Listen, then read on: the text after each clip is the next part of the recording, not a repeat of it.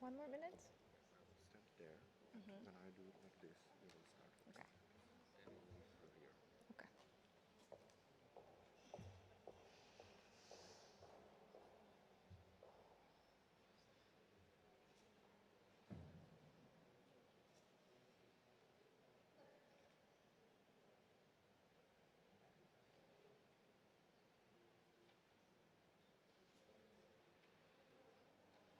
Good morning, everyone. I've been tasked this morning with making sure that we start on time. So thank you for being here. Well, welcome to day 2 of Forum 2000. I very much hope you enjoyed day 1. My personal highlights and takeaways were remarks made throughout the day at sessions I had a chance to attend. We kicked off the first day by highlighting the importance of democracies to continue working together. But we also heard of a number of challenges within existing democracies as well as emerging ones. In Moldova, as the President Maya Sandu so candidly put in her opening remarks, democracy has been a process, not a destination. I thought of these words as I listened to a panel on Ukraine, a success story, where we heard from the panelists about anti-corruption reforms, as well as reforms of the judiciary, which, despite steps taken so far, still require more work, especially taking into account how deeply rooted, corrupted, and oligarchic structures can be and are.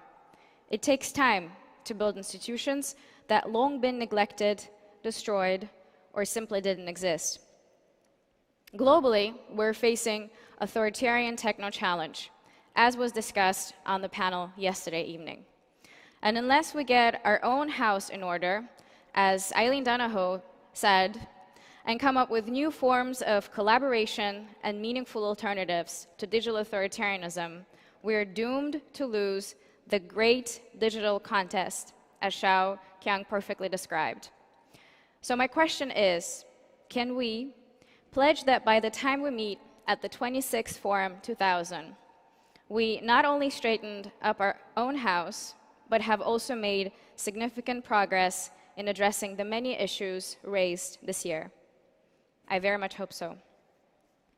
Now, back to day 2, which is packed with more great sessions. Here in this room, we have a panel, Can Businesses Act with Democratic Integrity and Profit? I would also seize the opportunity and promote our own panel that starts at 11:20 at Knights Hall and is on malign foreign influence, How Should Democracies Respond? I'm looking forward to hearing from speakers on the panel titled Extremism Label, New Ways to Target Dissidents in the Post-Soviet Region, and the session on Information in the Digital Space, the False Promise of Digital Democracy. As always, it is a struggle to attend all of the panels organized at Forum 2000 because they all are fascinating. Don't forget, the closing ceremony is at 4:30 in this room, so please do come and join us in marking not only yet another successful Forum 2000, but also express our pledge to keep fighting the good fight. Shortly before the closing remarks and the ceremony kicks off, we're also going to hear from Joseph Wu, Minister of Foreign Affairs of Taiwan, that will start at 4:25. All right, my job here is done. I would like to hand the floor to the next panel and invite the moderator, Ms. Iva Petrichkova. Thank you, and enjoy day 2.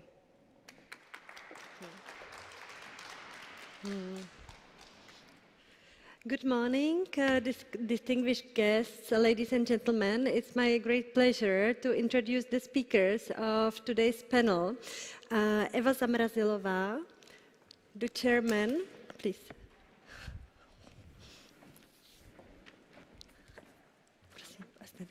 The chairman of Czech Fiscal Council, Madam Helena Horská, who is the chief economic analyst of Raiffeisen Bank, and Mr. Alexander Krivoshev, the Vice President and Corporate Affairs and Communication Director of GTI. So I will move.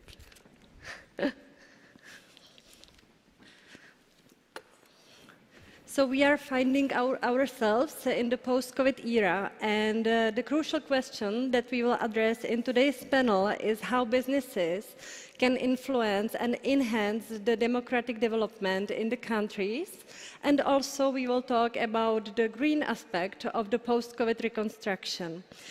Before we get into more substantial topics, I would like to ask our distinguished guest a more personal question. Madam Zamrazilova, if I may, when talking about the sustainability, how do you see the progress in the Czech Republic over the last decades, or we can talk about the time since the Velvet Revolution? What are your personal feelings when you think about sustainability? First, good morning to everyone. Thank you very much for being invited to this very distinguished event. Thank you so much. And now, what I mean to be the biggest or the most important progress, as a major progress of the Czech Republic, which concerns not only me, but I think the whole society, the whole Czech population, is the increase of the average life expectancy. This indicator has been continuously increasing, and while in 1990 an average life expectancy stood at 71, now it is at 79, which means 8-year increase in purely 30 years. And why did it happen? Of course, this is a multifactorial situation. First, I would say this was an improvement in the life conditions of the environment, better lifestyle, better food. But most probably the very important factor was the Czech healthcare system. Last but not least, I would say very, very good preventive arm of Czech healthcare system, and of course new medical treatments, new drugs, and wide availability of all these progresses to the whole society. Thank you very much. When we are talking about the last 2 years, I think that the sustainability comes up as an issue also for our personal life. And as I know Helena Horska, as she's an amazingly active woman, I want to ask her, how do you perceive the sustainability in the context of your personal life? What are your takeaways from pandemic era? And yep. Thank you for the floor, and thank you being me here, because it is a great opportunity to speak about the future, about the sustainability, and about the future also sustainable growth. And it can be not only the economic growth, but it's our personal, individual growth, because we have to adjust every day, every week, every maybe month. But also what we can do, and it was seen during the COVID, that we have to react fast. There is no time to lose the time. And in my view, like during the COVID, it was not the crisis, I would say, at the first. The COVID crisis, in my view, or the COVID was not the crisis. COVID was the pure shock. It was not economic shock, it was the health and social shock. And we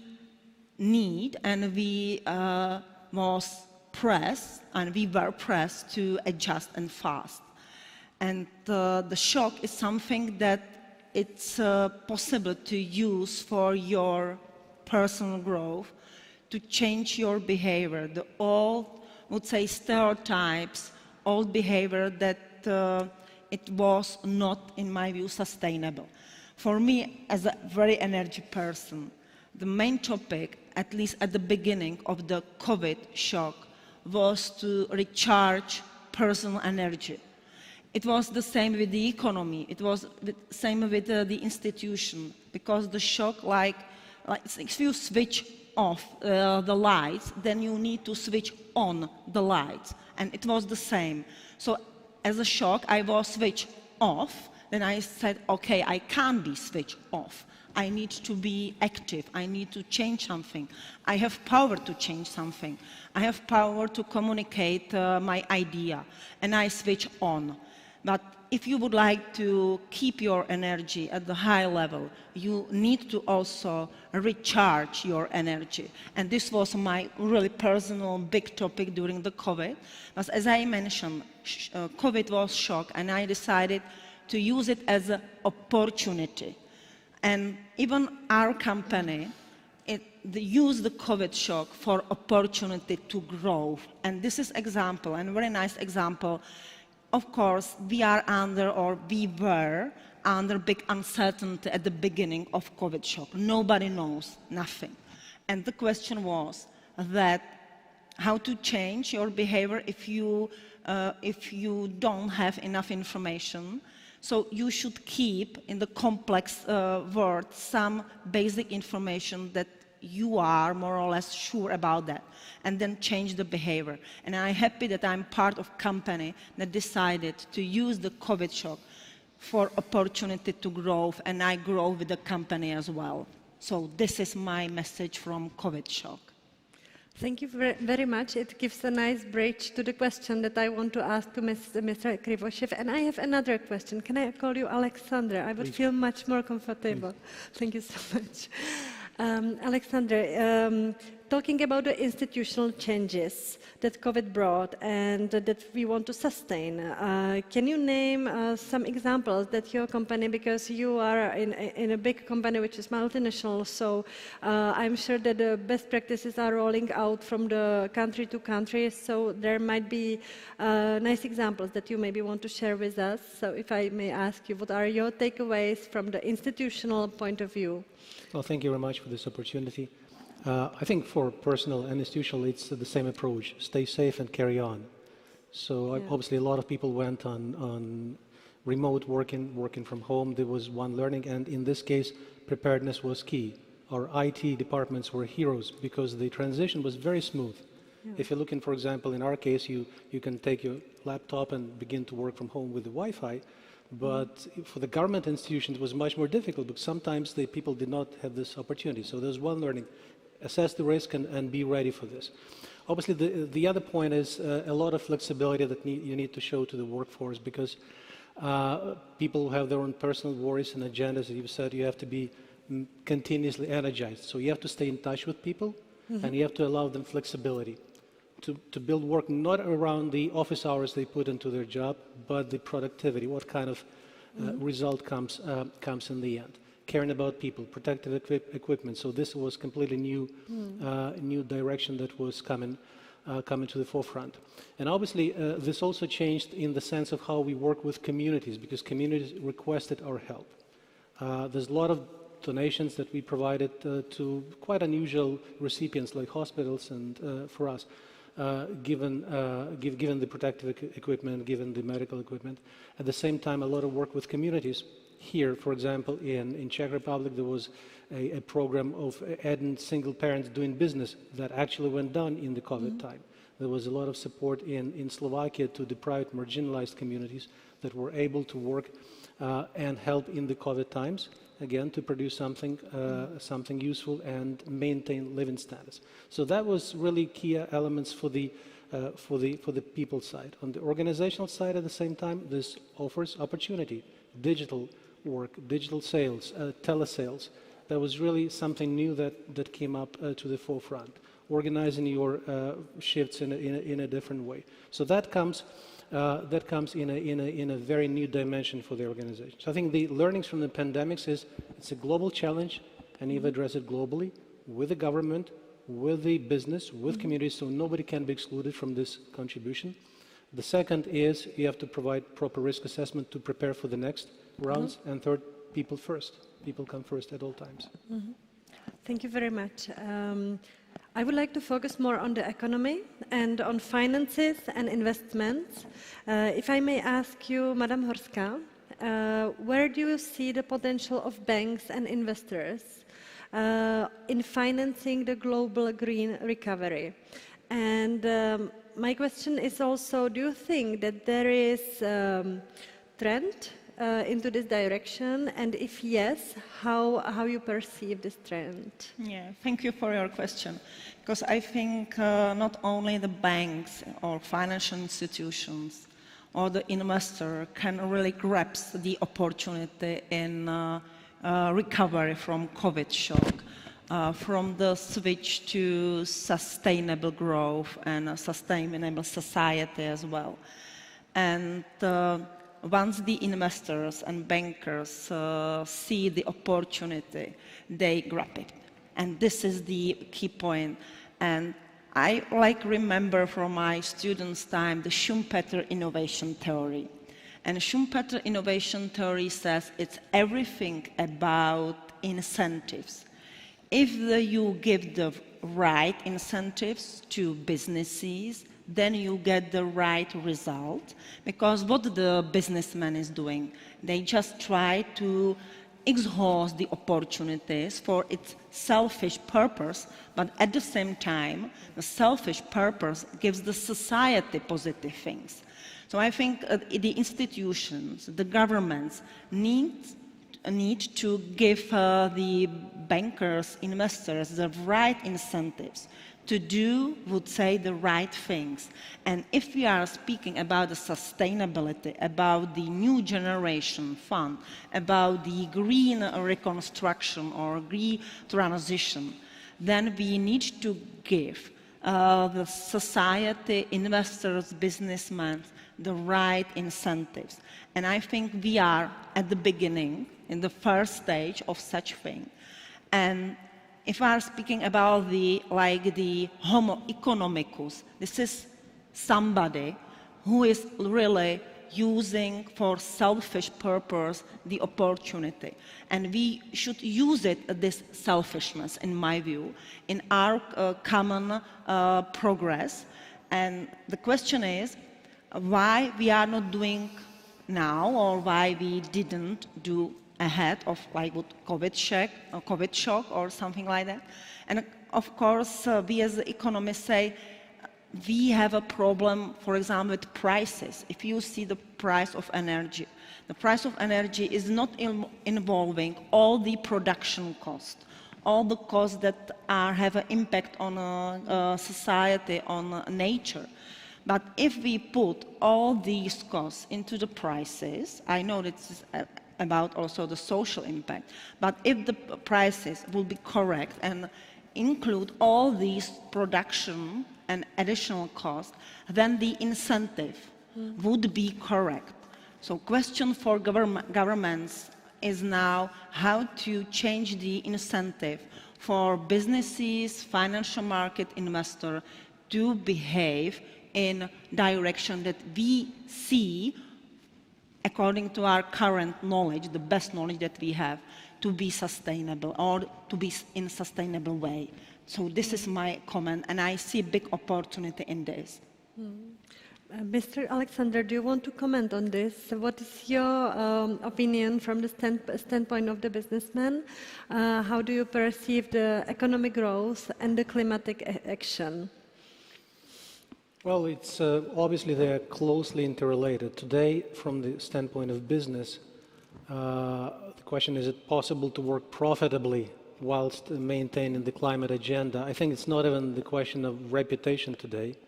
It's also a question of compliance. If you look at the number of legislative acts that exist today which are linked to sustainability, with the climate as part of sustainability, it's enormous. You look at the European scene, you have the Waste and Packaging Directive, which will be renewed again, the Batteries Directive, which will be renewed again, the single-use plastics. You know, at the market level, you also look, for example, the German Human Rights Act, UK Slavery Act. There's plenty of legislation that exists that you have to comply with.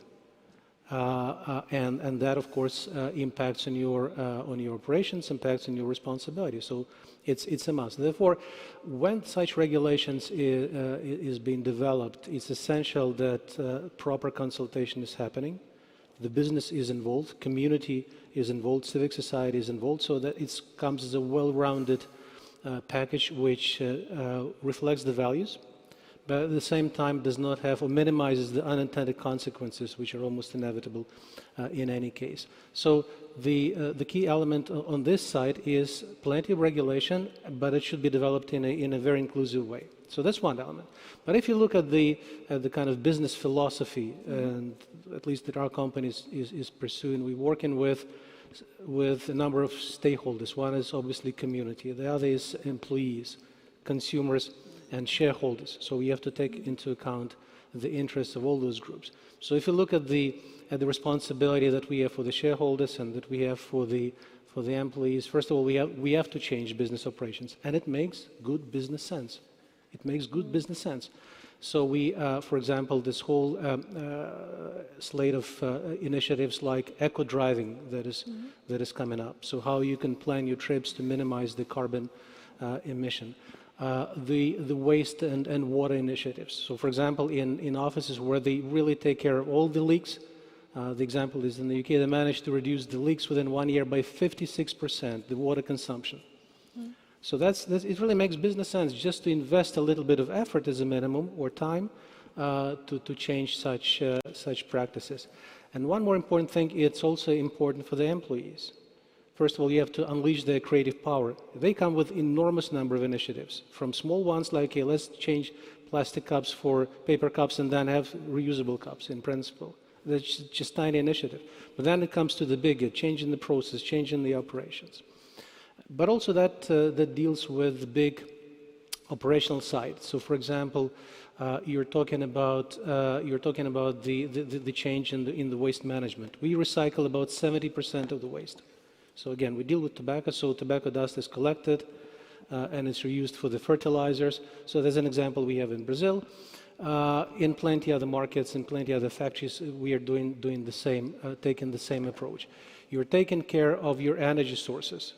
In Jordan, the factory in Jordan, we have 17,000 solar panels on the roof of the factory, which actually produces more energy than the factory needs, which is then shared with the community. So it makes good business sense to introduce such changes. But also you need to listen to your consumers. In Germany, consumers were quite concerned about the plastic in the packaging of some products that we have, and in the buckets where we sell.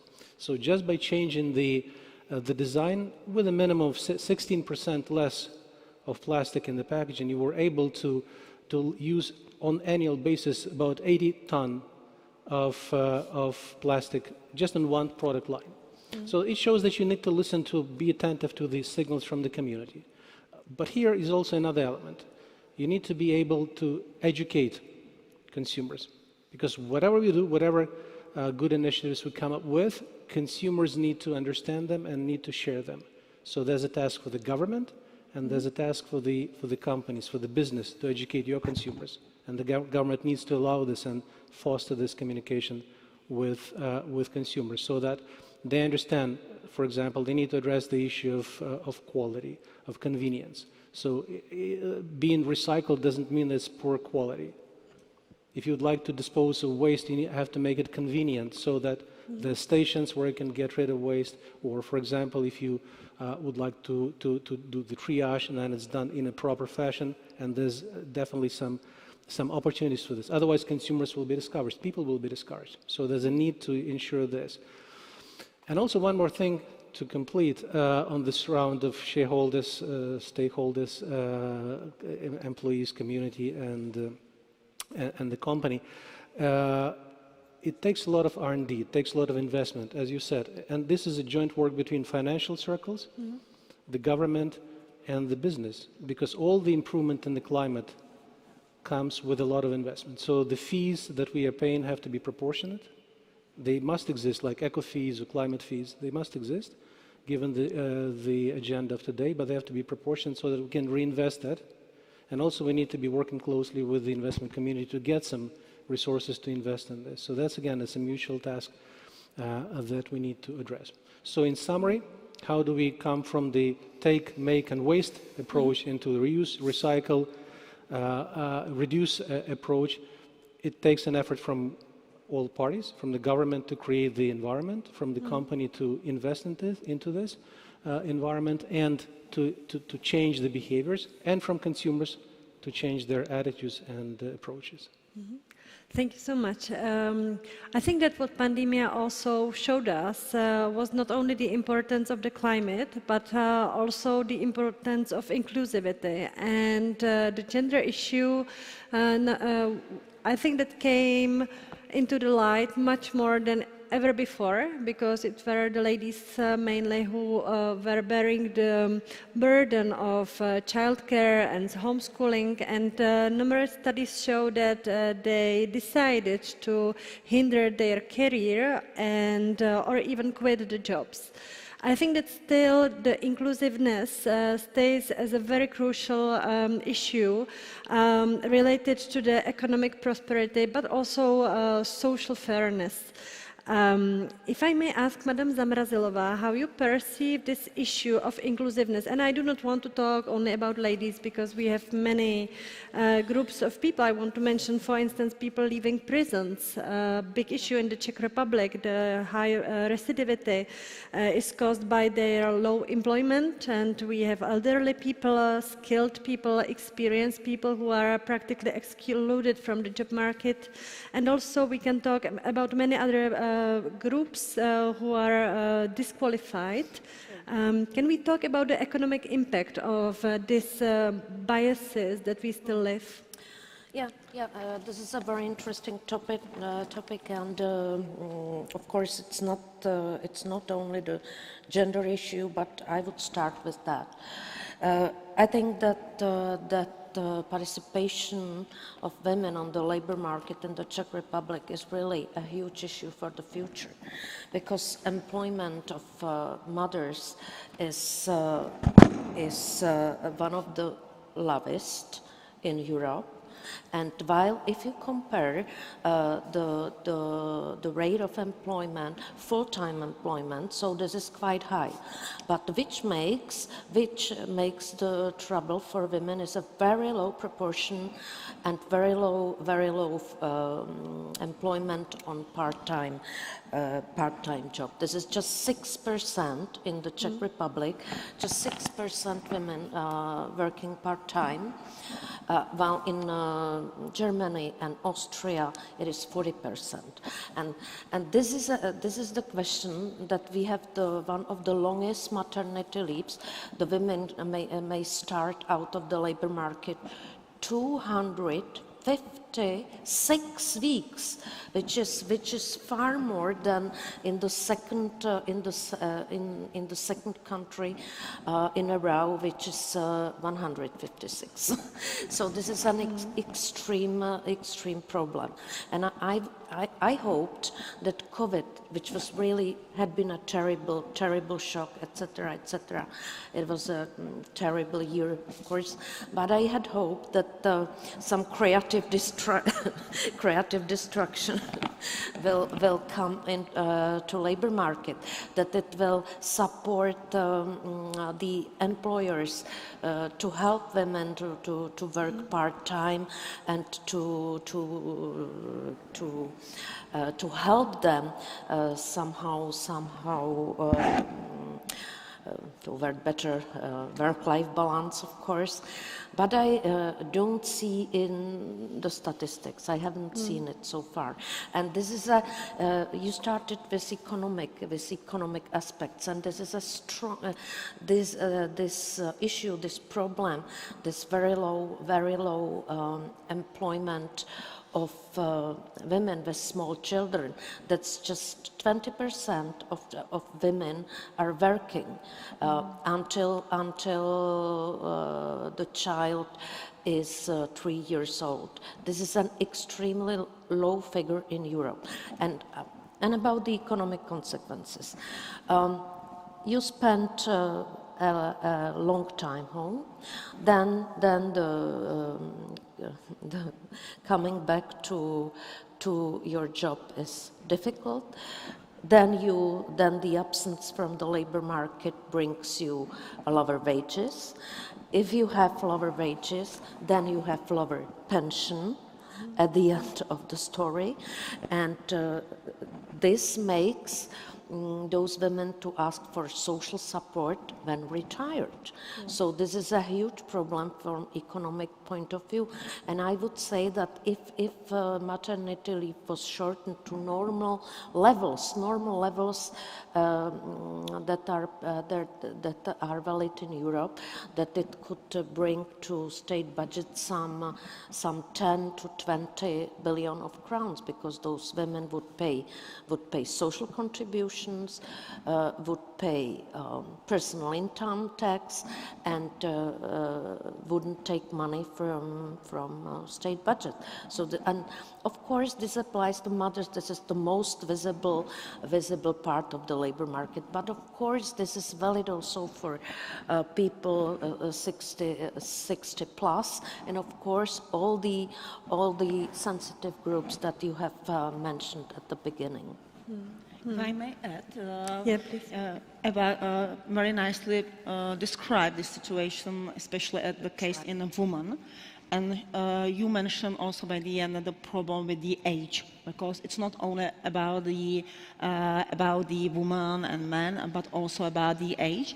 And yeah, the Czech economy, and we already saw again, we have again overheating labor market. We are locking the labor force and our labor market.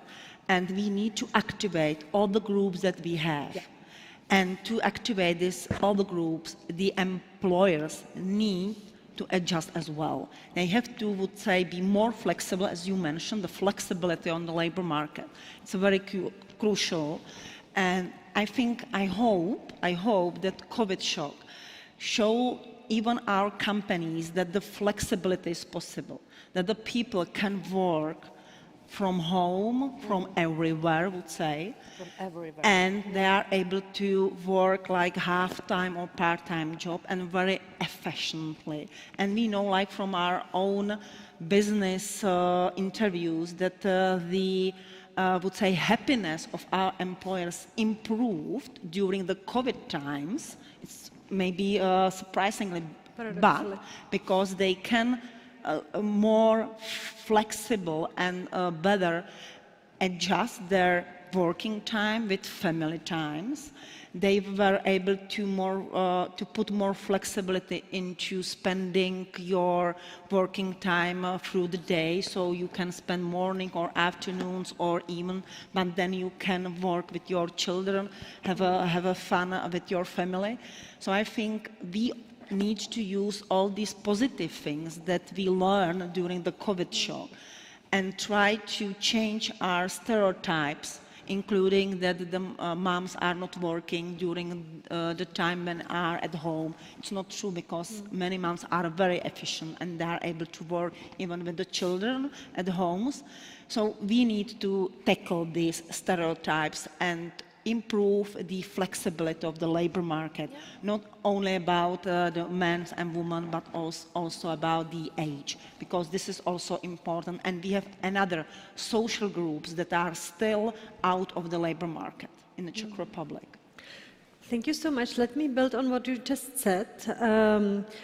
Where do you see the potential of cooperation between governments and businesses in creating, let's say, in the areas such as Business 5.0, cheap labor trends, and so where do you think that the ties and the cooperation should be strengthened at the most, so as we use the full potential that we have in our country, and not only in our country, let's say globally? Yeah, thank you for your question, because the cooperation, I think, is key word here at the Forum 2000. The cooperation between the businesses, society and companies is very important. It's not about the fate, it's about the cooperation. And the government is the institution that settled the rules, the rules of the game. If we don't like the rules, the government needs to change. If we need to change the behavior of companies, we need to change the rules of the game. So this is my key message. So I see a big opportunity, a big rule or big room for the cooperation between institutions, between governments and businesses. between government and investors. But the question is, we need to change the basic, would say, rules or benchmarks or something like that, and motivate the companies to go into more sustainable areas. They need to also have incentive to invest into more, would say, the social flats or other things that, especially in the Czech Republic, we need to tackle and we need to solve. And as I mentioned, it's the question about the incentives. So if there are right incentives, the companies, investors will behave, I would say, in the right way. And we see also in a pre-COVID environment that private business were able to cooperate in PPP project.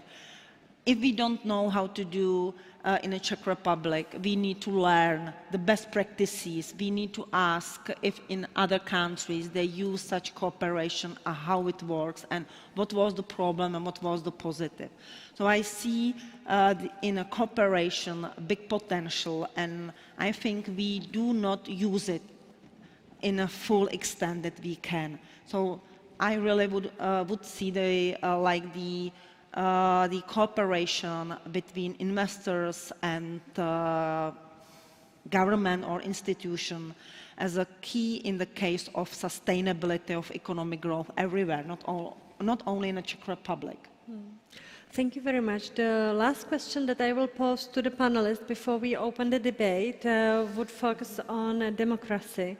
And I would like to ask Madame Horská and Madame Zamrazilova to approach this question from a more generic point of view. And Mr. Alexander, if I may turn your attention, there is the third question. I would love to ask you the third one. Thank you so much, because this is really closely related to the issue. And my question is quite obvious. We have states where the democratic values are not as respected as in Czech Republic or European Union and other democratic countries, but still there is a big question mark whether to enter those markets or whether to restrain from those markets. And we can have different points of view. So I would like to pose this question to Madame Horská. What is your opinion? Do you think that it's better to wait until the standards are high enough? Or do you think that the companies should be the agents of change? Or is there any other point of view that you want to share with us on this issue? Yeah, thank you for the question. It's not an easy one. And I would remember you the history of Czech Republic, because I think we were happy at the beginning of economic transition that there were the investors that were ready to go into relatively high risk and invest into our country. And now we are already the country that can spread the democracy into, would say, less democratic country. In this way, I'm relatively optimistic that the business that is entering even the less democratic country can help to improve and shift the country into more democratic way. Of course, it's not easy, because the companies that are entering less democratic countries need to also, would say, the problem with less certainty regarding the law, regarding the rules, because they are under more business risk. They have to cope with higher business risk, but they can spread the culture, the basic knowledge. It's also about the behavior with employees. And once the people seeing that the democracy is not the evil, but is the opportunity to behave freely and spread your ideas freely without any negative sanctions, the people maybe will change also their behavior and will spread through the society. So in this way, I'm, would say, optimistic, and I see the role of companies to enter the less democratic countries to spread the democracy. But it's complicated for companies as well because they have to cope with compliance, they have to cope with the unstable rule of law, which are very used to use in democratic countries, but they may help, but they need to be very careful. It's true, they need to be very careful. Madam Zamrazilova. Well, for me, democracy is the major value, and it's also a major driver of progress. And I would say it's a gem in the crown of human race. However, as an economist, I must realize that there is a conflict between economic and political point of view. Well, non-democratic regimes very often dispose with very cheap labor force, which means, of course, lower import prices for developed countries. However, trading partners from non-democratic countries also tend to be less responsible and less reliable in fulfillment of their trade commitments. So therefore I perceive also counterproductive moments of economic cooperation with those non-democratic regimes. Well, for instance, and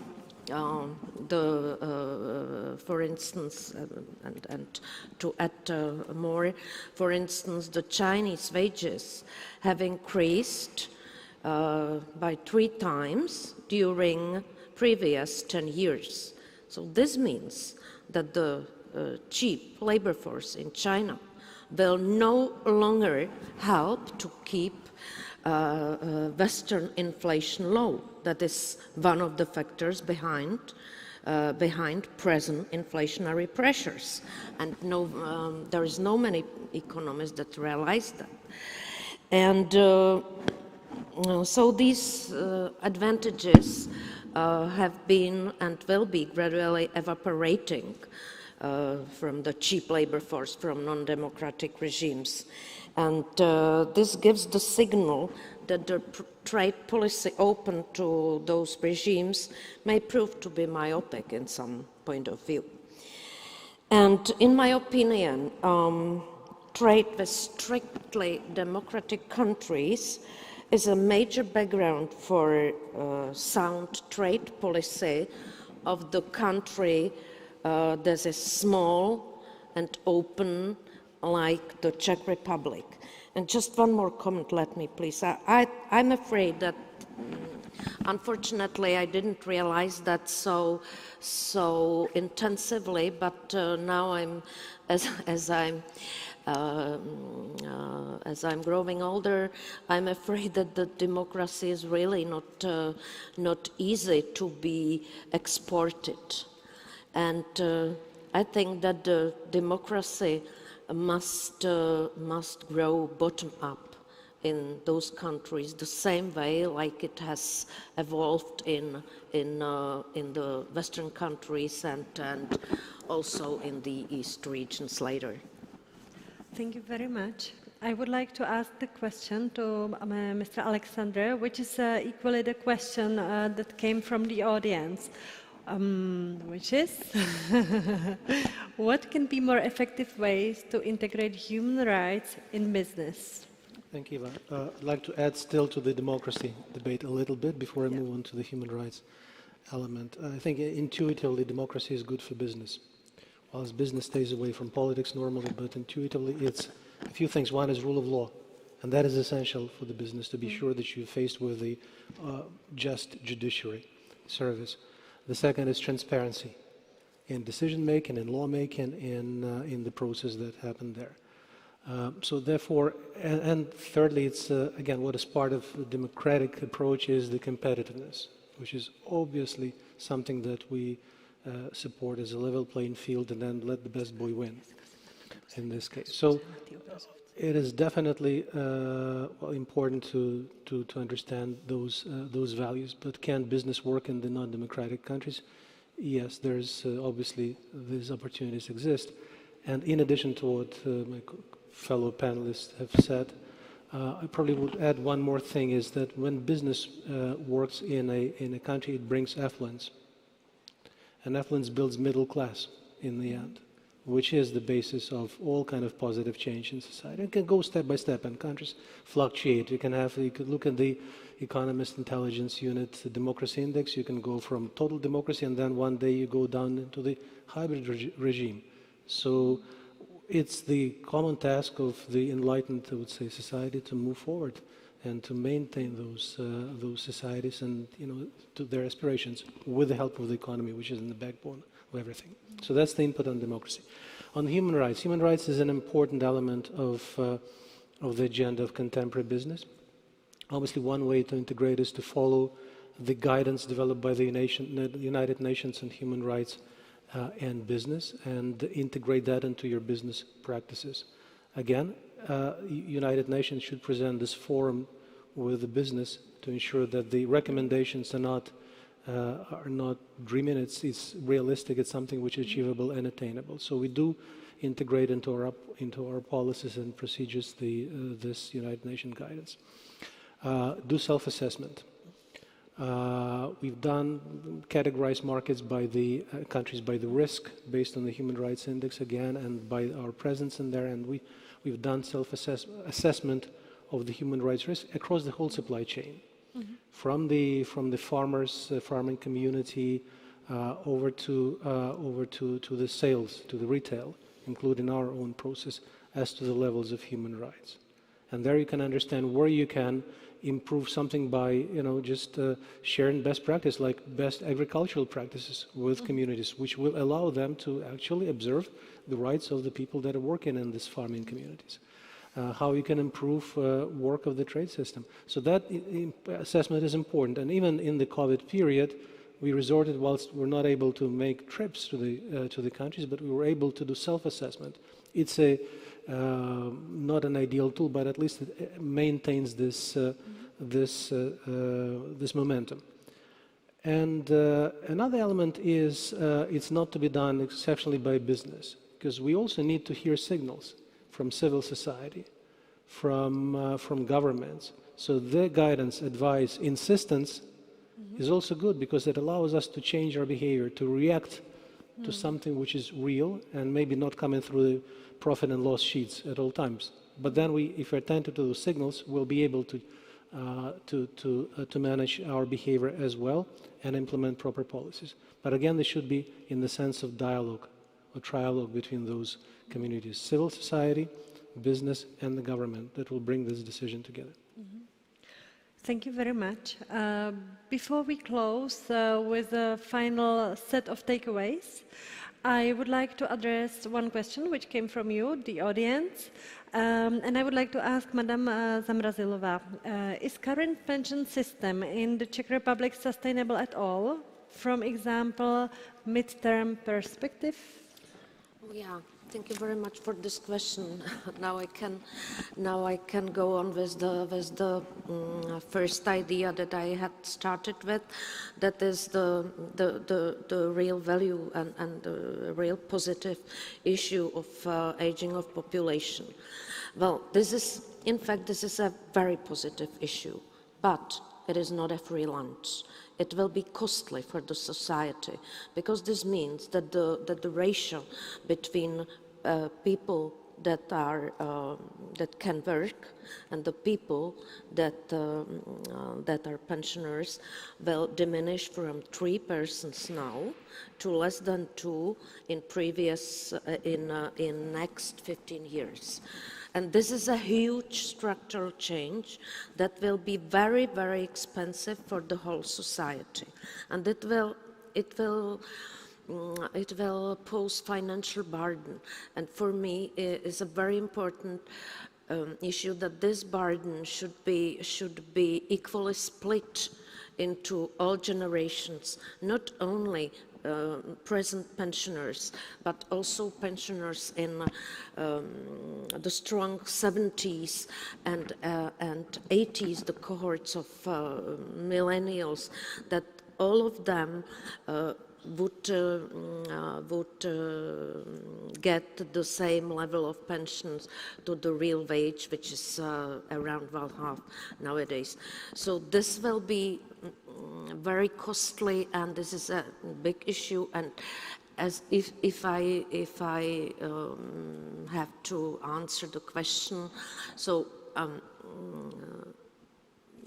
in the form of nowadays pension system, with regard to future aging of population, the system is not, of course, is not sustainable in the long term, and the problems will be very acute as soon as the beginning of the 30s, when the strong population cohorts from the 70s in the Czech Republic, we call them Husák's children, because this was President Husák who introduced a lot of some incentives and schemes for people to have more children. People had more children, and the structure of the demographic structure has thus been shifted.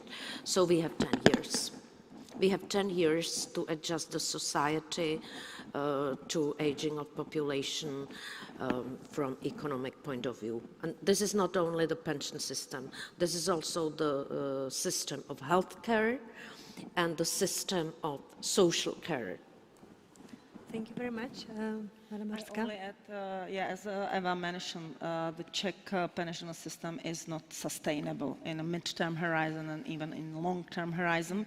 And as Eva mentioned, if we speak about the I would say, transition of the cost through the generation, then we are directly speaking about the new sources for the pension system, which means, in financial words, higher taxes.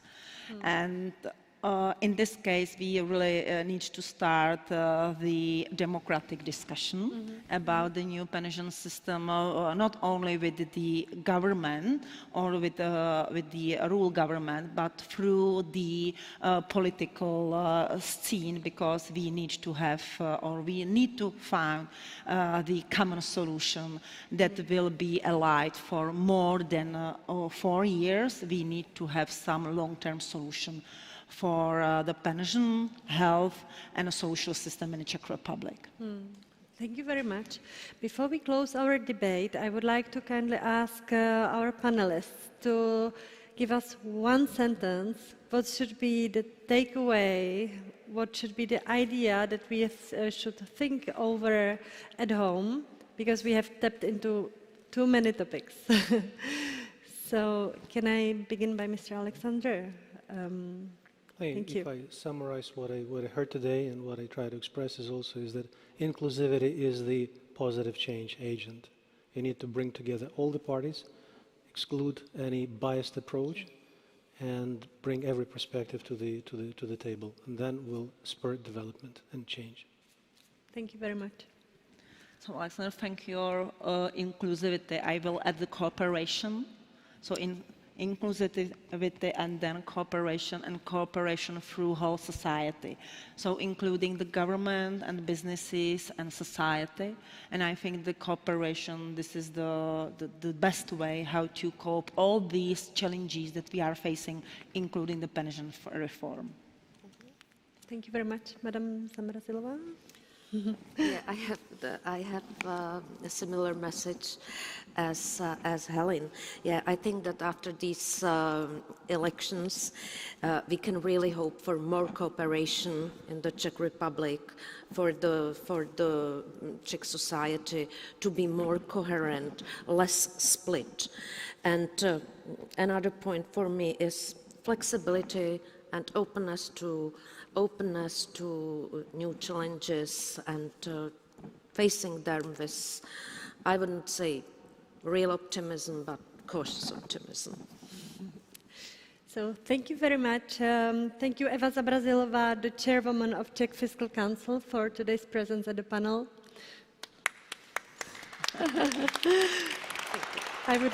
I would like to thank Helena Horská, the chief economist of Raiffeisen Bank, to be here with us today. Thank you for inviting me.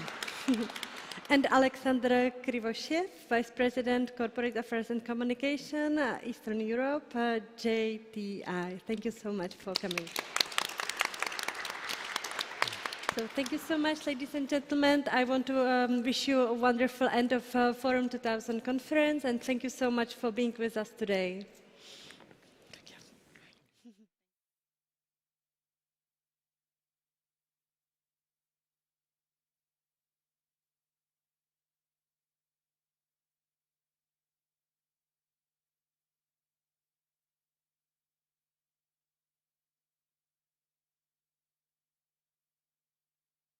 Ta svoboda je těžká věc, komplikovaná a v každém člověku ve větší či menší míře dříme ta chuť vrátit se do toho vězení, řečeno metaforicky. Už 25 let dáváme zaznít hlasu demokracie. 25. ročník konference Fórum 2000 sledujte online.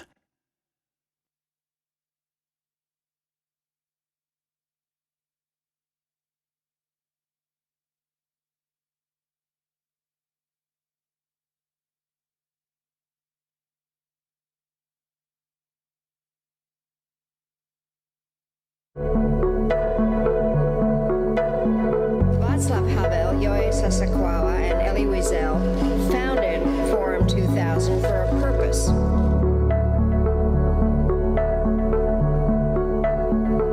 have to use the past for not becoming our children's future. Thank you very much. I am honored to be here, and I want to thank President Havel for convening another extraordinary gathering of Forum 2000. So those people, their peace think more seriously, and we should develop new ideas. And then important is implementation.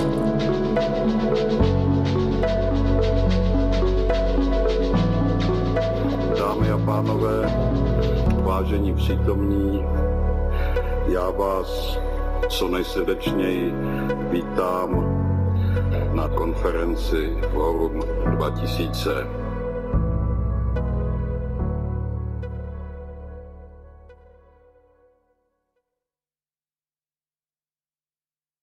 Just one quick comment. I think it's important, I mean, the soft power that we all talk about, it's good to have Chinese students come and study and see other systems and have access to the internet. So I know there's some moves within the US to kind of cut down on that, but I think at the end of the day, there is, you know, Xi Jinping won't last forever, and we have to think about the future and the next generation. And I can't imagine that this system can, you know, it could implode. And we see that China spends more money controlling their people, Wei Wen, than they spend on defense, and they spend an awful lot on defense. So they have a lot of internal challenges.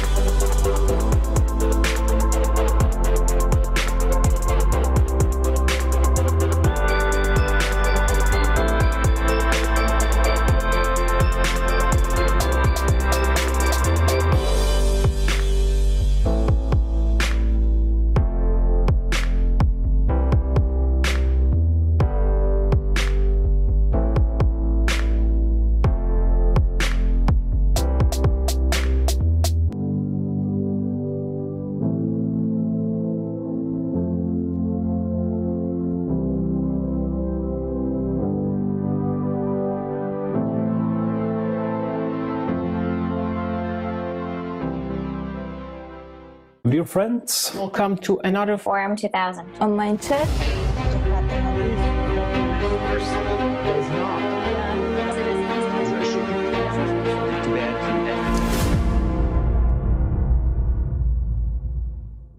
We have seen the rise of authoritarian populists in countries in Central Europe, but also in Western Europe, in North America, in Latin America, in Asia, really all around the world. The common feature is the erosion of trust in democratic institutions, erosion of trust in political elites.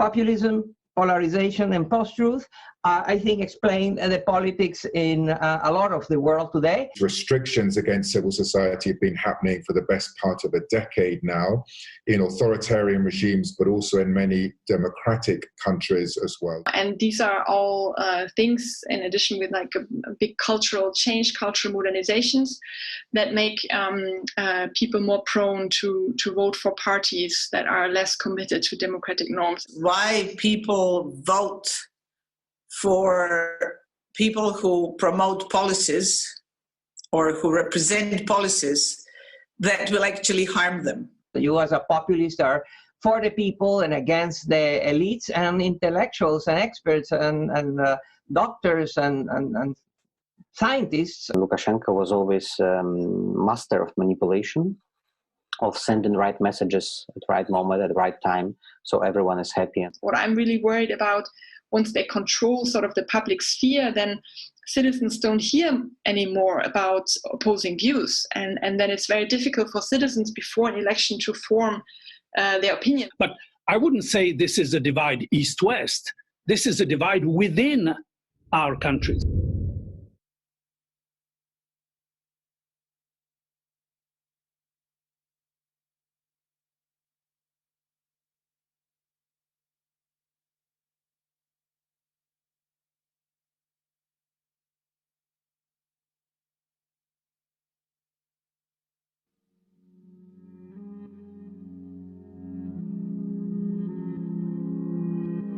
The dissolution of the Soviet Union was not the geopolitical catastrophe of the 20th century. That was a great aspiration for us, and at the same time, it was a great fears for the dictators. We are the role model as a Central Europe, despite all the problems. Europe and EU is living the best time in our history. We have to remember that democracy from the beginning was very much about the public. In fact, most of the democratic decline is coming about not at the behest of populists, but at the behest of executives. And perhaps we should simply think about a new formulation of liberalism.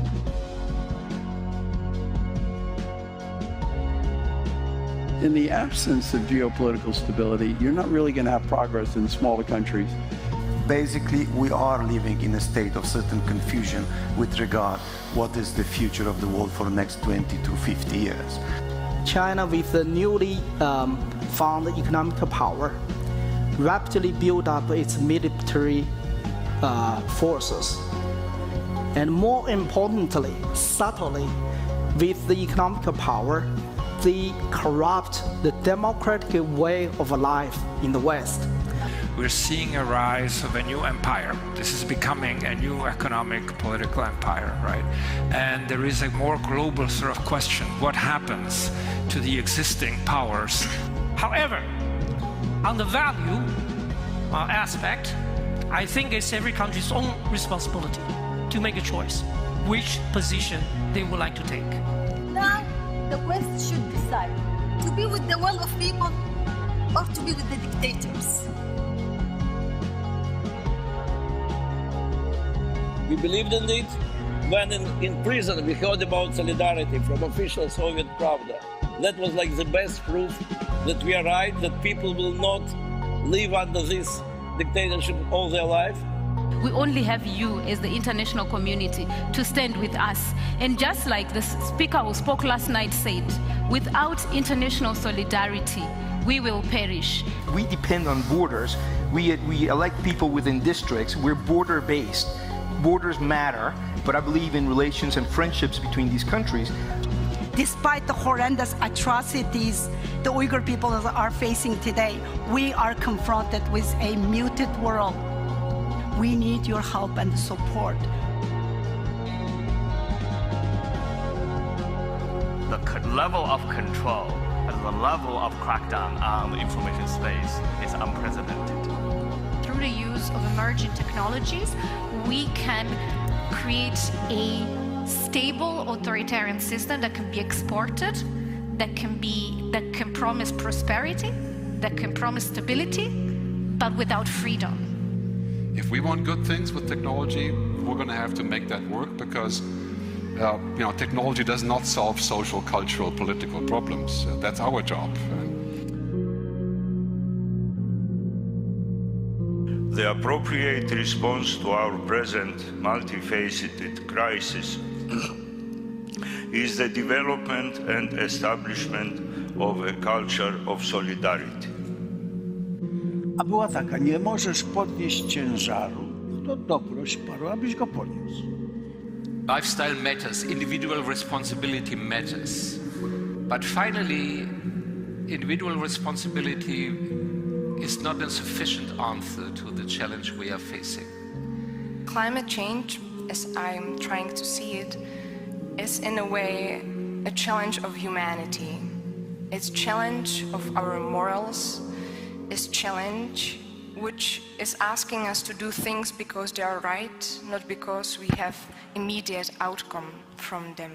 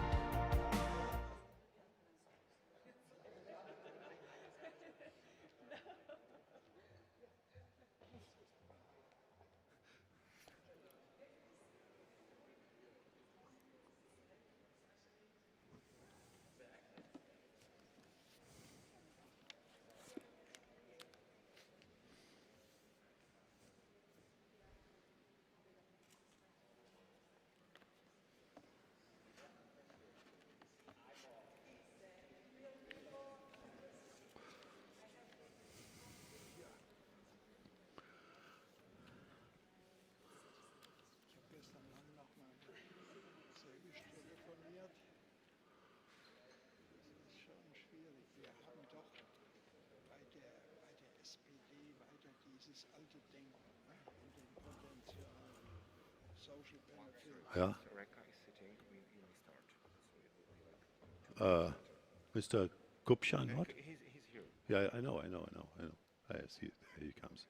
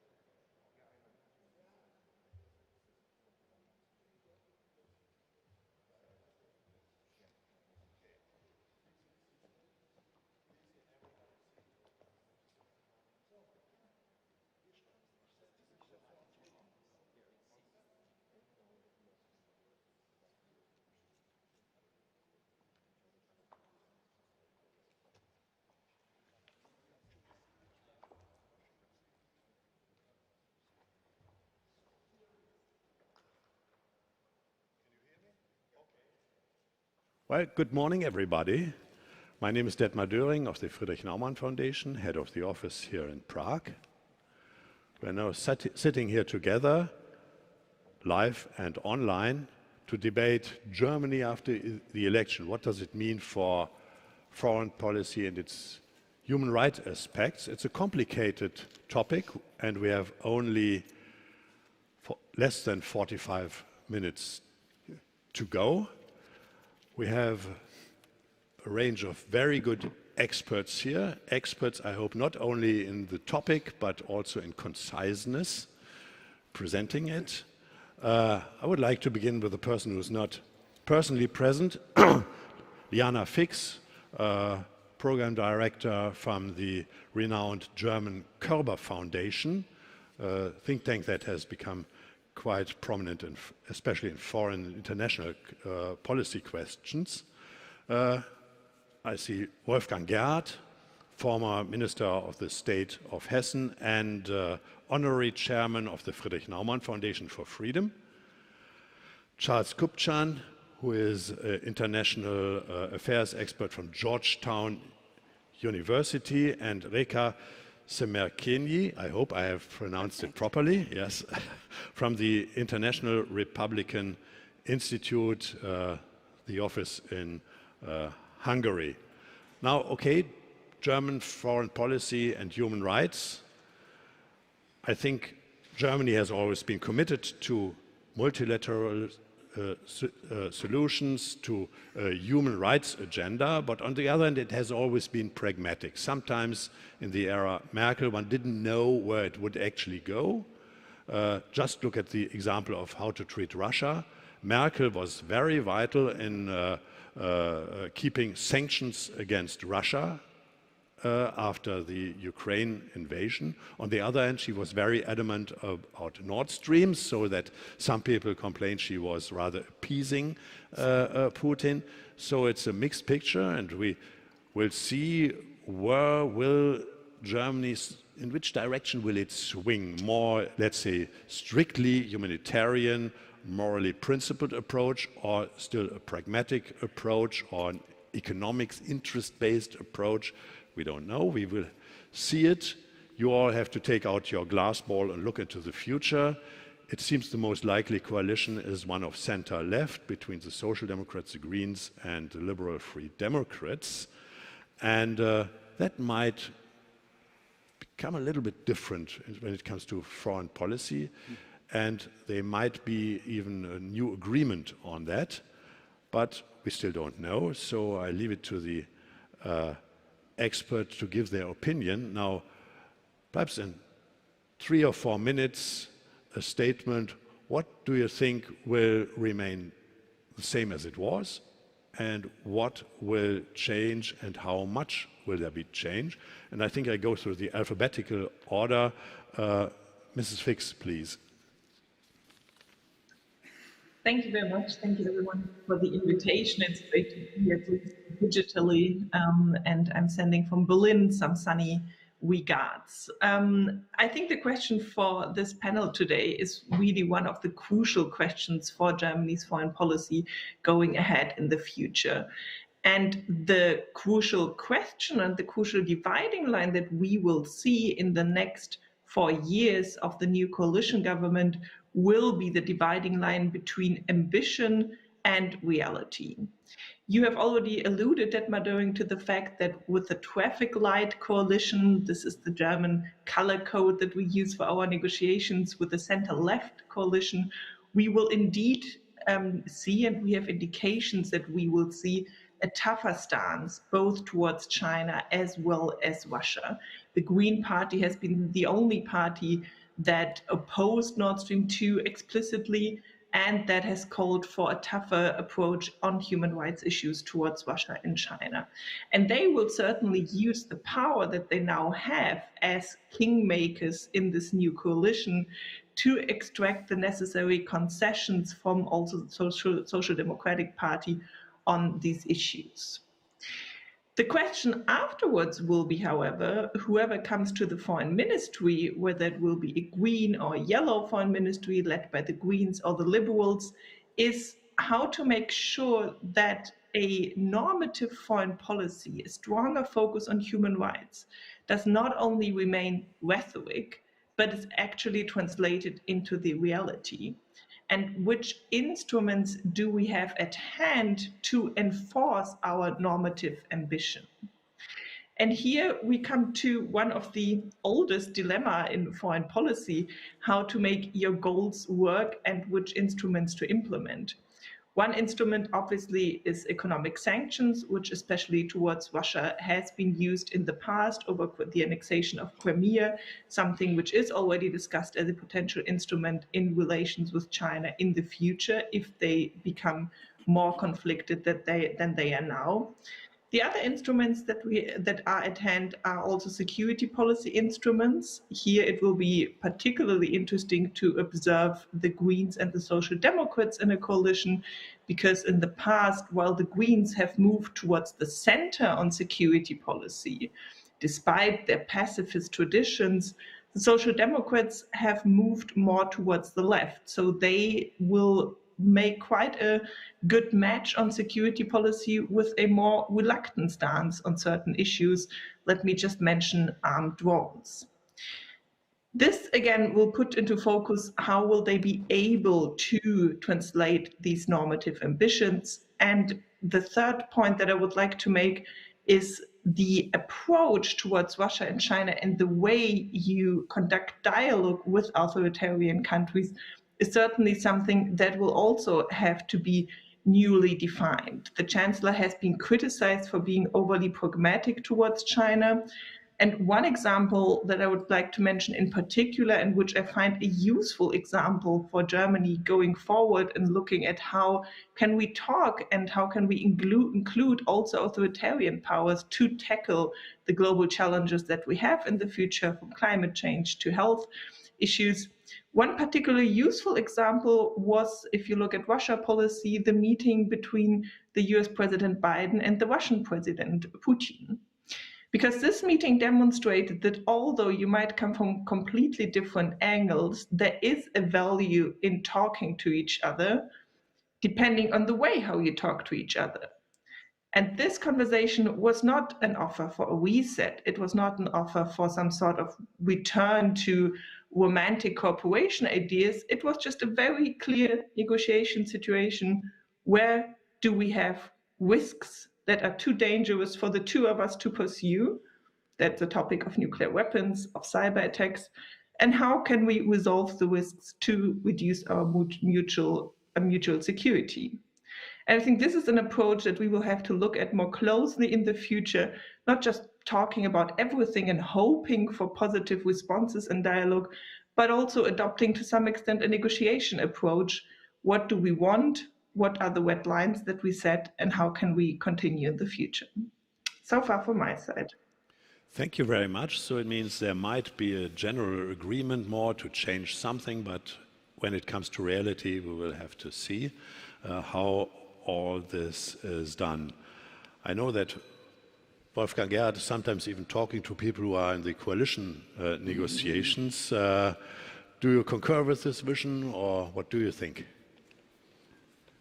At first, I should mention that the outcome of the German election is, for our friends and partners, very interesting. They are used to have a view on Germany's election outcome between two major people's parties, so-called people's parties, with a percentage of 40 to 45, or if it is bad, 35. Now they plummeted to 24 and 25. And in the younger generation, especially the first voters, my Liberal Party was in the first place. The Greens were in the second place. The Christian Democrats, in the whole, Milan Horacek, not only the first, but the voters between 18 and 30, then followed the Greens in the first place after the first voters. But both our parties were quite successful. And that shows what expect people from us now in the coalition negotiations. It's not only the question to answer about the instruments of international policy and security policy and all such things. People expect a new-driven policy after Angela Merkel with a clearer standing. She had this very presidential style in managing international affairs. I believe that the people now expect that we are clearer and have a clearer stance against authoritarian regimes. This is a question because authoritarianism goes global. We have not only Russia and China, we have on the continent of Africa authoritarian regimes. We have in Asia authoritarian regimes. We have it in Latin America and South America. So it's not only a question of the outcome of the German election, it's a question how we deal in the future with a tougher stand against spreading authoritarianism. So, ladies and gentlemen, there are societies which are in a free fall worldwide, in a free fall. And many of the states have a history of free governance that systematically destroys their inhabitants and do not offer them a clear chance to construct their personal life. There are those who believe they have all answers to all questions. And so we have not only to do in Europe with Russia, or in Asia with China, or in the Friends of America with the southern neighborhood of them with changing systems. We have worldwide something that I would describe that people see liberal democracies in a normative retreat, and then they have no real answers. Let me begin with Russia. The Russian state has described the same values, the same treaties by the United Nations Charter, the Universal Declaration of Human Rights, the Helsinki Final Act, and others, Council of Europe. President Putin declared years ago, it's unbelievable, declared years ago that the ideals of freedom, human rights, justice, and democracy are Russia's determining values. But he himself developed not until now Russia in a sort of Westminster democracy, We have an inefficient state, not capable of modernizing the economy. A big state, but size does not equate to effectiveness. Strong, independent neighbors. This is for us, out of the view of Germany, strong, independent neighbors are for Russia not a disadvantage. They would be an advantage. Russia's strength should not be and needed not be at the expense of the other neighboring ex-Soviet countries. It will not benefit Russia to have weak and unstable countries on its borders. Necessary is a mature relationship between Russia and others. This will be the direction of Germany policy with a clear standing. We know that it is important what we say and how we say it. And where it is said, it's also important. But wherever it's said, Russia should know that Germany's foreign policy has a clear stance, that our partners are the neighbors of Russia, and that our aim is to say very clear to the Russian elite that we wish to have states that are able to decide by themselves about their foreign policy, about their friends, about their neighbors, about their security problems, and not dictated by Russia. We have worldwide, my second point, you know that all, an eroding respect against human rights. We have in the center of Europe states not accepting an independent judiciary. We see it and saw it in the last days in Poland. Some argue that poverty in the continent of Africa is human rights abuse. Yes, they are right, but liberals should not be afraid that this will spread out. The liberal demand for basic human rights is unconditional and not negotiable. Freedom is not a gift that is only given to the people when their leaders believe that they have earned it. This is our stance also against China. After the end of the Cold War, all of a sudden many people saw a new conflict arising on the horizon, a clash of civilization. You know it from the perspective of two authors in this situation. We have in Germany a controversial discussion about Islamic activities, and it should for liberals be clear to discuss very often their position to religion and politics. It's one of the most crucial questions of our time. We have misunderstanding of the religion. The religion is, in our opinion, one voice among others in the public discourse, and not more.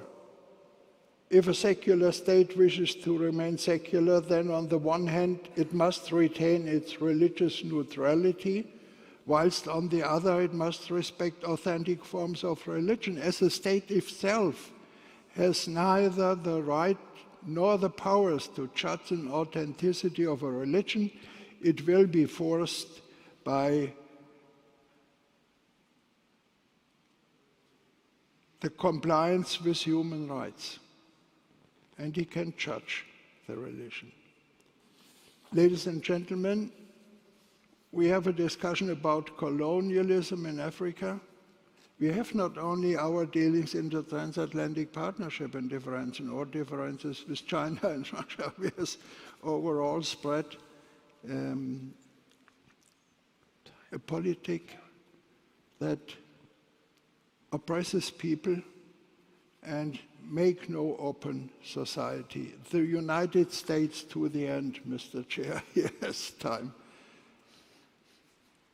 The United States in my opinion, is the only remaining global power even if there are signs of the emergence of other powers. There is also a discussion in the last years in Germany about the European development, about to make European a little bit stronger and get a better stance. By some part against the United States, in my opinion, in combination with the United States.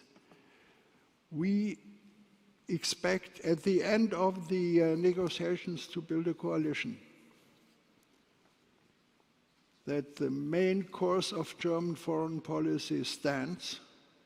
We are a part of the Western world. We are a member of the European Union. And we are in our values and the direction of policy very clear with our friends.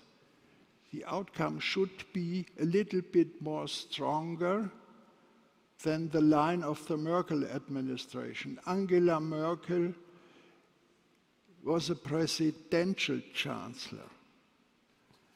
The next chancellor, in a combination, if it happens at the end of a coalition between Greens and my party, the FDP, and the Social Democrats, should take a clearer stance in question of human rights, of European development, of security policy, and of partnership with the United States. That's what I now expect. I'm on the phone every day with members of the negotiation team, and I hope, even if it is very difficult and unfamiliar for Germany, that at the end, people would be deeply angry if it had not an outcome in the lines I described here. Thank you for your attention. Thank you very much. You mentioned already the US is always the important player, and we cannot think a German foreign policy on human rights without having this in mind. So our expert from the US, please. Thank you very much. Pleasure to be here today and be sitting next to live human beings. It's too bad Liana couldn't be here with us. You know, from my side of the Atlantic, the most significant takeaway from the German election is, thank goodness there was a normal election. Thank goodness the center seems to be holding. Yes, CDU and SPD are shrinking, but the parties that are soaking up the votes are in general centrist parties, partly because the Greens have moved to the center. In this country, the center seems to be holding in the recent election. In Italy, we now have a centrist prime minister, and Salvini and Five Star seem to be to the margin. So, you know, things are looking for now like the pendulum has swung back to the political center. That it's done so in the middle of the pandemic is quite reassuring. Not to alarm you here, most of you are Europeans, that's not happening in my country. Right? In my country, the center has been largely depopulated. There are only two parties, and as a consequence, the angry voters pull the Republican Party to the right and the Democratic Party to the left. Democrats are having a devilish time reaching their own consensus about these two big legislative packages. You know, who knows what's going to happen in American politics next year in 2024. But for now, I think that the largest democracy in Europe just held a normal election, and nobody stood up and said, this vote was rigged, I don't believe it, I will not abide by it, is in some ways wonderful, and it's reassuring. In terms of the, and that, you know, I don't want to underestimate that, you know, especially as an American who's been living in Trump land for the last 4 years in Washington, D.C. This is a big deal, especially at a conference where we're talking about the future of liberal democracy. In terms of the impact of the election on the Atlantic relationship, I don't think it will matter that much. And that's because I think the fundamentals remain in place. this German government, when it comes to the Atlanticist orientation of the EU, will be similar to the previous German government. And so I don't really see any big roadblocks, obstacles. I think the defense issue will continue to be difficult because the United States is in retrenchment mode. Americans are still asking, why are we solving problems abroad when we have so many problems at home? And as a consequence, whether it's Obama or Trump or Biden or whoever comes after Biden, Americans will be looking to allies to do more. I'm not holding my breath that this new German government is suddenly going to wake up and say, we want to invest more in defense, we really want a stronger European pillar. I think that would be a good thing, but it's going to take a long time, let's put it that way. I am in some ways more interested in intra-European dynamics than I am transatlantic dynamics. And I'll be watching, number one, for Germany's ability to reconstitute the kind of consensual leadership that Merkel was so effective in orchestrating over the last 15+ years, especially with Macron taking the presidency early next year. I think that it'll be interesting to see how Berlin and Paris deal with decision-making dynamics in an EU that is doing well, but is, we've got Poland, we've got Hungary, we've got Brexit. Now people are talking about potential Polish exit. It'll be interesting to see those issues. And the other question that I'll be watching, and maybe some of our German colleagues could comment on this, is more structural reform inside Europe, and in particular inside Germany. More movement towards the digital economy. Germany has done well by being a high-end manufacturing power, but Germany too is now suffering from some of the implications of offshoring and competition from China. Two final comments. In terms of the broader foreign policy agenda, I think the two obvious largest challenge are China and Russia. And on China, yes, I think there will be more emphasis on human rights, but on the other hand, we are all tethered to China economically, on climate change, on nuclear proliferation, on global health. We need a transatlantic conversation on how to get the right mix of balancing and engagement, of containment and engagement. I don't think we have that right mix now. Final comment. I think the Russia question is a very interesting question. I think it's in play. I don't know this, but I think Biden sat down with Putin in Geneva and ultimately decided to stand down on Nord Stream 2 because the United States is thinking of some way to begin to lure Russia to the West as a way of putting distance between Beijing and Moscow, because the partnership between Beijing and Moscow strengthens and emboldens both powers. That agenda is one that I think Berlin will not necessarily be opposed to, and in fact may find interest in. It's a tough agenda, given that Putin's political legitimacy is founded on standing up to the West. But I do think it's one of the more interesting questions to keep an eye on.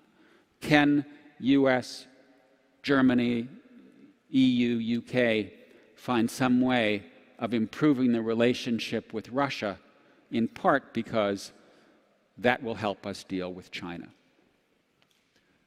Thank you very much. Last but not least, well, you work for an American think tank in Hungary. That's a very interesting combination. I mean, Hungary is part of NATO. On the other hand, it has a rather strange record for civil rights. Also, it's a very Putin-esque foreign policy to be seen there. So this could be a challenge for German foreign policy, which has been fairly low-key in my view so far. What's your opinion? Thank you so much, and thanks very much for the invitation, and congratulations for the organizers. I think it's a very great moment to get together personally, obviously, as special fun, but also strategically, I think we're in a very important moment. Of course, I would like to just start off the bat that I'm not speaking for any government, and I'm speaking on my personal behalf when trying to address the issue of, what should we expect and what can we expect in the years ahead of us. Every election, of course, is a great moment from a domestic point of view. There is always a domestic expectation to reset course, to rethink priorities, to start anew.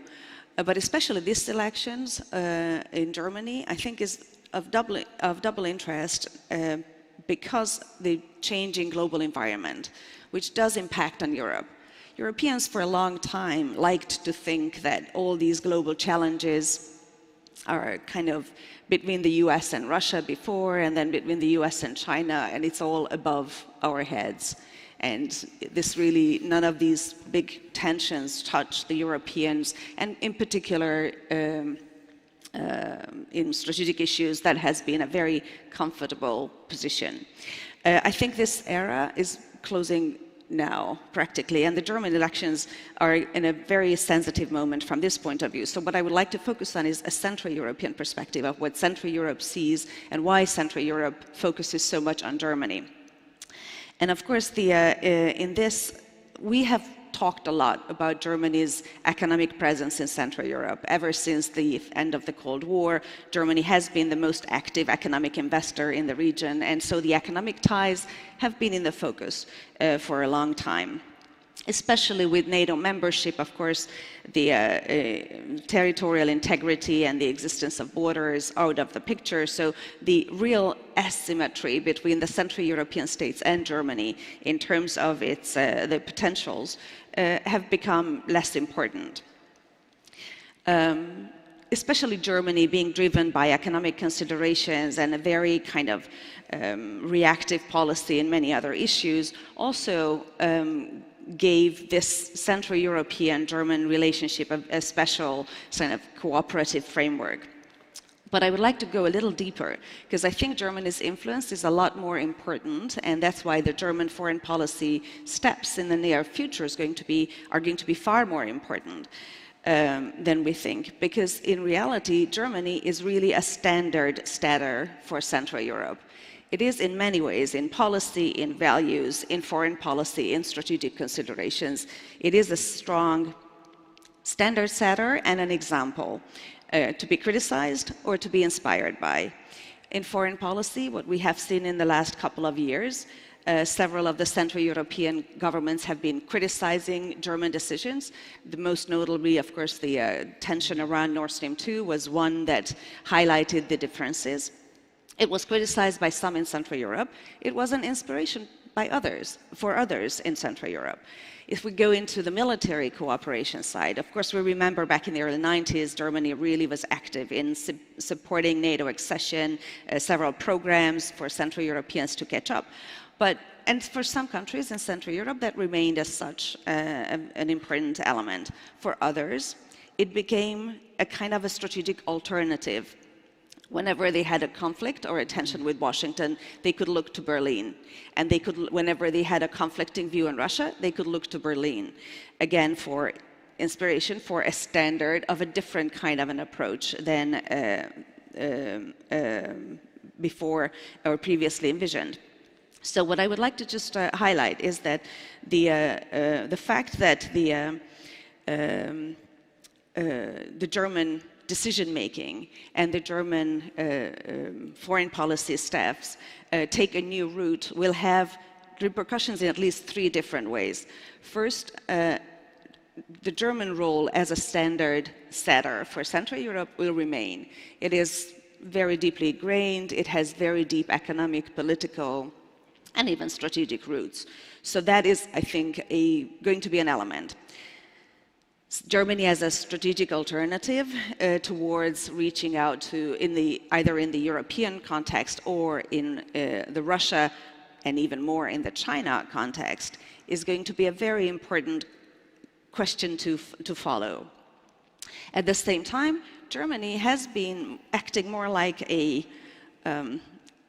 if I may say, a mammoth when it comes to values and political priorities and political values, not too reactive, not too forward-going, not too forceful. The question is the same from a Central European perspective in this element as well. Will it remain a slow reactive, belated reactions, actor or stakeholder in the Central European context, or will that change? So I think in all of these three major elements, we have a lot to try to understand and try to ask from Berlin and follow how Germany is going to develop. Thank you very much. We have very little time. I think this could fill big seminars. I will make another round of questions and integrate. I simply will distribute questions I have here already on the screen. But I will start with one with Ms. Fix, who said, yes, what's about the tools that German foreign policy has? Now, one question people ask me here when I travel through Central Europe or so is always, is there still a way of German foreign policy to stop Nord Stream? Is there something that would really hurt Russia? I would be usually skeptical, but I'm not inside the negotiations. Is that something realistic? Not more than 1.5 minutes. Okay. Please. Thank you. I'll be fast because I want to make one other comment. On the Nord Stream 2 question, it has been a prominent issue for the Greens, as I mentioned. But in Germany's election campaign, foreign policy did not play a major role, which means that in coalition negotiations, foreign policy issues will also not be on the priority list.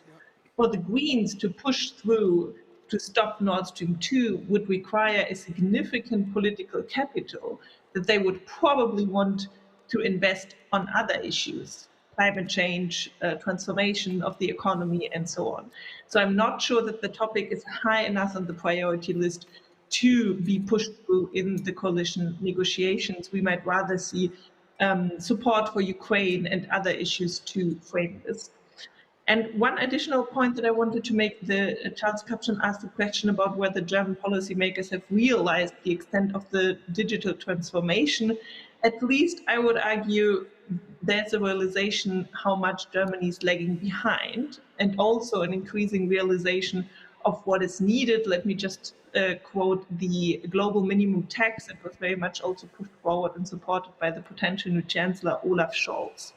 And I think the third point that is really important is the question, and we've discussed this before, raised by Charles Kapchan, can we lure Russia away from China? And it's what would that mean in consequence? And I think this is really a very important topic that we would have to discuss in how to deal with authoritarian countries. My concern there would be that we overestimate our ability towards Russia. And in turn, if we really want to make an incentive towards Russia to move away from China, we would have to sacrifice something which is very important to us. So what would Russia demand from us? An end of sanctions, to loosen relations with China? I think this is a question that we have to ask ourselves. What would we be willing to sacrifice for the purpose of preventing a closer Russian-China alliance? And do we really want to make this step? Thank you very much. Henry Kissinger once complained there's no telephone number for the foreign policy, so the Americans are still looking for a foreign policy there. But the question here from the screen is, I ask you to Professor Kupchan, what would be a more confrontational stance mean for European foreign policy you're looking for? Could there be a change? Is it realistic at all? Just 1.5 minutes. Yeah, I'm not sure what the questioner means by a confrontational stance. I assume that means toward Russia and China. I think that we're in the midst of what I would call a transatlantic conversation about that subject.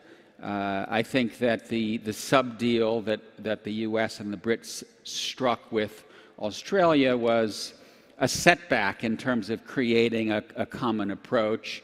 Not that I'm opposed to the deal itself, but I don't think it was well handled diplomatically.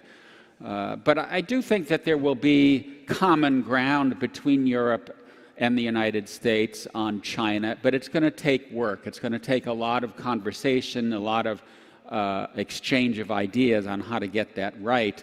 And then one final comment on, coming back to the issue that Liana mentioned on Russia. You know, I was talking with someone here last night, I can't remember who it was, but you know, the person said that Russia is the junior partner in the relationship with China, and they might not like it, but they do it because they don't have an option. And I agree with that, but the question is, can we give them an option? Not that we should throw Ukraine under the bus, not that we should say we're not going to complain about Navalny anymore, but to say, let's talk about our agenda to see if there isn't a way to say to the Russians, you do have another option. And let's keep in mind that Europe remains Russia's largest trading partner, and that everything else being equal, the Russians see themselves more as more European than Asian. Let's look for a potential way to tap into that. Thank you. There's another question, and it didn't turn out to be a serious problem. It has disappeared somehow. Please put it back on the screen. There was a question about, yes, the left. It didn't happen, but only by a very small margin. Does the attitude towards the NATO prevent us from having a real left-wing government? Is it simply the left-wing anti-NATO party? Will it ever be acceptable? Mr. Gerhard, just a few seconds. We discuss on a very high level. My question is more, if the people of the European states would be able to back politics, even if we came in problems and even we are forced to help really, even with military means. We can have diplomatic negotiations, but at the end diplomatic negotiations will be only successful if behind diplomatic negotiations is a power. We will not use this power. We are used to have behind us two catastrophic world wars in Europe and everywhere in the world. But I ask me often if the German citizens or if the citizens in France back the policy Macron present in speeches.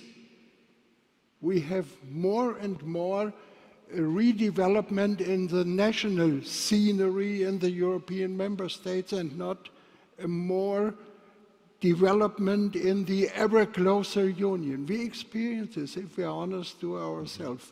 So I can quote speeches from your Prime Minister in Hungary about democracy and such things. We have the same speeches in Poland, and we have a minority in Germany, not such a minority in the size of the French things. Okay, last question. We have only seconds, I'm afraid. Also cannot answer other questions. The V4 after the German elections had been a kind of cartel that they could protect each other with their policies. Poland, Hungary, sometimes Slovakia. Is the V4 after the German and the Czech election, as in this respect, dead? That's a tough question, especially because I have been very much a supporter of the Visegrad cooperation from the very beginning in the early 90s, personally. And I think it's been a very important strategic framework for helping a number of strategic goals of the region to come forward and to be represented. But it has always been, you know, there have always been ups and downs in the V4 cooperation. I think it has always depended on not just personal chemistries, but also political composition of the actual governments. So the ups and downs have been very closely tied with those. And yes, there will be probably serious challenges in the Visegrad cooperation in the near future as well. However, I think there's another very important element which you highlighted also, and which Charles has mentioned as well. And I think that will have to be in the focus of our discussions. It's the big geostrategic perception gap between Germany and Europe in general, Central Europe and the US. And I think that is our biggest challenge for the years to come, whether we are able to understand, and this highlights, the support of the public, and this highlights, how we can go forward in the transatlantic framework as well. Okay. Thank you very much. We have been working overtime already, as I can see, but only 1 minute. I hope I'm forgiven to this. If I have to summarize, I would say, I think the general tendency, there might be a little bit more moral-based, normative-based foreign policy in Germany, if you let Greens and the FDP work especially. But in practice, this will be very much limited by the circumstances, by the policies of the US, by the still not complete building site of European foreign policy. But it may, in the long run, be a soft power type of a game changer. Let's see. Maybe we should discuss the same topic next year at the Forum 2000 and see where things have been going to. Thank you for your participation on the panel, here in the audience, over there, outside in the big world of the internet. And, well, enjoy the next sessions.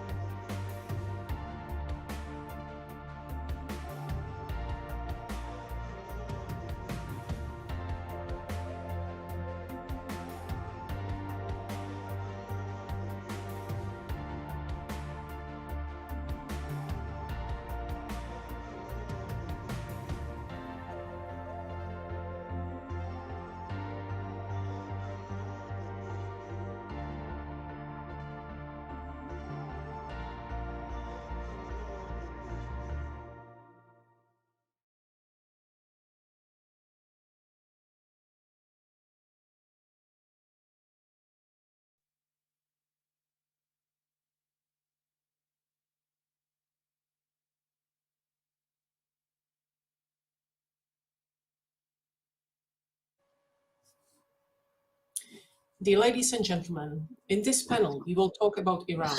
We will talk about the political situation in Iran. Specifically, we will look at the capacity of the Iranian society to promote a progressive change vis-à-vis the regime. Especially, we will talk about the civil society with a special focus on women's and students' movements. My name is Irena Kalhousova, and I'm an assistant professor at Charles University in Prague and a member of the Program Council at Forum 2000, and I will be moderating this panel. I am very happy that in this panel I can welcome three distinguished speakers. Ladan Burumand, co-founder and research director of Abdurrahman Burumand Foundation for the Promotion of Human Rights and Democracy in Iran and France. Mehrzad Burunjerdi, Director, School of Public and International Affairs, the United States of America, and last but not least, Ramin Jahanbeglu, political philosopher, member, Program Council Forum 2000 Foundation, who lives in Canada and also is from Iran. Thank you very much for being with us today. And my first question is actually about, I would say,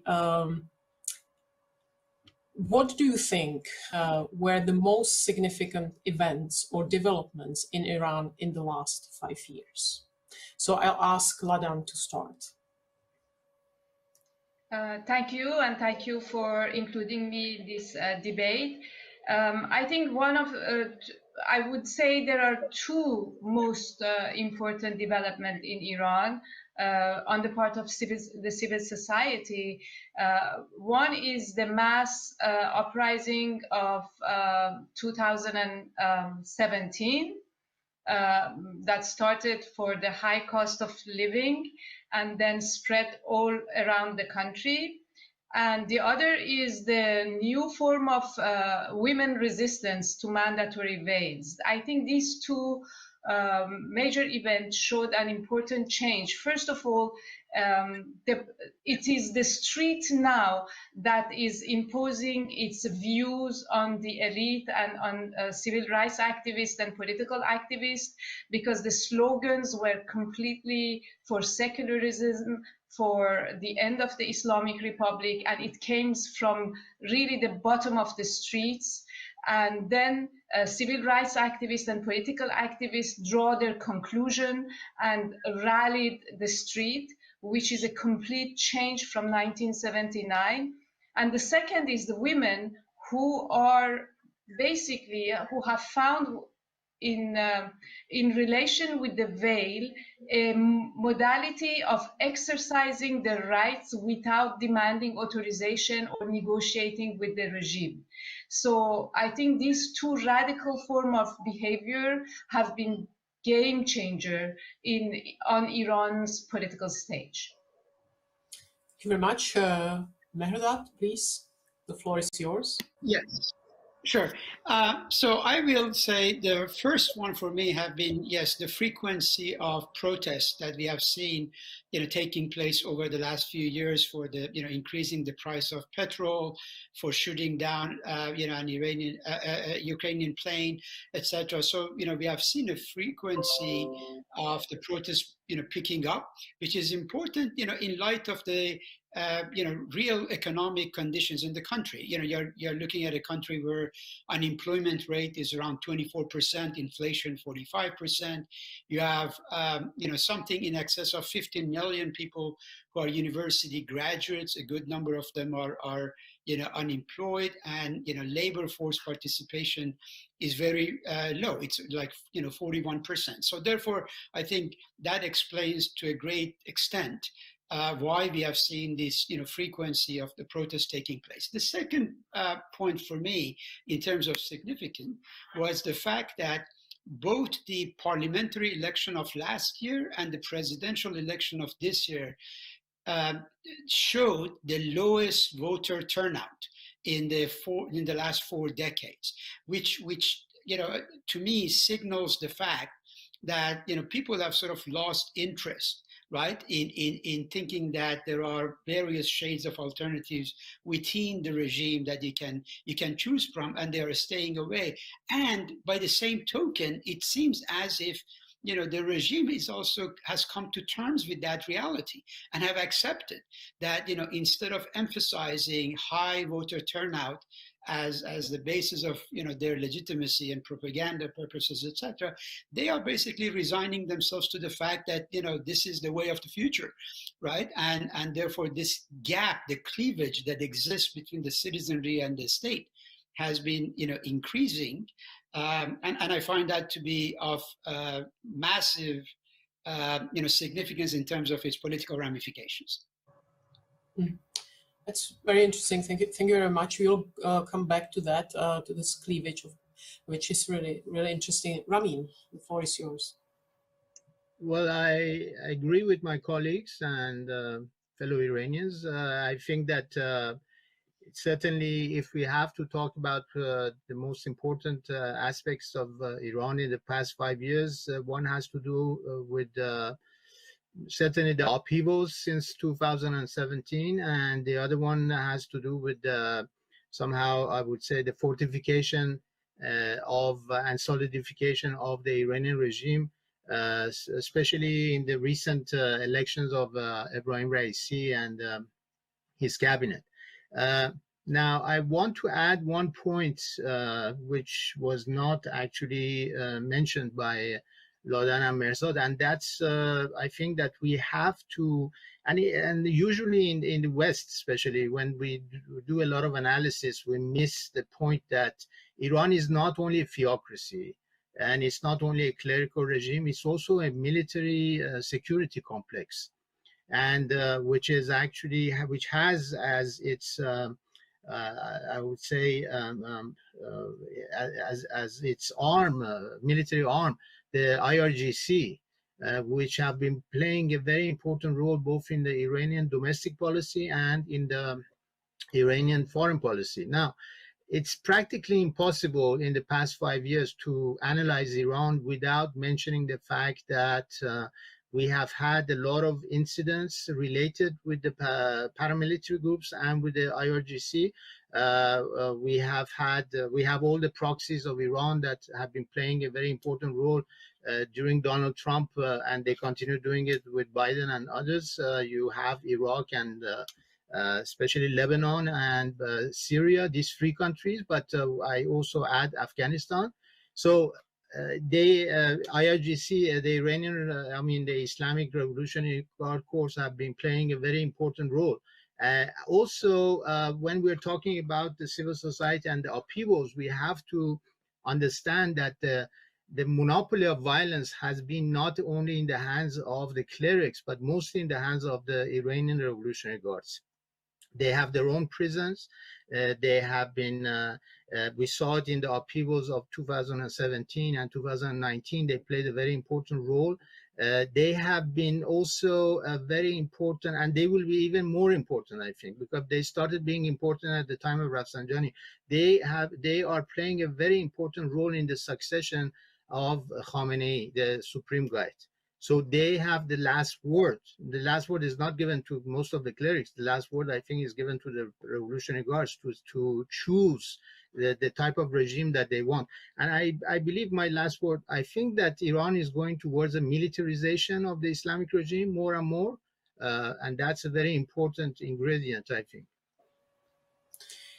Well, you all mentioned various motivations or reasons behind the protests in the last couple of years. But what do you think will be the next main trigger in protests in Iran? Is it going to be economy, or the degradation of the environment, or the opposition against the hardliners in the Iranian government, maybe the militarization of the regime, which Ramin has just mentioned? What do you think could be the next trigger? So let's go in the same order, if that's okay for you. Well, it's with Iran, it's really difficult to predict. But to me, there is a structural issue between society and state, because the Iranian regime has not been established to basically address the livelihood, the daily life of the Iranian societies. And Khomeini very early on mentioned that. He said, Of course, we will take care of you with electricity and whatever water, but that is not the main goal of this regime. We are here to serve God. So there is a constant tension between society and state regarding governance. Governance is not the major issue of the Iranian government. Promoting its ideology and, imposing it outside Iran and inside Iran, this is the main goal. So everyday life becomes the substance of tension between society and state. And, the big mass demonstration that we saw in 2017 and in 2019 happened in the backdrop of daily strikes, daily little demonstration, daily problem with the governor. And you would see, for instance, I would give you an example that is very revealing. The people who are in agriculture in Isfahan went to in front of the government, the region government, and they brought a cow, and they said, when there is no water, when there is no proper administration, as well, we could have a cow as our governor. So that is the problem, and it's going to be constant, and they know, the regime know they can't address it. It's not in the DNA of the regime. So to me, the militarization that Ramin mentioned is that, because as they cannot address the demands of the country, the regime becomes more and more reliant on just brutal force, and that push forward the IRGC and the besieged power in the regime. But at the same time, in this tension between society and state, you have major cultural changes that are taking place. Imagine that Iran is the country where there is the highest rate of Christianization. Iran is a country now that many people, a big percentage of the country, are unbelievers or agnostic. These are major cultural changes that will have geopolitical impact in the long run in Iran, and it should be taken into account. When I mentioned the women, when the women are confronting security forces in Iran regarding the veil, it's not because there is much more than refusing to wear the veil. They are telling the government, it is not you who define how I dress and my identity. When they say it's Islam, instead, I don't believe in your Islam. It's not your business. You don't have. So we are seeing basically a political philosophy taking shape in this tension between civil citizenry and the state. They tell them, I don't believe in your law. I don't believe in your God. I don't believe in your Islam. You don't have the right to decide for me my identity. And this is ongoing, so much so that the government is thinking, there is a big tension inside the government regarding the fact that let's go of this veil issue, because it's too problematic for the country. We had this survey that 75% of the people were saying the veil shouldn't be mandatory in Iran. So I think there are major cultural tectonic shifts that are taking place, whose manifestation we will see on a regular basis, either in small incident or big incident in the next 5 years. Thank you very much. So Merzat, what do you think? What can be the main cause of protests in Iran? Right. So my sense is that due to corruption, managerial ineptitude, and backwardness, protests will continue. And just like they have done in the past few years, they will very soon acquire a political character. Think about the fact that 49% of Iran's population is below the age of 30, and keep in mind all those demographic factors that I mentioned. One of the, speaking of tectonic changes, one of the things that has really changed the nature, the accent, the flavor of Iranian politics over the last 4 decades is that for the first time, the country has become highly urbanized, and the citizenry highly educated, in terms of literacy rate. And of course, the young median age has also been a factor. So this has given rise to what I call the revolution of rising expectation on the part of the citizenry that the government is incapable structurally to address. However, as a hard-nosed, political scientist, I also, cannot wax elegant, about the power of civil society in challenging or toppling the state. I don't think that's happening. While I believe protest will continue in Iran, I also see very, very serious shortcomings of civil society and the protest movement that is not going to necessarily bring about the change. When we look at those cleavages that I mentioned, they happen to be cross-cutting rather than overlapping, cleavages. Therefore, they fail to galvanize large segments of the population who might be sort of sharing their goals, and they do not endure for long. I still have to be convinced, frankly, and my colleagues might disagree with me on this point, but I still have to be convinced that there is such a thing called a youth movement, a women's movement, or a workers' movement. I don't quite see that.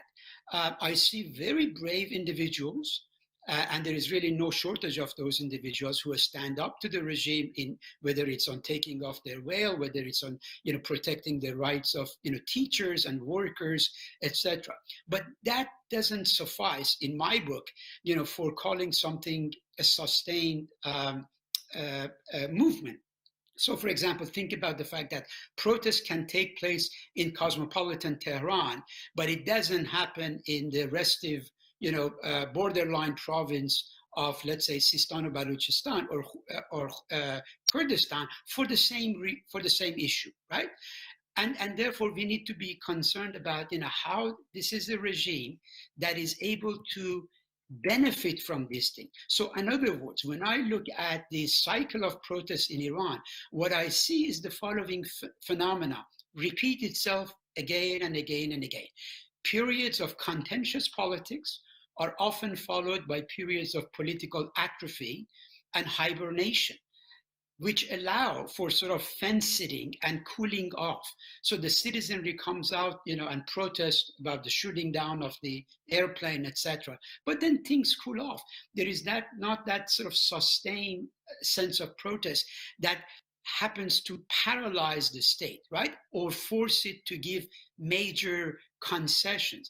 And besides, let's keep in mind that, we are dealing with a regime that doesn't retreat. It fights back, right? It has those military apparatuses, etc., security apparatuses that it uses to its best effect to counter the opposition. So we have ended up in a situation right now where, as my colleagues have mentioned, there is massive discontent with the regime, and yet you do not see major defections that have taken place on part of constituencies that matter, right? I want to see major, as a political scientist, I like to see defections in the ranks of the army, Revolutionary Guards, Bazaar, right, et cetera, to be able to say, Iran might be entering a pre-revolutionary stage. It's not there.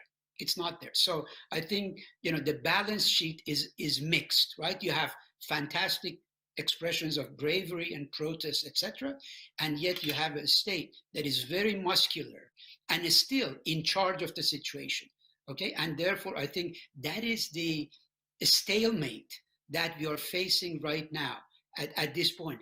How long will this last? Can the scale be tipped, in favor of this or that group? Really remains to be seen. But at this point, for the near future, I don't see the power of the civil society to really be able to subdue the state. If Ramin is correct in his assessment about further militarization and securitization of the state, it seems to me that they still will have the upper hand, for the next few years until something radically goes wrong.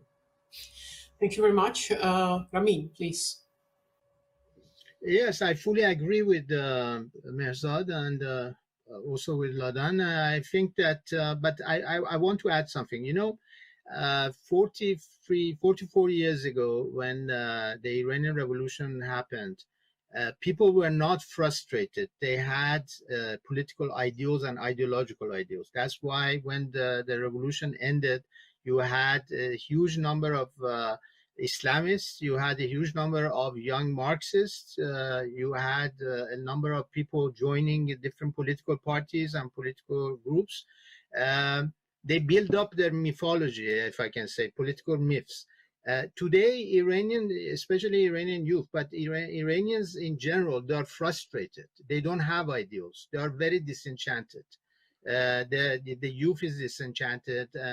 Even I would say the women ideal is not necessarily a feminist ideal. It's because of their womanhood, because their womanhood is put into question by the Islamic regime.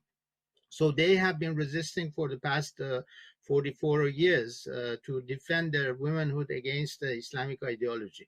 So we add to that the fact that, the Islamic regime has been a very clever regime in the sense that they have played, against civil society, and they have tried to make it dysfunctional. First of all, we have no more a notion that we played around with it for something like 30 years, which is reformism. Especially in the West, many people said, well, in Iran, we have reformists, and the reformists are actually allies of the Iranian civil society, and they can help the change in the regime.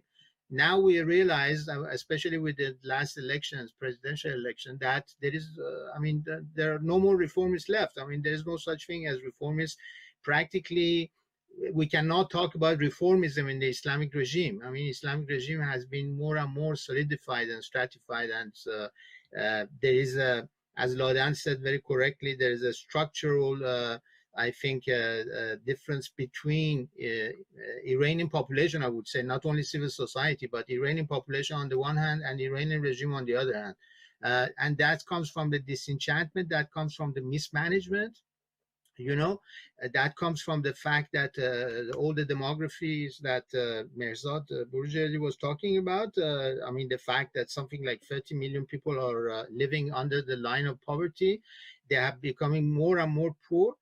We have to have a sense of the fact that, Iranian revolution was done mostly by the Iranian middle class. Today, Iranian middle class is becoming very poor, and they have lost in practically 44 years everything, not only in politics, but also in economy, and they have lost their position in the Iranian society as Iranian middle class. So what happens is that, and we should not forget that, because we didn't mention it, we have one of the highest brain drains in the world. Iranian young people, instead of right now, instead of going on the streets, if they have the money and the possibility to get out of Iran, they will get out of Iran. They will not make a revolution. So I don't think that we can sit down and wait for a revolution to happen. There's not going to be a revolution happening in Iran because there are many factors in a revolution which are non-existent for today's Iran. First of all is leadership. There is no leadership. All the leadership in the past 44 years has been destroyed, and Iranian civil society, quote unquote, has not created its own leadership. I'm not looking for one person. I'm looking for even 10 people or a group of people. We don't have political parties. And the factions that we talk about, they are all members of the Islamic regime. So we cannot talk about factionism also. All these elements make it a very complex society, and especially the change inside the Iranian society is going to be very slow and very, very complex and difficult.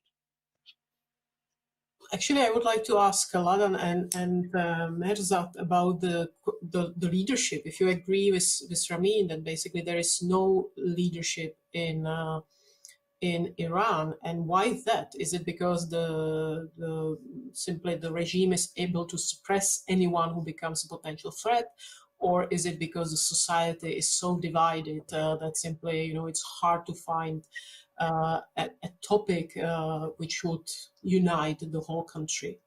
What do you think? So let's start with Merzad this time. Yeah, so let's use the example of what happened with the first intifada among the Palestinians. Remember what happened then? The PLO leadership was outside of the country in Tunisia, etc. And this young generation of Palestinians took things into their own hands, came out, organized a street protest, and really marginalized the PLO establishment that was out of touch with the reality there. I don't quite see the same phenomena in Iran. As I said, what I do see is individuals who really show a lot of capacity in terms of their personal courage, right? Like for example, this lady, Narges Mohammadi. I mean, you can just sit there and admire a lady like that with that type of standing and bravery. But the problem is the regime is capable, right, of putting these folks under house arrest, imprisonment, you name it, cut their communication network. And part of the problem that Ramin just referred to, that the opposition does not have a network, right? It doesn't, for any type of opposition to be effective, you need massive, effective channels of communication, right? Full-time, people devoted to the causes. You need financial resources like Ayatollah Khomeini benefited from with the patronage of the bazaar, etc., etc. All of these elements are not there. So I don't think it's a question of individuals' failure, right? It's a question of the chemistry not being there, the elements that are really needed for not being there. And then, again, some of the best and the brightest, politically really active folks being forced out of the country. Okay, I think has also handicapped where we are. So that's why, in my view, we are not going to see. One other point. Let me to finish this up.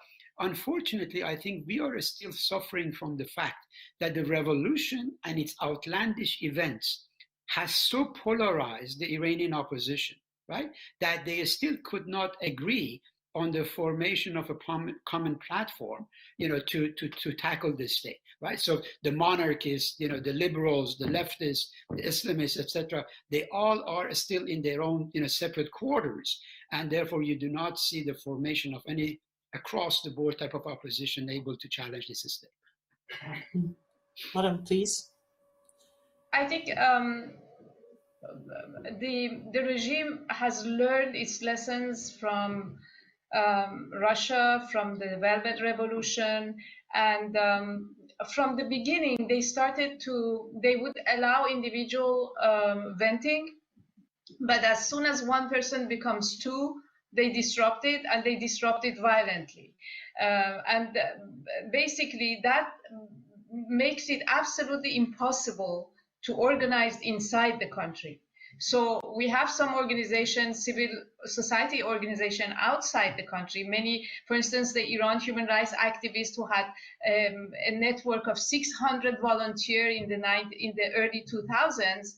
Now they are working from outside with some reporters inside, but it's literally impossible to organize, and without organization it's impossible to have a sustainable movement. That's true. And the regime is if you see the statistics of the latest uprising in Iran, Reuters said 1,500 victims in a few nights, basically. But when some reporters studied the death, the register of the deaths during this period and compared it to the years before, several years before, and there was no COVID, no any pandemic that could justify the difference. The average difference is between 5,000 to 7,000 more deaths than the same period in the years before. So my guess is that the state violence is such that it does not, for now, allow the organization, the minimum organizational structure that will permit a sustainable movement that could lead somewhere. And then there is the psychological war that is the regime really interfere in social media, and so human rights activists become people who are looking for money, oppositionists become traitors. So there is this also war going with the hard war that makes the life of civil society very, very difficult. But I think the reaction, and that's why I mentioned this cultural tectonic shifts, that people change religion in Iran, it's not nothing. It's a social phenomenon that is of the utmost importance if you put it in the long-term historical perspective. You know, at the beginning of the 20th century, by the time of the Shah, you had 500 people who had changed religion, became Christian or other religion. Now it's by hundreds of thousands. And I think the society is instinctively changing in order to transform the regime into an alien entity, a sort of colonial, stranger force, foreign force. And I think this is where we should look at, and from which changes will come, not in the classic revolutionary events that we have been used to in the 20th century. I would really focus on that because this is the most important thing that is happening in Iran. Thank you very much. I'm really sorry, but we have to finish this panel because we have been allocated only 30 minutes. But Ladan, Merzat, Ramin, thank you very much for your insight. And for sure, the discussion about Iran will continue. And I hope that maybe next time you will be a little bit more optimistic about the future of the country. Thank you very much, and thank you very much for your time. Thank you.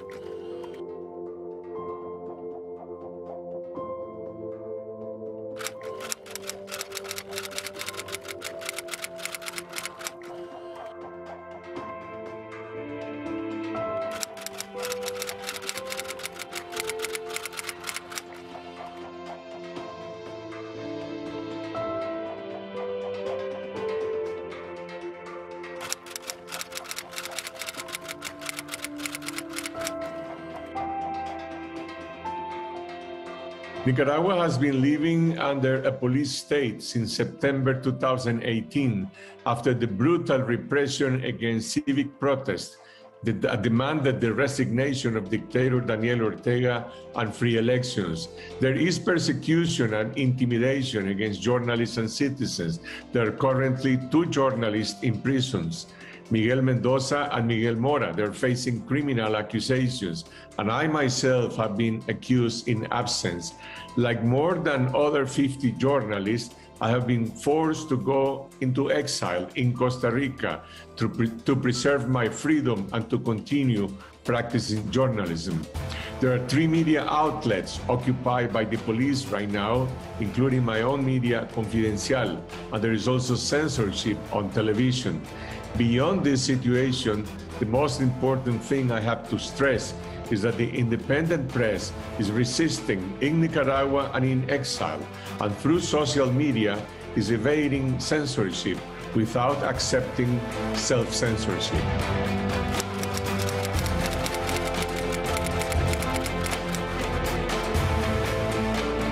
During 3 years of repression, we have suffered a combination of brutal force with the application of repressive laws against journalists and citizens. This repressive campaign have included physical aggression and assassination of journalists, like the case of Angel Gaona in 2018, which is still in impunity, the physical destruction of Radio Darío, economic pressures against media outlets like La Prensa, Channel 12, Channel 10, and Radio Corporación. Journalists and citizens have been criminalized for exercising the right of freedom of expression. In this state of totalitarianism, including our national writer Sergio Ramirez, have been accused for writing a subversive novel. There is no state of the law to protect journalists and citizens. Our only protection depends on our credibility and our professional credibility with our audiences.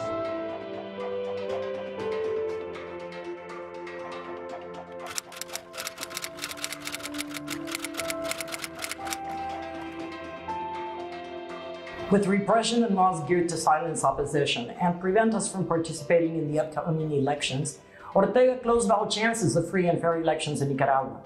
There are more than 150 political prisoners, among which there are several aspiring presidential candidates, journalists, and political and civil society leaders. Citizens for Liberty, the only remaining party of opposition, and which I represent, was arbitrarily dissolved by Ortega's regime less than 2 months ago, and I was forced into exile. Under these circumstances, it is impossible to believe there will be free and fair elections on November 7th.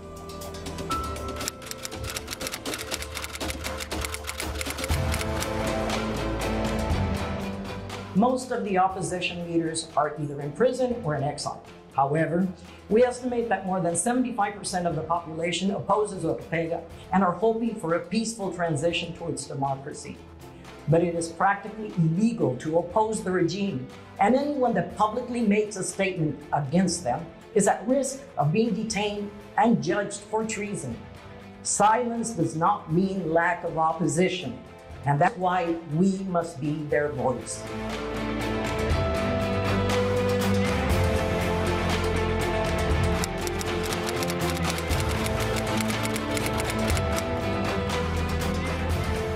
Nuevamente estamos en una nueva fase que está tratando de reconfigurar una nueva gestión política, una nueva forma de lucha en la que poner sobre la mesa la protección de la ciudadanía, la libertad de la ciudadanía, y de paso a nuevas formas creativas de acción colectiva, pero sobre todo que permitan utilizar, dado que además estamos en una crisis del COVID-19 muy violenta en Nicaragua, que no ponga en riesgo a la población y que dé paso realmente a una acción colectiva que visibilice el no reconocimiento del resultado del proceso electoral que se ha configurado para el 7 de noviembre y que demande la libertad de los presos políticos. Frente a esos dos objetivos estratégicos, pues, distintos sectores de Nicaragua, estamos desarrollando una serie de iniciativas que son creativas, que son digitales, que son diversas.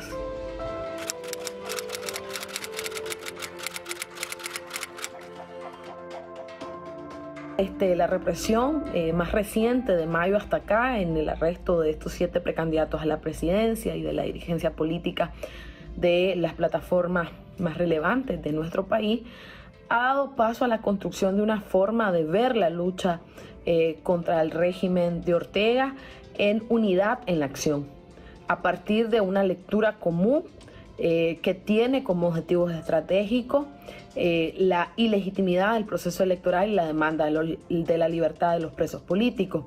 Eso realmente ha posibilitado, a partir de ese último arremetida del régimen contra los nicaragüenses, una nueva redefinición en términos de la acción política, en términos de la cogestión de la acción política, en términos de reconocer que todos podemos aportar a la lucha, que lo que tenemos que mantener es un eje común.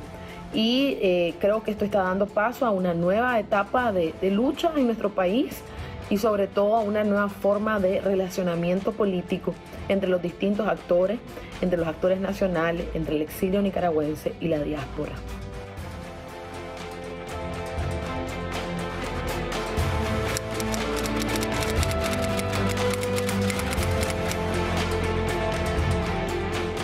Charter of the organization, of course, and the Inter-American Democratic Charter, especially the Articles 17 to 21 are the most relevant concerning the Nicaraguan case. We have approved resolutions too in the Permanent Council, last 15th of June, in which we address the situation of arresting presidential candidates and imposing restrictions on the civil and political rights of the activists and the politicians in Nicaragua. We still have a long way to go, of course, because we have been doing collective assessment for quite a while. The organization also has worked very hard in order to release free political prisoners in Nicaragua. We have been working very hard also in order to promote electoral reform that was quite necessary. The situation today, of course, it has evolved into one that most of the political conditions are very close to an authoritarian regime that is imposing repression in practically every single dissident in the country.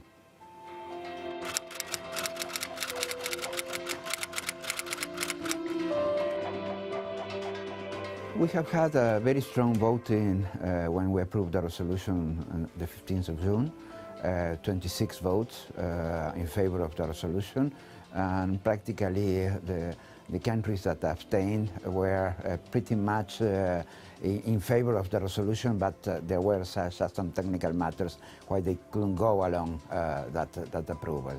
I think that the Nicaraguan case has brought a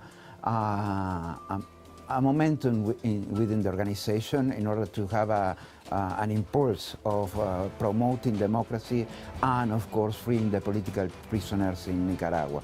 We are working on that, and I think by the General Assembly we will have even stronger mandates from the member state countries.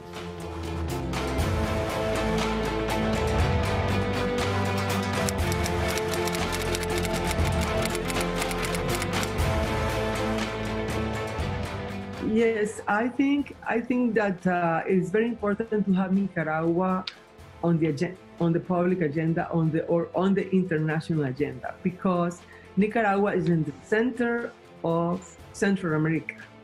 It's also a country that is in the middle of the North and South America, and whatever happens here will affect the other countries. And you know, those countries in Central America will be stronger and will be, you know, more developed, and that if we work in unity and that we work as a region in some way. And here everything is, you know, this government, for example, doesn't have relations with the others, or the others are, you know, with another sense of what's going here. I think that as I'm saying, the international community should have a lot of put their attention to Nicaragua and treat Nicaragua as a unique situation, not comparing with Venezuela or Cuba, because we are totally different.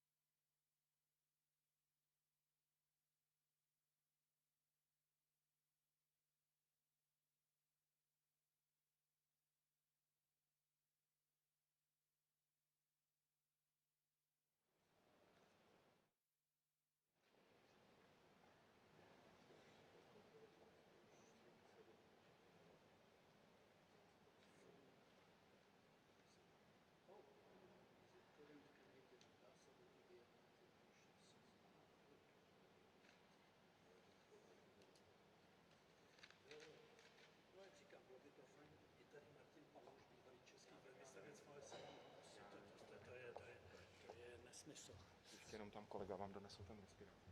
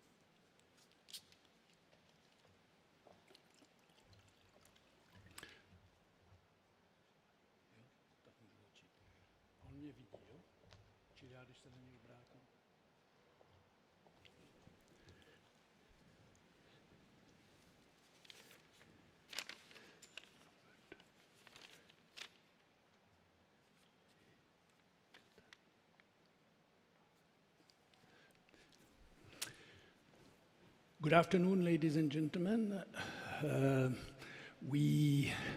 It's a pleasure to be back at Forum 2000 and to introduce a session on a subject that is dear to the Forum, and that is multilateralism.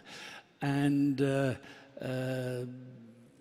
we will have two speakers, one in Canada, the other is due to arrive any minute here, and I will introduce, at least very briefly, our Canadian participant, whom I salute from a distance, and I'm very grateful that you could find time to join us. Robert Ray is a Canadian diplomat, a lawyer, a negotiator, and he's a current ambassador of Canada to the United Nations, if I'm correct. So I will not read his whole biography. You have it in your files, so that saves some time. I will introduce our German participant as soon as she gets here, but perhaps, because we have very limited time, we can start the discussion with Robert Ray. I was asked not to make a long introductory speeches, and I will skip that, but still to introduce the question. We have moved in the last 30 years from what Charles Krauthammer called the unipolar moment, when we had hegemony and we thought multilateralism and hegemony, the unipolar moment, could work together. Then we moved to a word which is multipolar, which many people confuse with multilateral. They thought multipolar necessarily means it will have to be more multilateral. Footnote to that, we have since moved to what Richard Haas, among others, have called an apolar world. So we don't actually, we have more of a state of a looming anarchy. That's what he suggested in that phrase.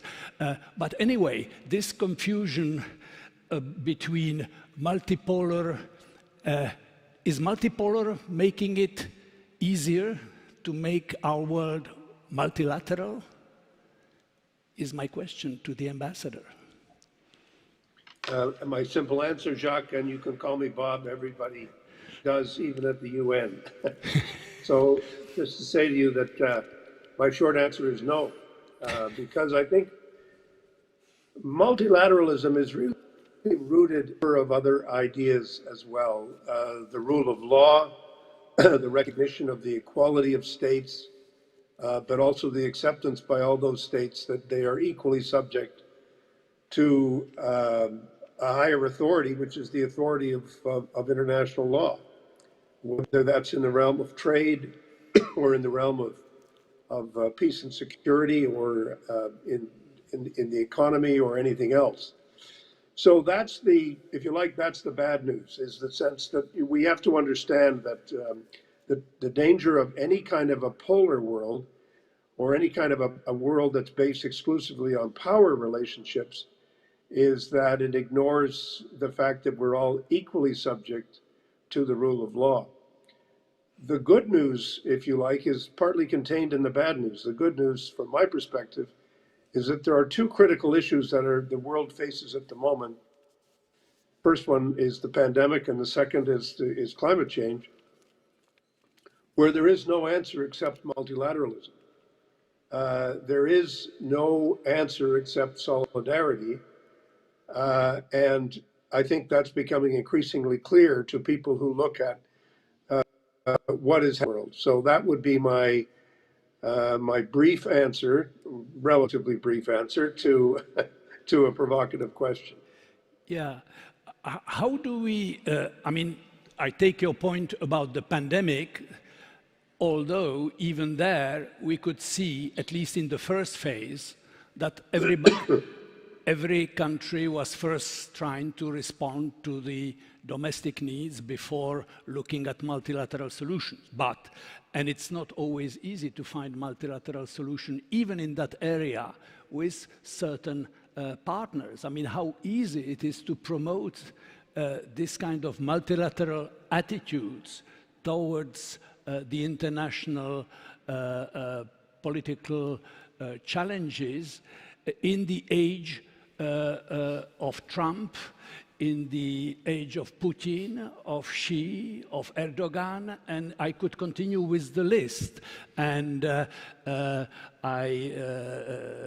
before you get a chance to answer, we may even get two answers, because our second participant has just arrived, Katharina Harens, who is director of the United Nations and Counterterrorism at the German Foreign Office. I will skip the long biography and distinguished positions you've held, including at the European Union, and you will give us, hopefully, the European angle on this.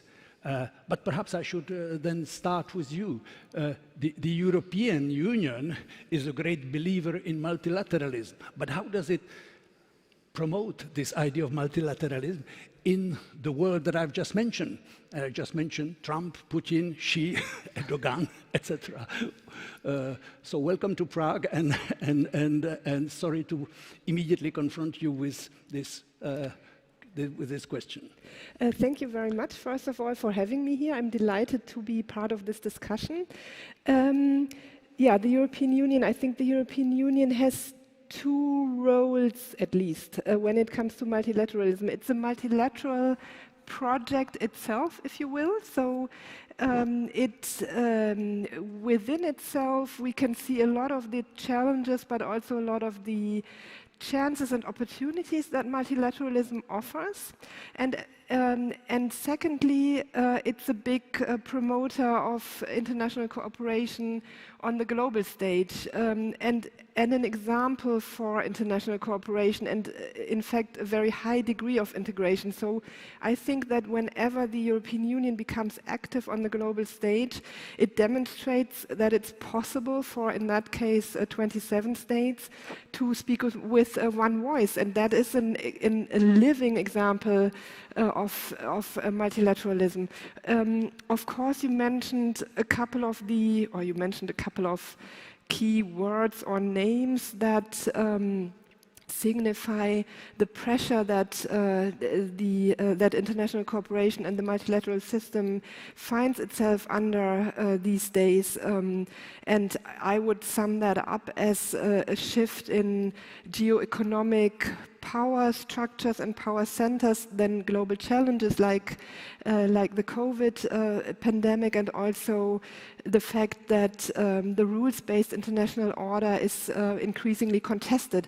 And those are all phenomena that also the European Union has to reckon with.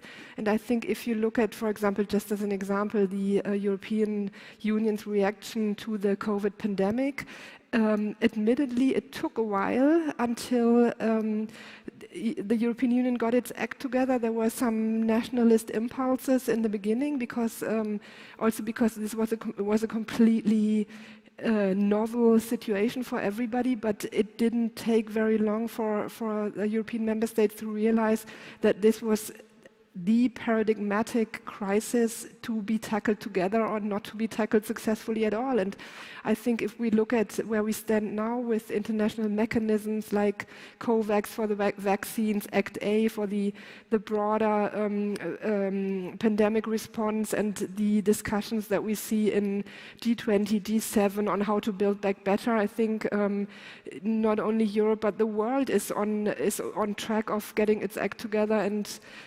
transitioning into a post-pandemic world. Yeah, the European Union, and I'm a great believer in that project, has done, as often when a crisis comes up, a waltz in 3 times. Some of you are familiar with Viennese waltz. It's in 3 steps. So the first step is we are unprepared for the crisis. The second step is, what can I do at home? And then third step, we come up with a European response. And that European response, whether it is on vaccination, on everything else, has been working. And I don't think anybody will say, even despite the first 2 steps that were not always terribly successful, nobody would say that a country on its own would have a better answer or would have responded better to the COVID crisis than together. Let me explore some of the challenges that, so the European Union is a great believer in multilateralism, but how we can hope in the power of example, yes, but that power is not always, we hope will be successful, but that's not always an obvious proposition. So my question would be, let's explore some of the challenges to multilateralism and see in concrete areas how that can work. In other words, take the most obvious and probably the most widespread concern, climate change. So we have a Paris Agreement on climate commitments by all the countries, etc. What actually are the tools, what is the leverage we have to have actually the commitments implemented? Because that's always the criticism that is made to big international multilateral agreements. You have agreed on something, but it's on paper, and then implementation, you don't have the tools to do that. What would UN ambassador, or Rob, or Bob, as he's asked me to call him, would respond to that? Well, I think there's a Canadian poet named Leonard Cohen who said, there are no perfect offerings. There's a crack in everything, and that's where the light gets in. I mean, the fact that we've been able to reach a Paris Agreement is an achievement. The fact that it is not entirely enforceable, although it is increasingly subject to enormous international pressure, is a sign of its imperfection. But this issue of can we create global institutions that are strong enough to enforce multilateral rules, even that depends on the willingness to give up something in exchange for something. And that may take time, but is it going to happen? Absolutely, I believe it's going to happen, because I think the challenge of climate change is one of those things that forces people to think outside the nation state. It forces people to think outside their own situation, because their own situation is caused by global phenomena. And that's what I said earlier before Katerina joined us, that in fact both climate change and the pandemic demonstrate the need for multilateralism. Now, whether that need is responded to perfectly, no, of course. Are there national responses initially? Yes. Are there countries that still feel that they're not subject to broader enforcement? Yes. Is that a good thing? No. But we're getting there. I firmly believe that we're getting there. And I firmly believe that's the mindset that we should have, not based on an empty kind of optimism, but based on the reality that these, in fact, are the best solutions. This is, in fact, the best approach. It can be demonstrated that it's the best approach, and if we have the power of that conviction, that will help us to move forward. Mm-hmm. I don't know whether if you have anything to add, feel free to step in. Otherwise, I follow with the next question. Yes, maybe I would, in fact, like to add an observation. I couldn't agree more. And I think the reason why multilateralism and only multilateralism is the suitable instrument or framework for addressing global challenges like COVID-19, like climate change, is because in a multilateral setting where the way of decision-making is by way of compromise, you are, as a state, you are assured that if you take this leap of faith in the international system, the other partners around the table will do so too. And if you look at climate change, for example, this is a lot about transforming economies. This is a lot about explaining to the public back home that this won't be detrimental, at least in the medium and long term, that it won't harm the national economy. And it's a very appropriate way of addressing problems if it's done based on rules and based on striving for compromise, because that assures everybody around the table that every voice will be heard, every concern will be addressed, and that this leap of faith is actually warranted. Mm-hmm. Yeah, and of course, in all these cases, it all depends on the will, on the ability of state actors to actually take that argument of compliance on board. The most difficult one, perhaps, is a question of human rights. Forum 2000 was created by Václav Havel, and it has this ethos of, commitment to human rights, to universal human rights, etc. But this idea of universal human rights, yes, we have the covenants, the United Nations covenants, etc. Again, question: how do you commit state members of the UN to implementing them? We have R2P, responsibility to protect. Okay, we have committed ourselves. Do we really, and under what conditions? Ask that question in the Balkans and you will get certain answers. You ask that question in Syria, you may have very problematic answers to that one. So sometimes we have these commitments to universal values, such as human rights, or commitments to protect certain principles and values. And again, my question would be, what would be the tools, the appropriate tools, besides persuasion, which we are very good at, but what would be the appropriate tools to make both the universality of human rights and, for instance, responsibility to protect a more palatable question rather than just a declaration? Well, I think with human rights we have come a long way, and human rights are anchored in a lot of national legal systems, even if they don't work perfectly or sometimes don't work at all in several states. But there are, in many countries, there are legal remedies already, and human rights are in some form binding parts of the national legal system. So, and where they are not, I think, for example, Germany supports projects strengthening human rights defenders.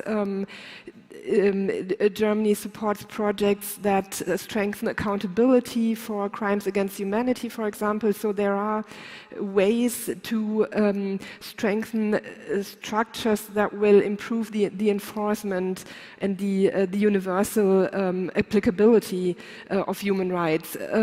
But of course, it is a lot of words, but words matter and language matters. And in the international arena, we often see that states do mind if there are isolated, if if they lose votes on the Human Rights Council, for example, and even though we are only talking about language and persuasion, it can have an influence, whether I find support for my position or whether I don't, and whether I get criticized publicly in this fora or whether I get applauded for my human rights policy. So I think strengthening human rights is a mix of strengthening legal systems, strengthening accountability, strengthening human rights defenders in countries where the national legal systems are still lacking, and strengthening the body of policy on human rights, for example, in the Human Rights Council or in the UN General Assembly.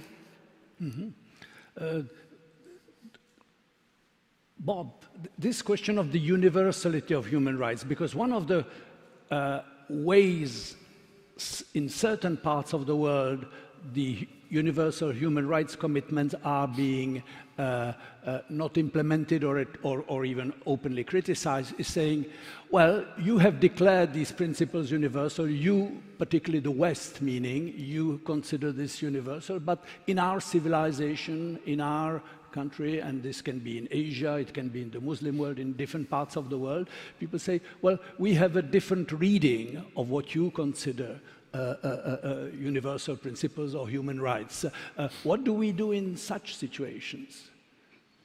Well, I think we have to come to grips with the fact that there are some aspects of the concepts of human rights that I would argue are universal because they're based on whether we attach an importance to human dignity or not. And I think at our collective best, and I would say, if you go back and look at Confucian thought or you look at Islamic thought, these religions and ways of thinking very much have values that are based on concepts of rules and doing the right thing and recognizing human difference and recognizing the dignity of human differences. So if you say to me, these are exclusively Western ideas, I would say, no, that's not true. Mm-hmm. It's too simplistic to suggest that in vast parts of the world, there's no concept called the rule of law. There's no concept called recognizing the nature of human rights. People do not aspire to human rights in parts of the world. To say that is wrong. To say that is actually incorrect.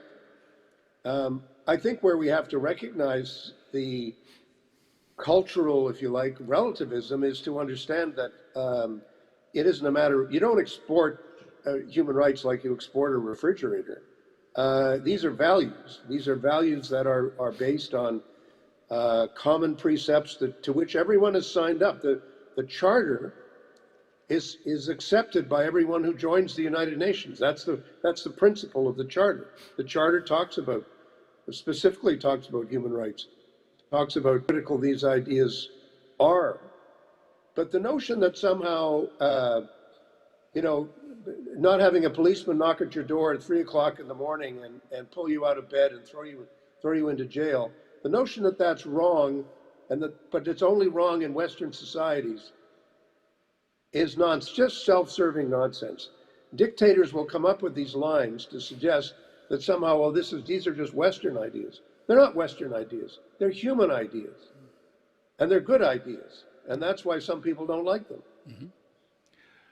Well, one thing is to use persuasion and assert that we believe in the universality of human dignity, as you said, and universal human rights derived from that.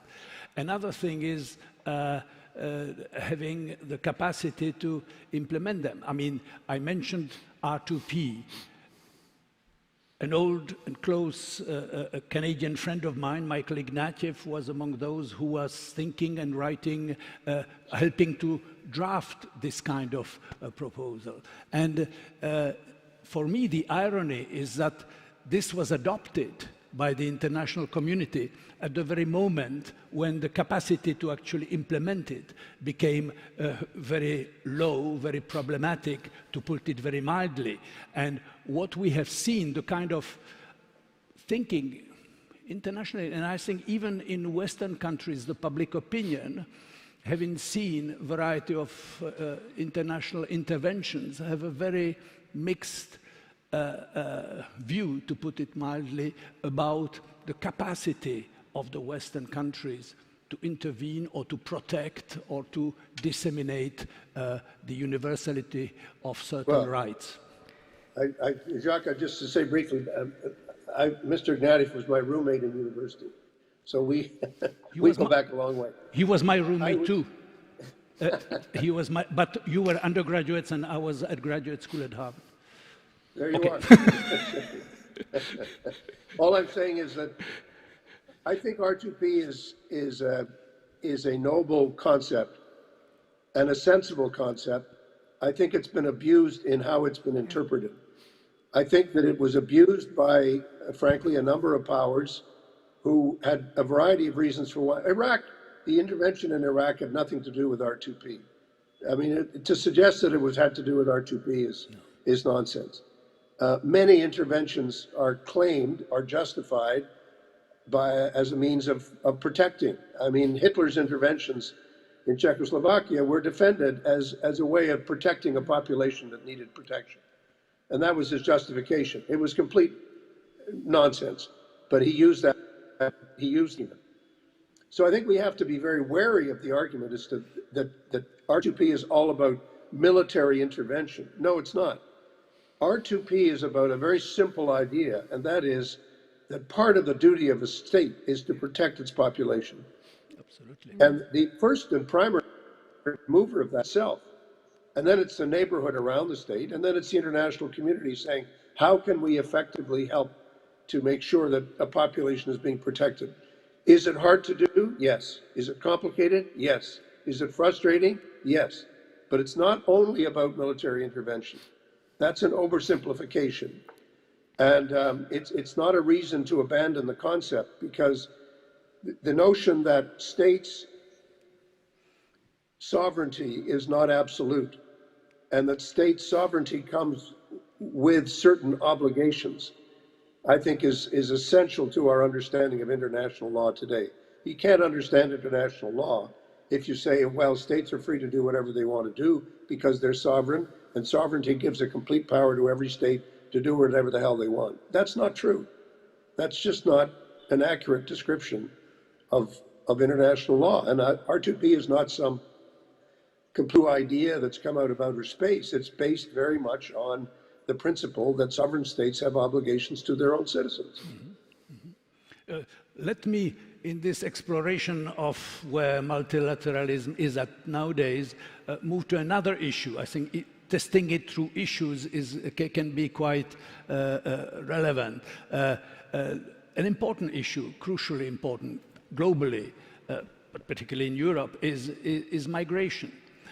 So we have the Geneva Convention, we have certain commitments about asylum, etc., etc. And we have had recently in Europe, but also elsewhere, in the United States, etc., a very serious debates about how far that right should stretch and to what extent can it be collectively defended or protected. So in the migration crisis in 2015, the German Chancellor very bravely acted on her strong conviction that European values and universal human rights are strongly connected. But others in Central Europe, in this country, since we are in Prague, think otherwise, think that the sovereignty of the state matters and that it is ultimately for each state to decide who can enter and who cannot. So we have, even within the European Union, a serious debate about how to implement, for instance, this question of migrants' rights, distinction between migrants and asylum seekers, and also to what extent the response is individual or collective. We have seen in 2015 Orban build his fence, and the response was his. We see new fence being built at the Belarusian border right now with Poland. So to what extent do we act multilaterally on migration, and to what extent the argument about the prime sovereignty of the state, about who can enter and who cannot? I think it's a very multifaceted debate in which it seems important to me, first of all, to distinguish between migration and migrants and their rights on one hand and refugees and their rights on the other hand. And there are two distinct bodies of law on these two groups. And I would say that also when you oppose migrants and refugees' rights with sovereign decisions of states, the balance shifts, whether you look at migrants on one hand or whether you look at refugees on the other hand.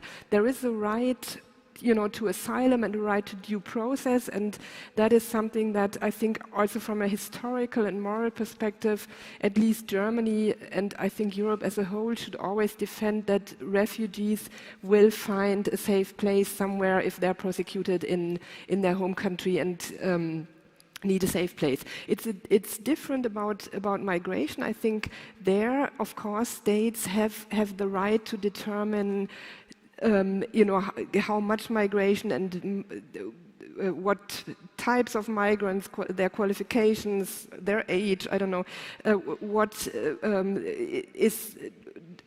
they will democratically decide on whom to accept at a given point in time. So there are two debates that need to be distinguished.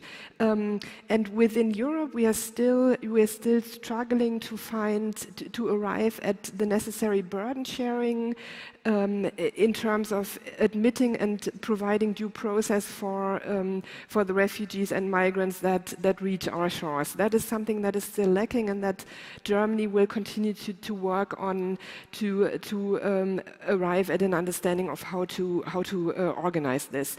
In terms of multilateralism, I think both the Global Compact on Migration and the Global Compact on Refugees that date back to 2018-19 approximately, I think, were big achievements in terms of proving that a multilateral agreement on these very, very difficult questions is possible. For example, the Global Compact on Migration, which was very contested also in Germany because there were several misperceptions about what was supposedly in there and what wasn't. That's a great document because it manages to acknowledge and balance the interests of countries of origin, countries of transit, and countries of destination of migration. And that's quite an achievement because obviously the perspectives of these three countries on this phenomenon differ widely. So I think even in this area, multilateral action is possible, and that is something that we can build on. The global review on the Global Compact on Migration will come up next year, and that will be an opportunity for the world and for the global community to take stock of what we have achieved in terms of making migration more safe, making migration more structured and respecting the interests of the migrants, the states of origin, the states of destination and transit. Mm-hmm. I don't know whether Bob wants to add anything on the migration issue. Otherwise, I move to next. Bob. Just a word. It is to say that the reality of the movement of human population is going to be with us for time. People move around, and for a variety of reasons. I'm just listening to two panels before ours started on Iran and on Nicaragua. Those are two countries where people are leaving because the conditions in those countries are so difficult. Some of them are technically refugees, some of them are economic migrants, depending on definitions. They are moving and they are leaving. And by the way, they're creating the greatest challenge, not to Europe or Canada or the United States, or they're creating the greatest challenge to their neighbors. And that's true throughout Africa, where we have a huge movement of populations taking place, and where African countries themselves are having to absorb and accept the presence of many people from other countries and other cultures. It's a huge challenge, but it is a deeply human phenomenon. And frankly, I think that certainly Canada feels very strongly. It's part of our experience. We are a migrant country. We have benefited enormously from migration and from immigration. And I'm proud to say that our governments have consistently taken the position that we're not going to be anti-migrant or anti-immigrant. We're going to do whatever we can to accept as many as can be accepted in any given year. Our numbers per capita are the highest in the world. And then we want to say, how can we create a culture that embraces who've come from different countries as being as much Canadian and as much a part of our community as anybody who was born there. And whether you came here 50 years, your family came here 50 years ago or 100 years ago, you know, we see migration as a fact of life and as something that brings enormous benefits to the receiving country. I also think we need to fully understand and appreciate the points that Katerina has made, that this is inevitably a deeply challenging conversation in each and every part of the world, in each and every country, but increasingly we're going to have to find global rules that will help to define how it's going to be managed. This is not a problem that can be talked away or gotten rid of. It is a reality of our time, and it will be an increasing reality. Climate change, for example, makes it an increasing reality. Many other things are making it a reality, and we need to embrace it and deal with it as a challenging issue. Mm-hmm. Yeah, the important point about migration is, as you said, it's first of all regional in the neighbors, rather than simply moving to the countries of the West, such as European Union or North America. But that would imply then that it is regional multilateralism that could be the answer in Europe or in Africa, the Euro-African Union, that regional multilateral organization would be the best able to cope with the problem. I think in general, regional approaches to regional problems have the benefit of better understanding of the concrete challenges, and that's why my government appreciates, for example, the fact that regional organizations like ECOWAS or the African Union step up, or SADC in Southern Africa step up in reaction to crises in their neighborhood. For example, ECOWAS is very active on ensuring an orderly transition process in Mali, for example. The African Union is active in Somalia and other places. So in general, that's much appreciated.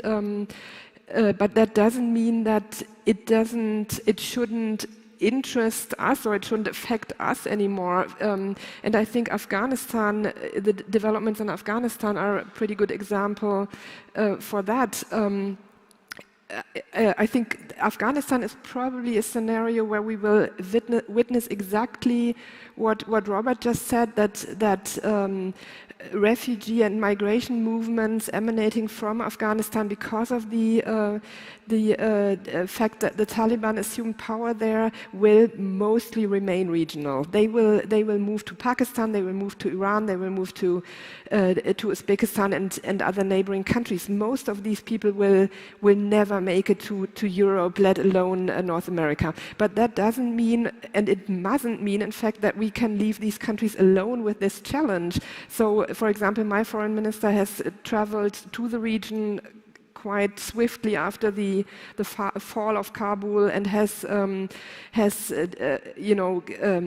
listened to these countries' concerns about how they would be affected, how they will be affected by the situation in Afghanistan. The European Union has or is in the process of trying to set up a format with the neighbors of Afghanistan in order to talk about what we can do in order to stabilize their system. systems in order to make them fit for coping with the migratory challenge that will probably affect them now. So yes, regional multilateralism is something that we would welcome, but it doesn't mean, that somebody else takes care of the problems. Right.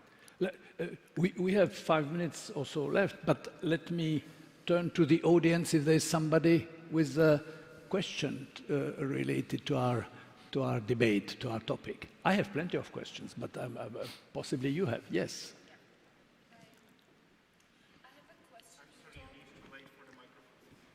Microphone.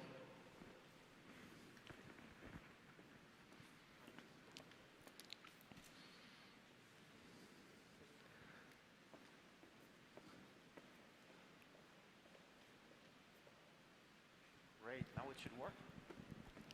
Try once again. 1, 2, 3. Yep. Okay, lovely. I have a question. You talked about, let's say, promoting human rights via multilateralism. And my question is, where is the line between, let's say, using multilateralism on the international platform and between sovereignty?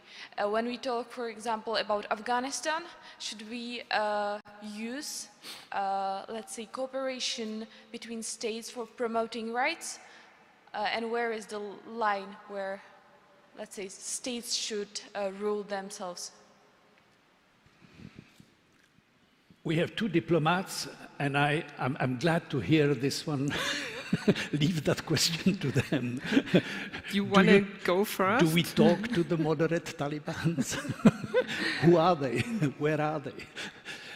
Well, Rob. let me just step in and say, of course there's going to be a tension, but we need to, I think, understand that state sovereignty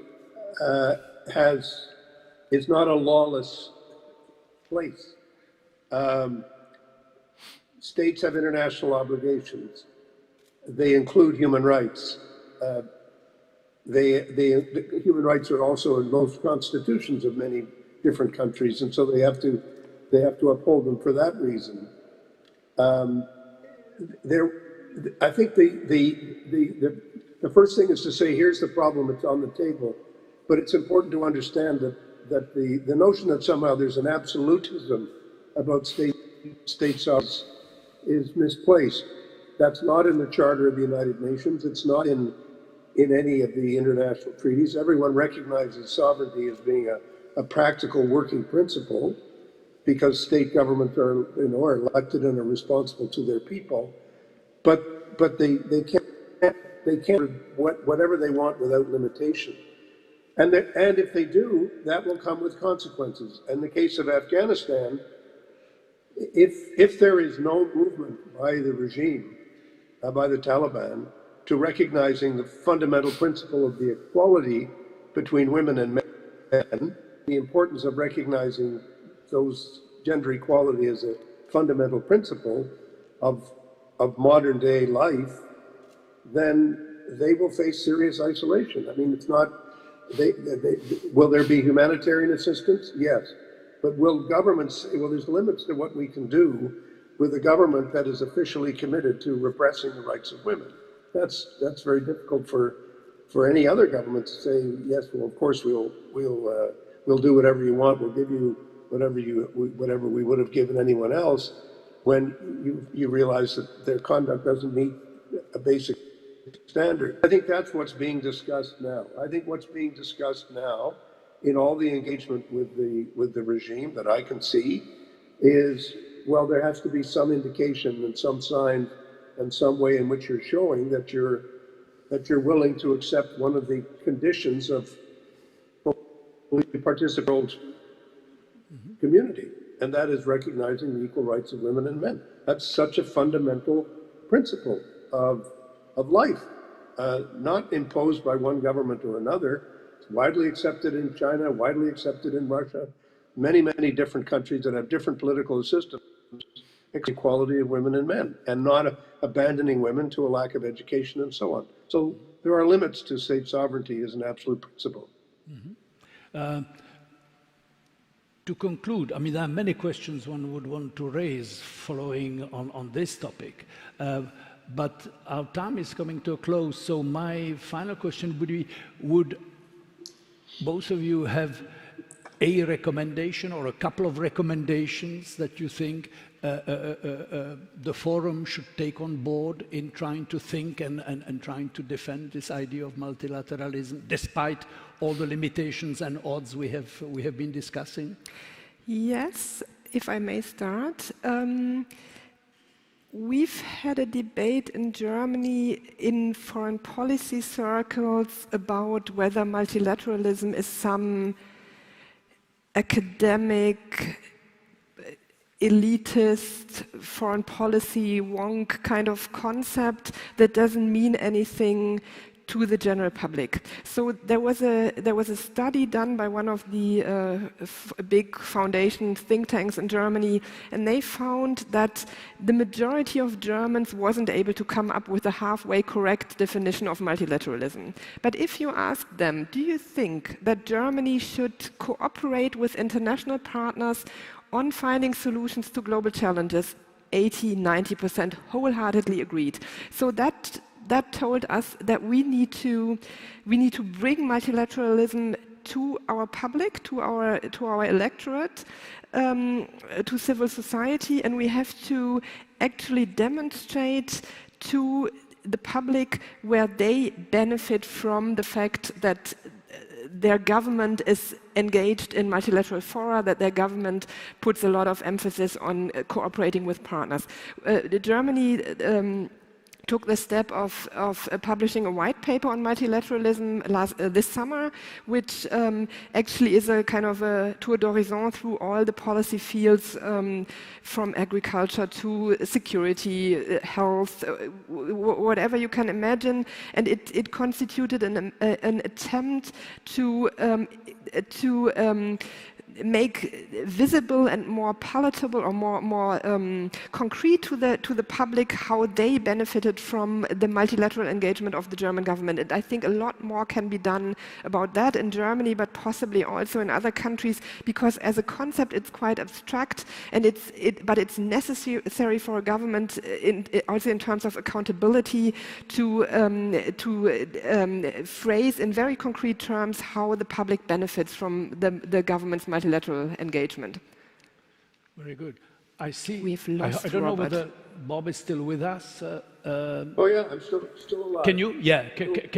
So your recommendation, Ambassador. Well, I'm going to just give a brief quote from Havel, because I think we should honor his memory by reminding ourselves of what he once said. He said, "Hope is not the same thing as optimism. It is not the conviction that something will turn out well, but the certainty that something makes sense regardless of how it turns out." So I think what Katerina has said is very important. Let's find better words to talk about what we're saying so they resonate with the public. I think there are better words like solidarity, like human dignity, that speak to whether we think these ideas are universal or not, and then how do we intend to pursue them globally as well as at home. That for me is what multilateral about. I don't think we should get hung up on the word. I think we should keep coming back to the basic ideas, because as Havel said, if the idea makes sense, that's what gives rise to hope, and it gives rise to our conviction. And I think it does make sense. And I think it is one that has wide support in our publics. But we, of course, have to explain to people that foreign policy is not foreign. It's really what's in our interest to do, because it's in the nature of our human societies. I was a domestic politician for 40 years, and I don't think of foreign policy as being anything I did as a domestic politician. The same thing. We just have to explain it better.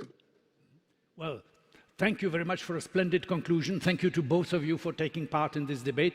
Our time is up. I'm told twice. It is written on the screen. I've just been warned. So we run out of time, but it's better to be short on time. It shows the discussion was good rather than the opposite. Thank you to both. Thank you. Thank you very much. Good to join you from Ottawa. Thank you.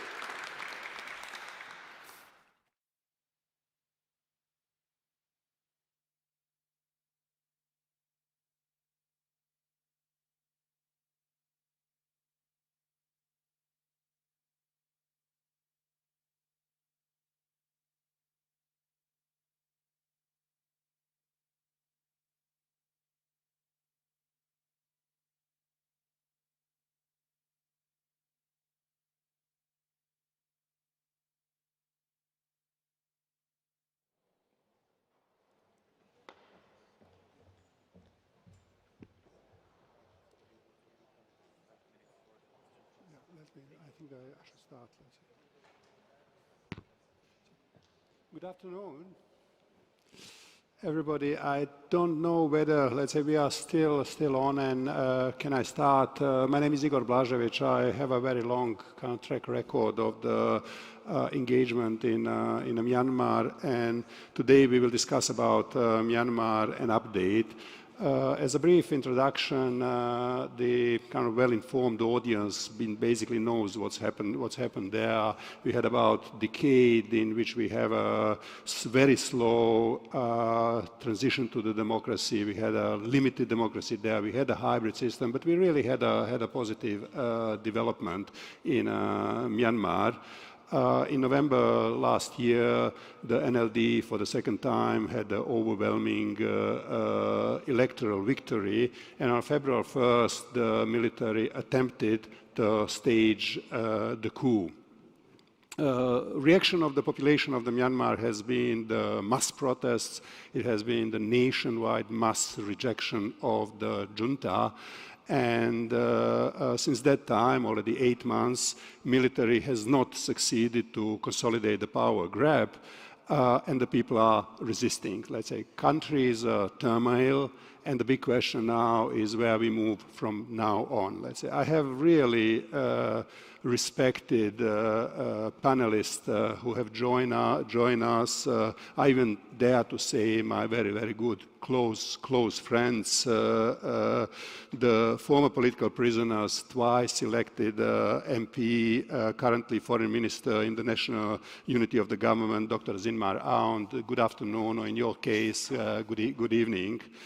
The prominent human rights defender, one of the most charismatic educator I have ever met in my life, the currently Minister of Human Rights in the National Unity Government, the Aung Myo Min, the former political prisoner, former student of mine, the human rights defender, Rohingya activist, the Wei Wei Nu, and the last but not the least, Dr. Constantino Xavier, the Foreign Policy and Security Fellow at the Center for Social and Economic Progress in New Delhi, India. Ladies and gentlemen, good evening or good afternoon. It's a really pleasure to be on a panel with you. Let me start a little bit personal. Story of the Myanmar is a hard story, let's say, so allowed me to start really from the personal angle. Our three colleagues from the Myanmar have a really extraordinary human personal stories behind themselves. They have been in a jail, they have been in a jungle, they have been in a hiding, and they're already more than 2 decades in a heavy struggle. So my question is, and starting with you, Zinmar, and I will then go to the others, is what drives you all these years and decades to take all these huge personal risks? Let's say if you are captured, let's say you are in a jail and you will be tortured, simple like that. Let's say. So what drives you to take this responsibility to go through this hardship? Zinmar. Thank you, Igor. Firstly, I'd like to express my deepest appreciation to the people and government of the Czech Republic and for being a long-standing friends of Myanmar in our journey to freedom and democracy. Actually, our struggle was inspired by the late President Václav Havel and his leadership during the darkest periods of our history. So I also want to express my appreciation to the organizers of the Forum 2000 for inviting me to speak here at the forum. As you mentioned, Igor, I was in the jail and I was in the parliament and I was in the jungle, as a politician and activist and member of the parliament who entered into the political arena and contested in the 2015 and 2020 general elections and a military-led roadmap drawn by the 2008 constitutions. Actually, originally our goals are very clear, that to establish the Federal Democratic Union and to guarantee the freedom and justice for our people. But, under the 2008 constitutions, and then we try to establish the Federal Democracy Union, which is also parallel with peace process. So we went to the polls with the idea that we can promote some kinds of democratic rights and spaces through the elections and quasi-democratic institutions, and the idea that dialogue is the most peaceful means to resolve political difference. However, the military choose otherwise and stays the coup again. So the military breaches the very constitution that they wrote and overthrew the democratically elected government. More importantly, the reason why I am still committing this cause is that military clearly neglected the democratic vote of the people. You know, we already suffer for our lifelong experience. Under the dictatorships, individual lives cannot be safe and peaceful. As long as we live in a dictatorships, our individual lives will be in danger. We have that kind of experience in the past, and so my goals cannot be complete until we can guarantee the establishment of the political system that guarantees the basic human rights of our citizens for the development of democracy and the fundamental freedoms. So if my generation does not stop this vicious cycle of military supremacy and free ticket to dictatorships, our next generations will continue to feel the same way. So I feel that we have not fulfilled our responsibility yet. So another thing is that over the past 8 months, the people of Myanmar have shown how much they deserve justice and freedom. They are giving up their lives and their families and their possessions. We have a responsibility to fight for democracy and human rights for the people who deserved, or such democratic rights and human rights. So I take my share of responsibility for us, and that inspires me. Thank you, Zilmar. Ang Myamin, let's say, what drives you? So this is responsibility. Go ahead, we can hear. Hello? Okay. Yeah, Zilmar mentioned about the 1988 uprising. That was when I was a university student, and I just want to join the peaceful demonstration calling for human rights and democracy. But the military staged a coup. What the return is the brutal suppression on peaceful demonstrators. So at the age of the 2022, I was a university student, so I decided to leave the country and to continue my struggle for democracy. In my eyes, I witnessed the bloodshed, and I want the justice. So I decided to leave and stay along the Thai-Burma border together with the other fellow students. And like right now, many of the Generation Z people are taking shelter along the border. I'm the one of them during the 1988. But I realized that I'm not very good in the military armed struggles. So I read as much as books as much as possible. And at the age of 22, the time, I got a chance to study Universal Declaration of Human Rights. This is the UN Declaration, which was adopted in 1948. It was the first time, even though many people call democracy and human rights in our country. And I read it through it, and I realized that this is what we didn't get a chance to enjoy, even though Burmese peoples are also human beings that described clearly at the UDHR. So I started to, read more and more by theory, all articles. But at the same time, I got a chance to witness the suffering of the ethnic people, especially the Karen, Shan, Karenni, and Mon people, that during that time in 1990s, the military staged an offensive against the ethnic people. They call 4 cut strategies: cut supply, cut food, cut communication, and cut recruitment. Many of the areas are declared free fire zone. So anyone found in that area will be shot without questioning. This is, actually happening along the Thai-Burma border against the ethnic people. So I decided to work on human rights for the people of the country who have never chance to study what is human rights mean to them. But every day they are experiencing the violation of human rights in their daily life. So that decided me to continue as much as I could along the border. I spent 23 years in exile. It is not so easy, you can imagine that, you know. So, but you know, I took the grant to study as much as I could, work for the people, documentation the cases of human rights violations. After 23 years, I got chance to return back home with a great hope that I could work better. I did it.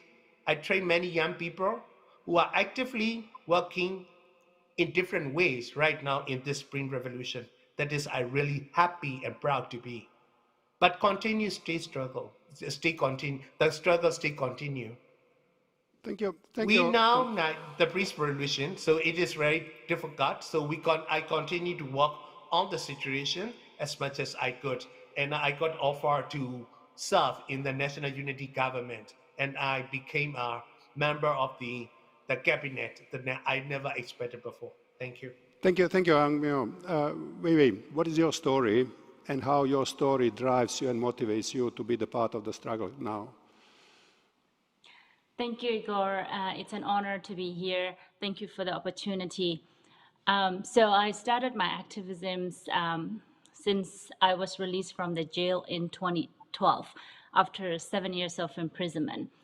Like many others in Myanmar, growing up under military dictatorship and also being a member of a political family, being a daughter of politicians, since a toddler, I have seen and witnessed and experienced many forms of repressions.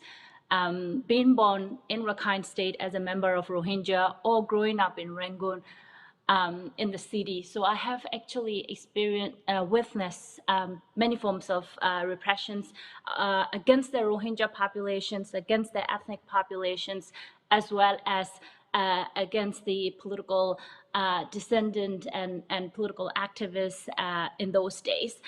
But it was when I was in prison at the age of 18 years,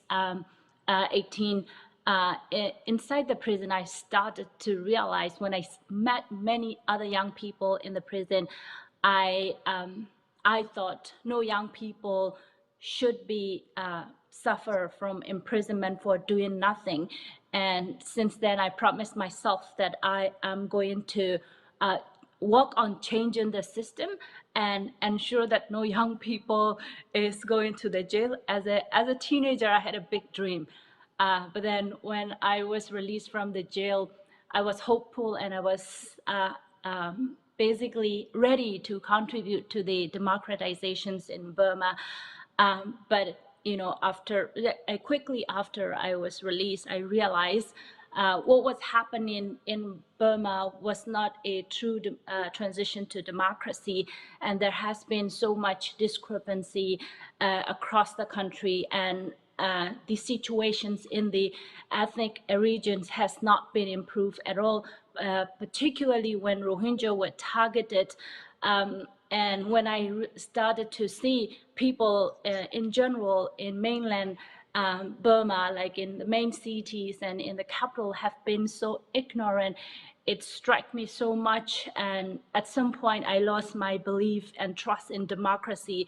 When I see like people who I believed in as a democratic leaders, people who are inspired started to compromise with their values and principle. At some point, I lost belief in democracy and democratic principle. But at the same time, you know, that is when I started to learn about democracy from you, Igor, and in many other institutions and places, reading books and so on. So I started to learn about the democracy more and more as I established my organizations and I started my activism. And then I regained my faith again. I realized democracy is the only way that gave us opportunity to speak and to discuss, to engage, and to basically, you know, we have a better opportunity in terms of changing the systems and creating a freer future for all people in the country. I think, you know, with that belief, I still keep my spirit, and I'm still contributing to the fight against the tyranny, against the military dictatorship. At the end of the day, my goal is not just to fight against the military dictatorship, but also all kind of authoritarianism, and tyranny, and really build a form of democracy that everyone's rights are respected and everyone is living in peace. Thanks. Thank you very much. I really wanted for the audience to start with these personal stories to understand that,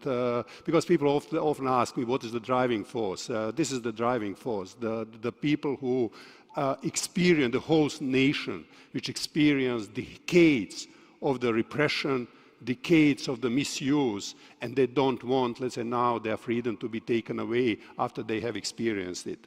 Myanmar is, let's say nowadays, since the coup, basically updates from Myanmar are only bad and tragic news. Let's say we hear about civilians being killed, about arrests, about tortures, about burned villages, about thousands of the IDPs running away, about economic meltdown, about escalation of the civil war. So it's all bad news. I say, but some of us who know country better, who follow more what's going on, I believe there is also a positive story in this kind of the current struggle. So Zinmar, Weiwei, I mean, do you agree? Is there a positive story, let's say now, in addition to the tragedy going on there? And if you agree, what is the positive story? Zinmar. Yes, I do agree with you, Igor. So even though under very, serious and very bad situations, well, we do believe that we will win this time, because one thing is that there is no turning back for us. As I mentioned earlier in your first questions, that the people of Myanmar have shown how much they deserved justice and freedom, and their perseverance and the task for freedom and democracy have moved to the country beyond the conventional framework articulated by many in the generation before them. So the Spring Revolution has given birth to a new politics, one that the country has never seen before, and one that has emerged, thanks to the younger generations, Generation Z. In fact, the military's attempt to take over power and the subsequent atrocities committed by its soldiers have changed not only Myanmar's political landscape, but fundamentally transformed its political psyche. A significant contributions also comes from the CDM's movement of civil servants and defectors from the military and police. And in addition to that, support from the Burmese diaspora is quite different and quite significant comparing to the previous 1988 revolutions. The Burmese diaspora community in exile, coupled with our, ethnic alliance, is now stronger than ever. So that is why the State Administration Council, SAC, has not been able to rule the country for more than 8 months after the coup. So what this shows is that our people are embarking on, one of the most likely revolution for victory. Thank you, Igor. Angmyo, I mean, how you see the positive story of this kind of tragedy evolving? Well, Dozima mentioned many aspects of the positive. The positive is always make us motivated, and also to carry on our commitment to struggle for democracy. And also what we mentioned about the this time, this is not just overthrow the military dictatorship. This is time to change our to change the system that create respect the diversities, and also understanding the different marginalization issues, and also bringing the solidarity among the different sectors and different generation, as well as different groups. In the 1988, we called to change the one-party system, which was run by military and a strongman General Ne Win. But this time, we know that the military coup is not acceptable, but we are thinking beyond that, changing the government or changing the military regime. We are thinking beyond that, and also thinking about the future federal democratic union. So this is the real breakthrough, I would like to say that. And also even during the Spring Revolutions, you can see that many of the marginalized people group, many of the the people who are being discriminated join together with the mainstream activists. That create very positive impact to understanding the sympathy and empathy and solidarity with the other people that mainstream people never think that kinds of human rights violation has been taking place.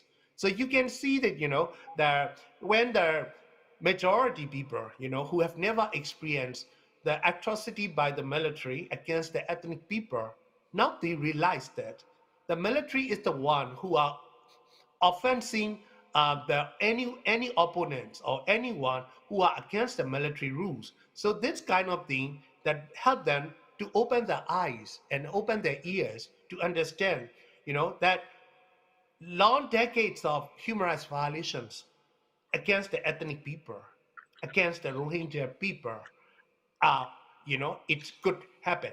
And so that is just the beginning. So really need to work toward to understand, to join in hand together in the fighting against the military, at the same time go beyond the changing the military and building the federal democratic union with a constitution that respects individual rights of everyone in the country. For me, the question of the Rohingya in Myanmar is the really utmost question, how much Myanmar society is really changing. Let's say you and I have gone through the very, very painful experience when you have been my student, and all other of our students there have been from the former political prisoners, NLD activists, the ethnic activists, and when we have been in a class, almost everybody asks, but what Wei Wei is doing in our class? She's a Rohingya, she doesn't belong here. So it has been very painful for her, it has been very painful for me, and we overcome it, let's say. How do you feel now? Let's say, do you feel, let's say, that you are included in a common struggle, or you still think that there are a lot of open questions? Okay.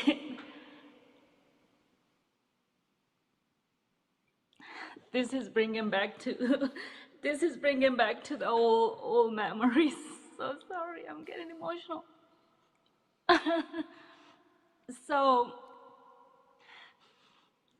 So I never thought, as growing up, I never thought I would be treated as alien, outsiders in my own country. And but as I mentioned, I grew up in very politically alert family, and so I understand who I was and who I am, and I never, also I understood that when I was younger, I knew that there has been some discriminations against my people and also persecutions, but I would never expect that, the fellow activists and people I admire would see me as outsiders. But yeah, that was the situations, but I never, it's never took me down, my belief and my I guess, so sorry, this is getting bad. Just go ahead. So, but I've never seen individuals, especially my colleagues and friends, as the situations as a whole. I never blamed them for that behavior or attitude. I always believed in changing the system and the and creating public awareness, and with the hope that one day situations will change, and it is not their fault that individual people in my country view, people against my people, their views against my people or other ethnic minorities. Since I was young, I understood, and I still understand that was the result of the decades-long military dictatorships and brainwashing and propaganda that they have done over the country. And that was the root causes that we have to address. The individual behavior, public behaviors, was the symptom of those root causes, and we have to fix it. Because I understand the root causes, I try to put my effort into changing that. So, and do you have a feeling?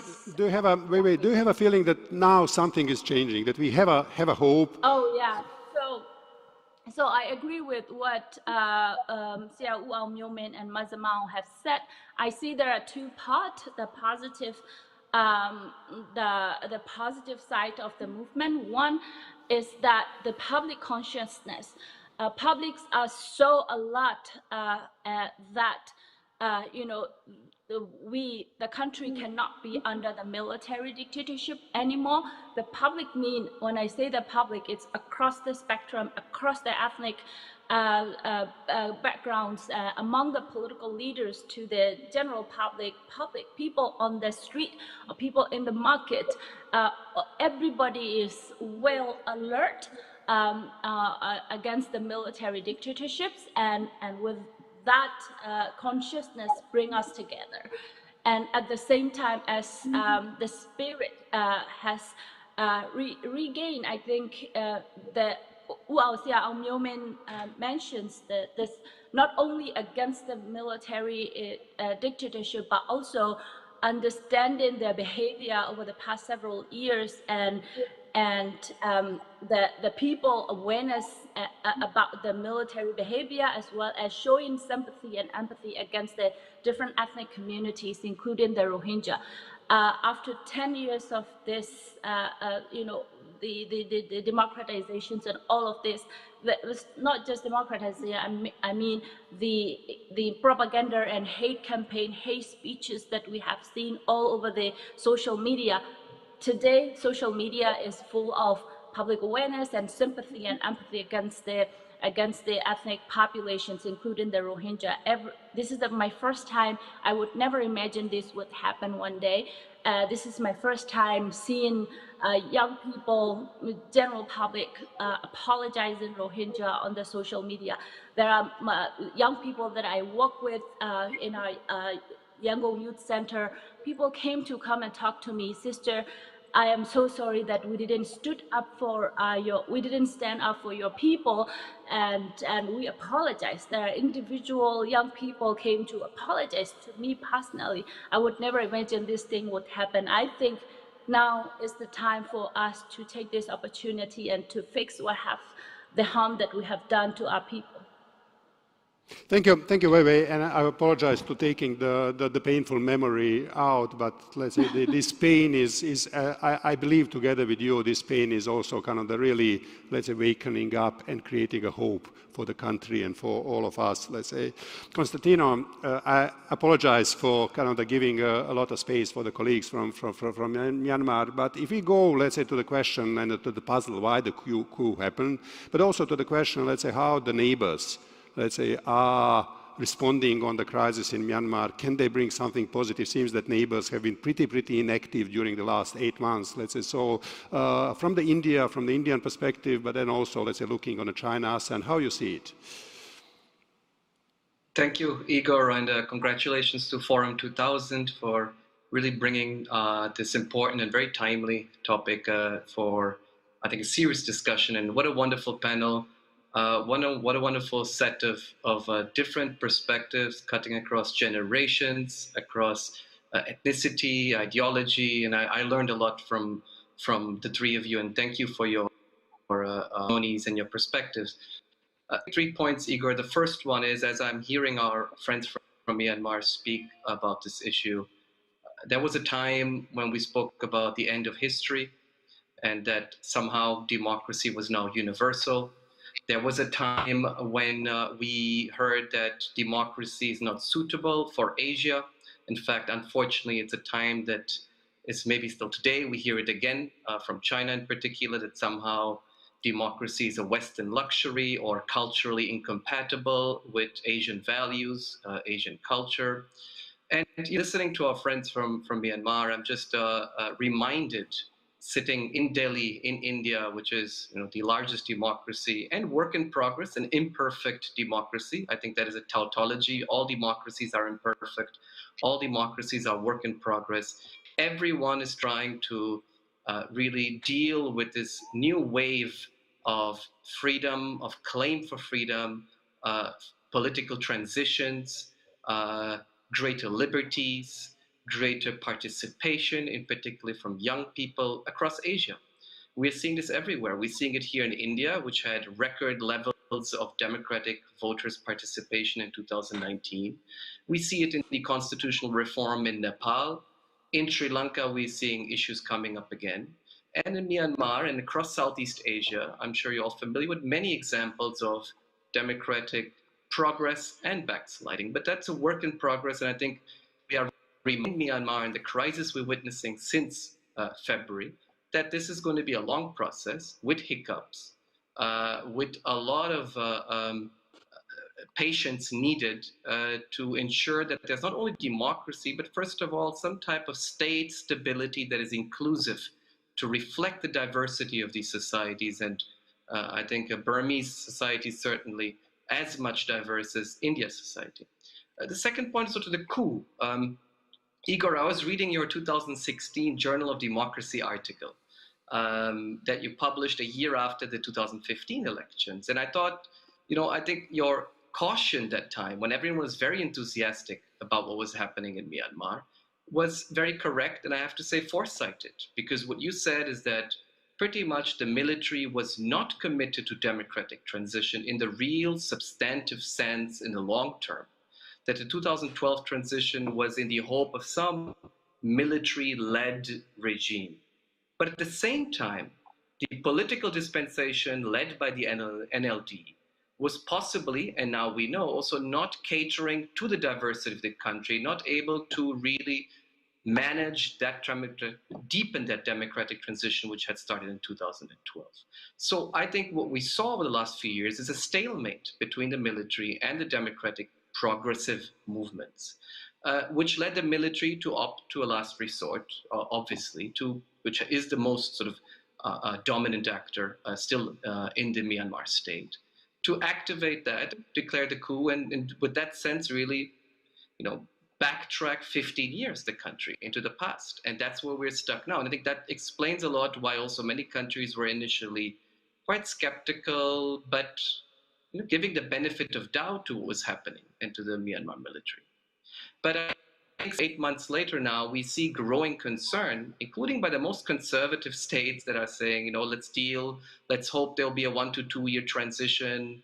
Sooner or later, they will have elections.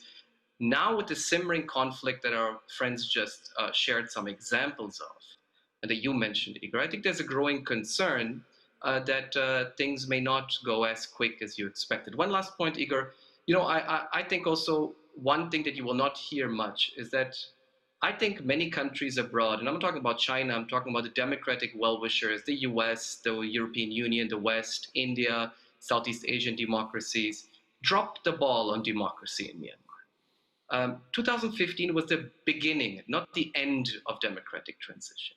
And I think often, international community gets very excited when the transitions begin and when the protests are happening. That's when the sanctions come in. That's when you push regime change, which is essentially what happened between 2007 and 12. But democracy really depends on nurturing, on assistance, on constant watch from the international community and capacity building to really flesh out new democracies. And there, I think, over the last few years, we've not seen too much, which also may explain the timing of the coup this February, where the military may have assessed a chance to actually get away with this coup. Thank you. I was already getting all the flashes. You have only five minutes, and I like this situation, let's say, where we have 5 minutes to ask all the complex, let's say, questions of the complex country like Myanmar. But let me quickly, let's say, Zinmar, what do you think, what are the few things that needs to happen and should happen then in the next, let's say, month or two, let's say, to change this negative dynamic we are now and maybe bring us back in some sort of the positive track? Thank you, Igor. Actually, I would like to start with the ASEAN. So ASEAN's roles and to engage with our problems. So actually, even 6 months have been passed since the ASEAN leaders meeting, and there is very little progress in the implementation of the 5-point consensus agreed upon by the ASEAN leaders and the military leaders. And it is important to remember that I would like to express our concern that military junta has clearly put its own people and their people on other people in these regions at risk by the respecting the Article 1 and Article 2 of the ASEAN Charter, and it has evidently belittled the purpose and principle of our association. So ASEAN Charter is the main legally binding instrument that hold us and our people together, and clear violations of this purpose and principle clearly undermining all ASEAN member state goodwill in building in better regions. So it is important to remember that the military junta is a terrorist organization, and MYANMAR is a war criminal who has committed atrocity to the people of Myanmar, including the Rohingya.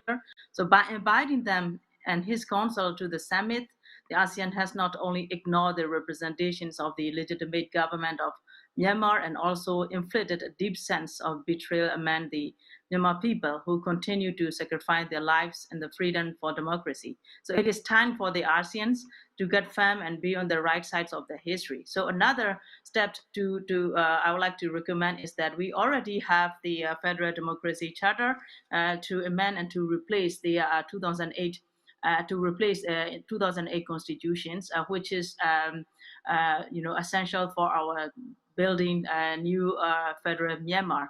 So we are working on it along with others, ethnic and political alliance. So we have our own political roadmap. So next few months there will be much more progress on our political settings along with our alliance. But at the same time, the military is now ready to commit another war crimes against their own people, especially in the regions of Chin and Kachin Zagain, and also in Karenni. So now there are a lot of leader forces are now there, and so they are ready to attack their own people again. So that's why I would like to raise and taking this opportunity to be aware of military actions against their own people.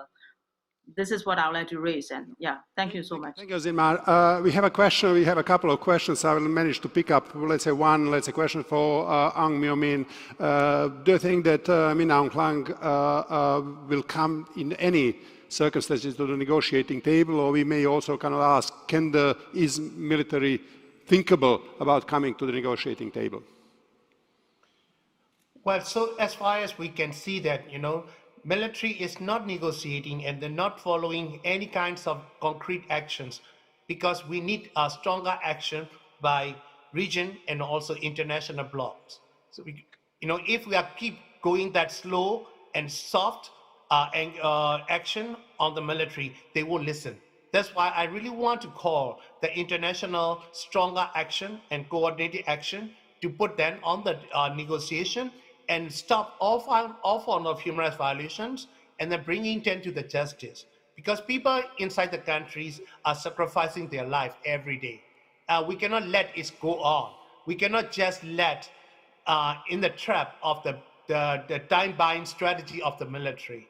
Military will use the time-buying strategies, and doing that, wait for the good time when you come. This is the strategy they've been using. So instead of waiting for the time-buying strategies, we should make special and concrete effort to bring them to stop all kinds of violations and then bringing them to the international court. This is the one way that we really need to work it on. So we have one more minute. I'm really sorry for that. There has been another question. Wei Wei, if you can try to respond to that. Let's say people from outside, civil society, individuals, can do to help civil society in Myanmar. I mean, there are many ways to help at this point. The moral support, financial support, technical support all of these are in need, and I think, you know, this is the time for you to basically, if you have to help our people, this is the time you can help. There are so many people in Myanmar, you know, resisting against the military dictatorship by sacrificing everything they have, from the ordinary people to those who have, you know, who have those who are leading, and it's incredible. People have nothing. They don't have food to eat, but they are still willing to fight against the military, and that spirit is incredible. And need your help, from the civil society, for the civil society organizations, as well as, you know, help amplifies the civil society's organizations calls and the movement calls in your respective countries. The calls on the sanctions against the military dictatorships, the calls on bringing the military leaders to the court, the calls on the referral to the situations of Myanmar to the ICC, to disengagement with the military. We cannot recognize the military dictators who committed genocide, war crimes, and crimes against humanity as a legitimate government, despite of they don't really have a legitimacy from the people. But they are war criminals, they are international criminals, and they cannot be recognized as a government of the country. And you all can help us to amplify our voices by asking your government not to engage with the military leaders. Thank you very much, Constantino. Thank you, Aung Myo Min, Zinmar, Wei Wei. I apologize that we had a limited time, let's say, but on the other side, I'm very, very grateful for the colleagues from the Forum 2000, which gave us opportunity to highlight the situation of the Myanmar. Let's say it's a hard struggle, but I think it's a hopeful struggle. Let's say thank you very much, and stay strong. Thank you.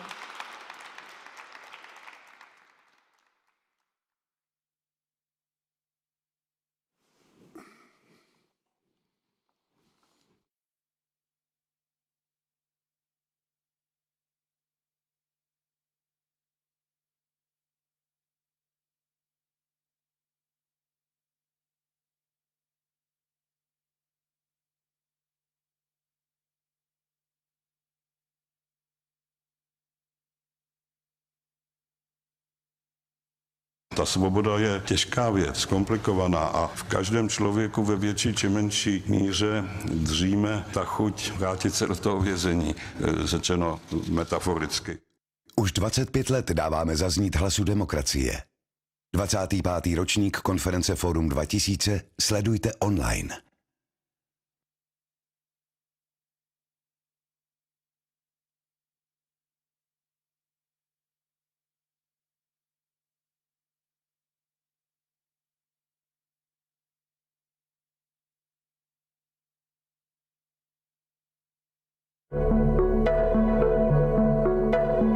Václav Havel, Joe Sasakwala, and Elie Wiesel founded Forum 2000 for a purpose. We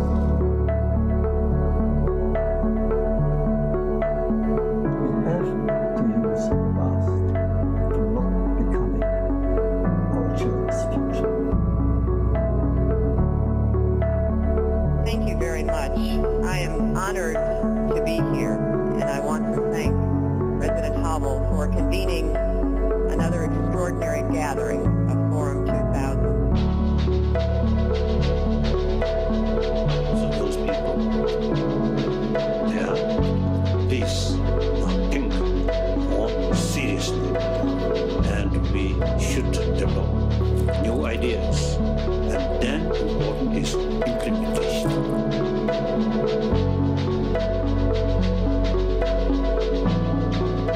Dámy a pánové, vážení přítomní, já vás co nejsrdečněji vítám na konferenci Forum 2000.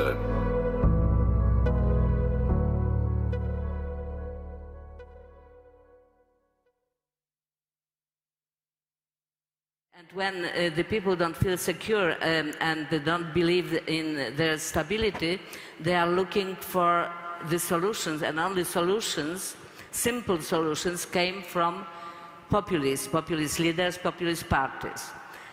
In my opinion, they are worse than the sickness itself, but by now they are efficient, and I think that for years to come, probably the populist leaders will be winning elections in several countries. And in post-communist countries, what is in common, they are different because, you know, Poland is, for example, very Catholic, so Catholic Church made the alliance with the state, and it stabilized the conservative government.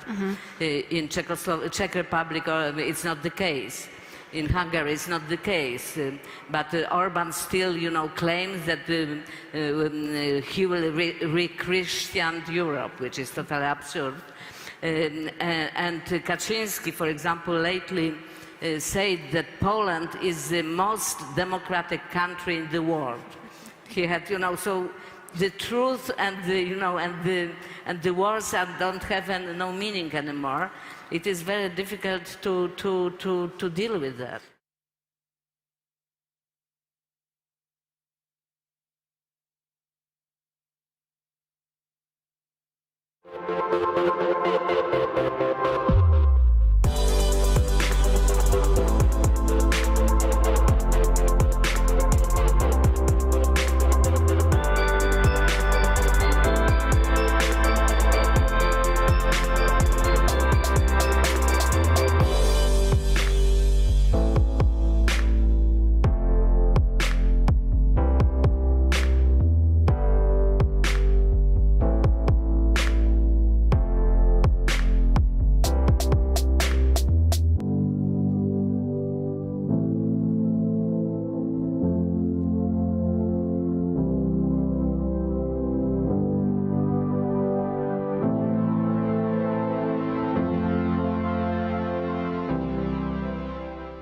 Dear friends, welcome to another Forum 2000 on mindset.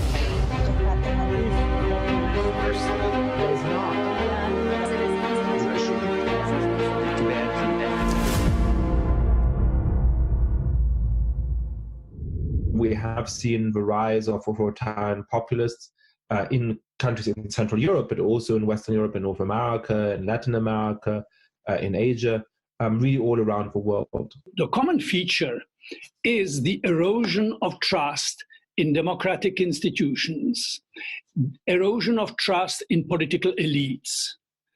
Populism, polarization, and post-truth, I think, explain the politics in a lot of the world today. Restrictions against civil society have been happening for the best part of a decade now in authoritarian regimes, but also in many democratic countries as well. And these are all things, in addition with like a big cultural change, cultural modernizations, that make people more prone to vote for parties that are less committed to democratic norms. Why people vote for people who promote policies or who represent policies that will actually harm them. You as a populist are for the people and against the elites and intellectuals and experts and doctors and scientists. Lukashenko was always master of manipulation, of sending the right messages at the right moment, at the right time, so everyone is happy. What I'm really worried about, once they control sort of the public sphere, then citizens don't hear anymore about opposing views. And then it's very difficult for citizens before an election to form their opinion. But I wouldn't say this is a divide east-west. This is a divide within our countries.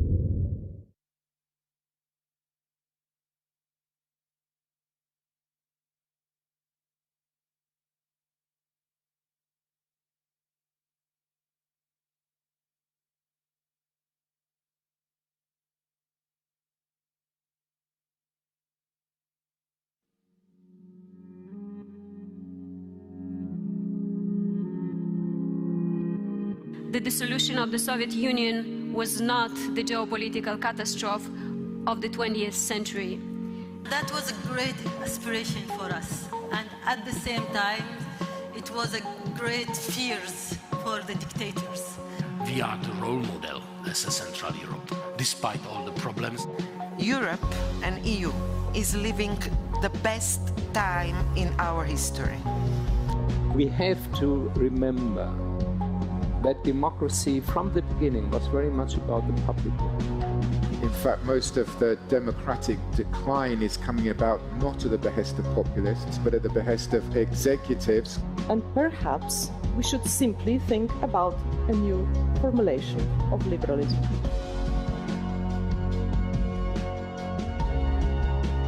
In the absence of geopolitical stability, you're not really going to have progress in smaller countries.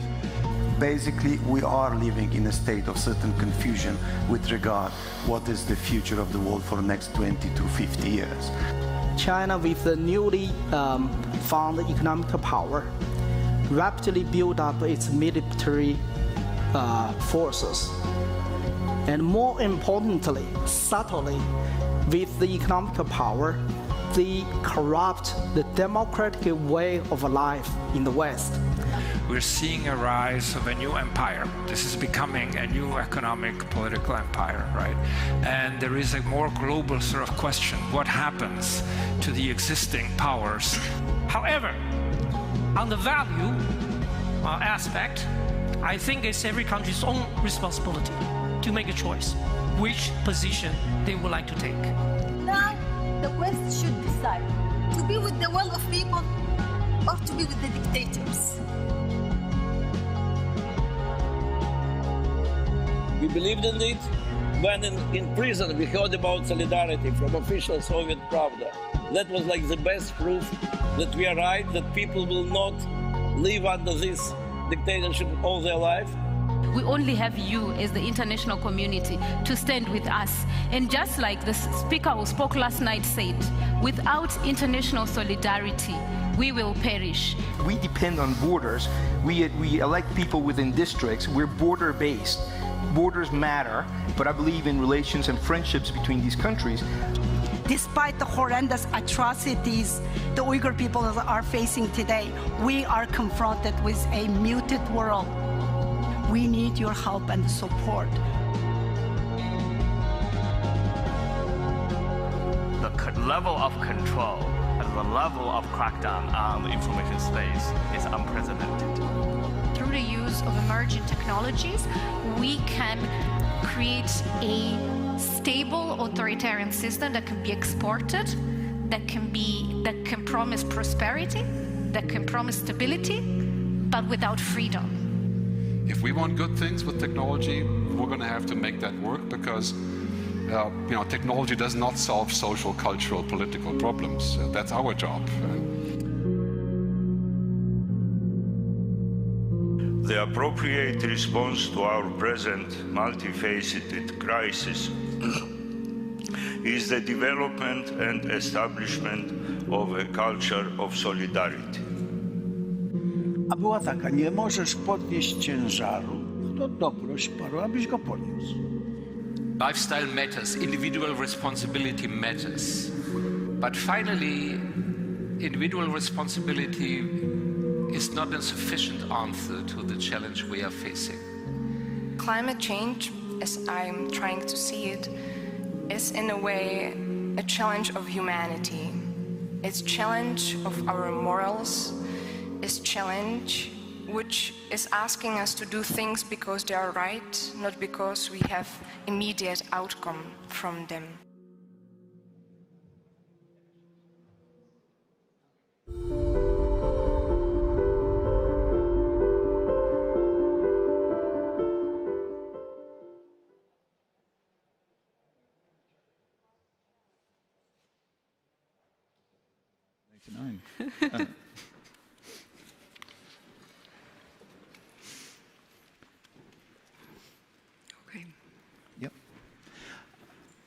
Hello and good afternoon and welcome to the Forum 2000 annual conference, and we will have 3 consecutive panels on pretty much the same topic, but we will be going into different aspects of this. It's all about information in the digital space. My name is Kirill Sikotsky. I'm the Regional Director for Europe and TV production at Radio Free Europe, Radio Liberty.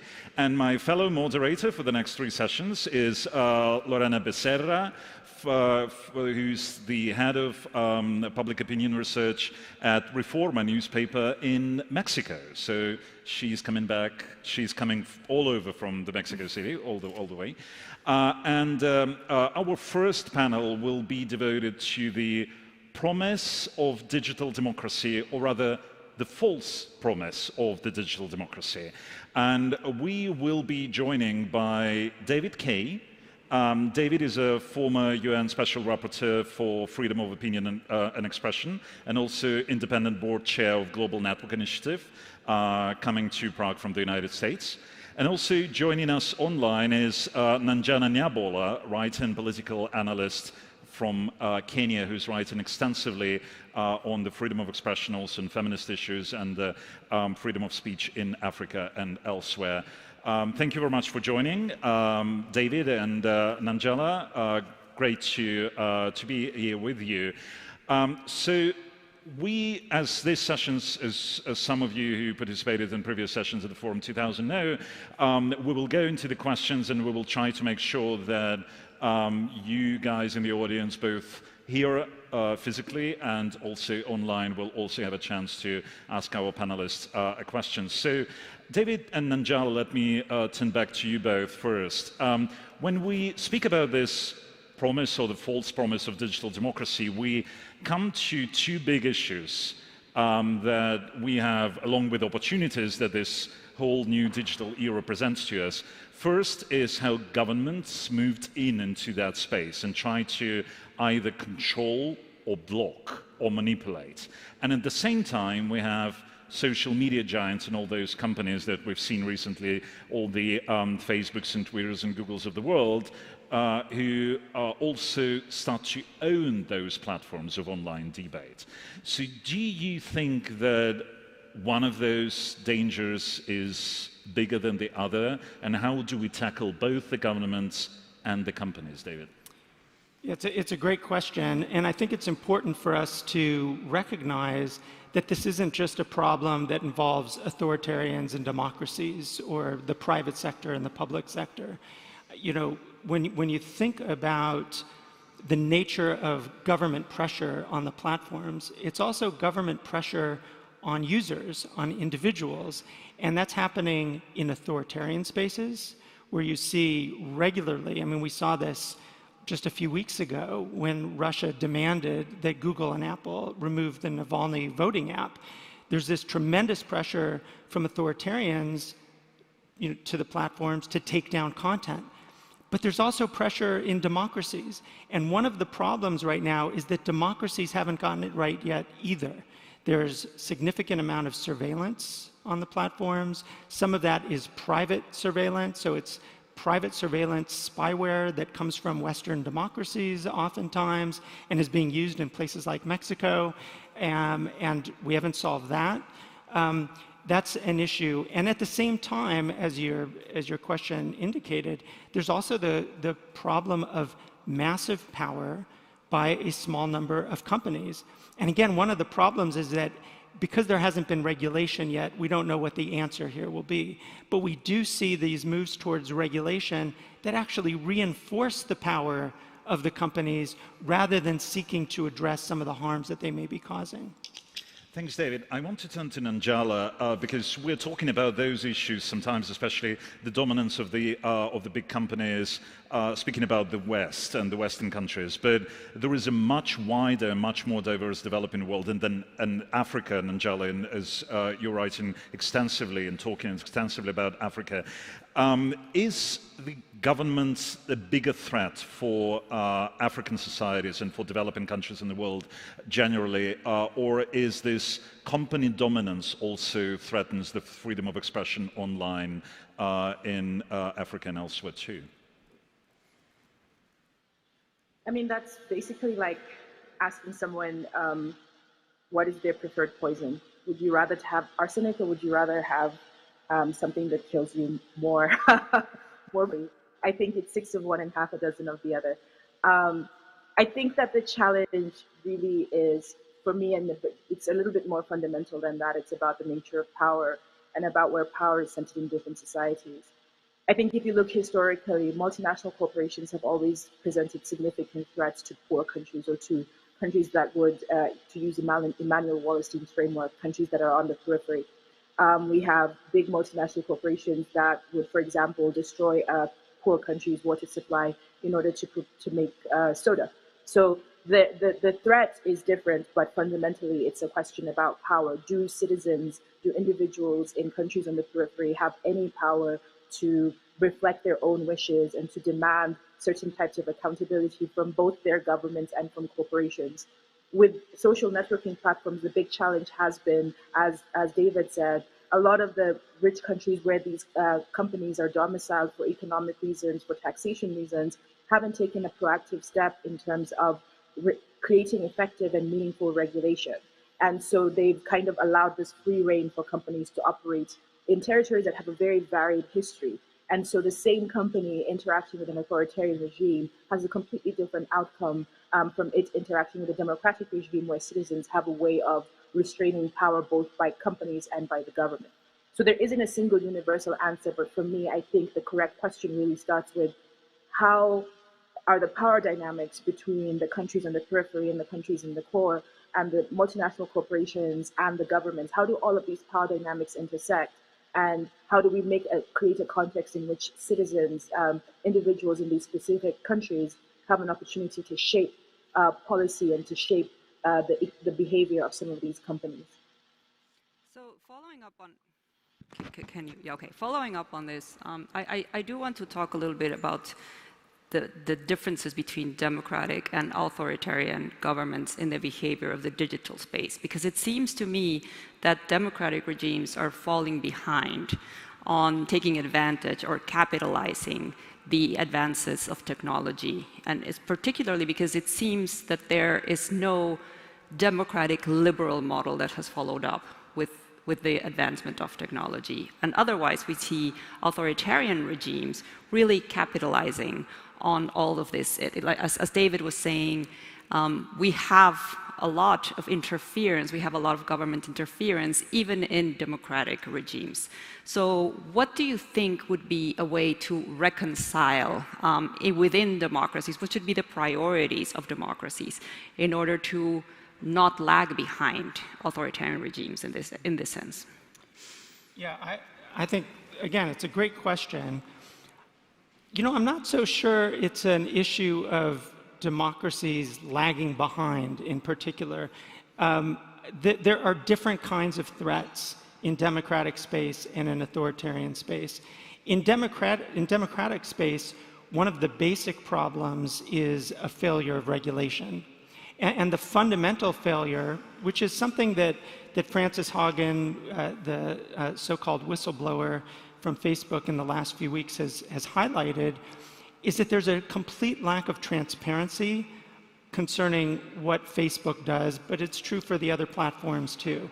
We really have very little insight into how the platforms operate, and we haven't had the kind of regulation that would open them up to that kind of transparency. And that kind of transparency would allow users to decide whether they actually want to be on these platforms or not.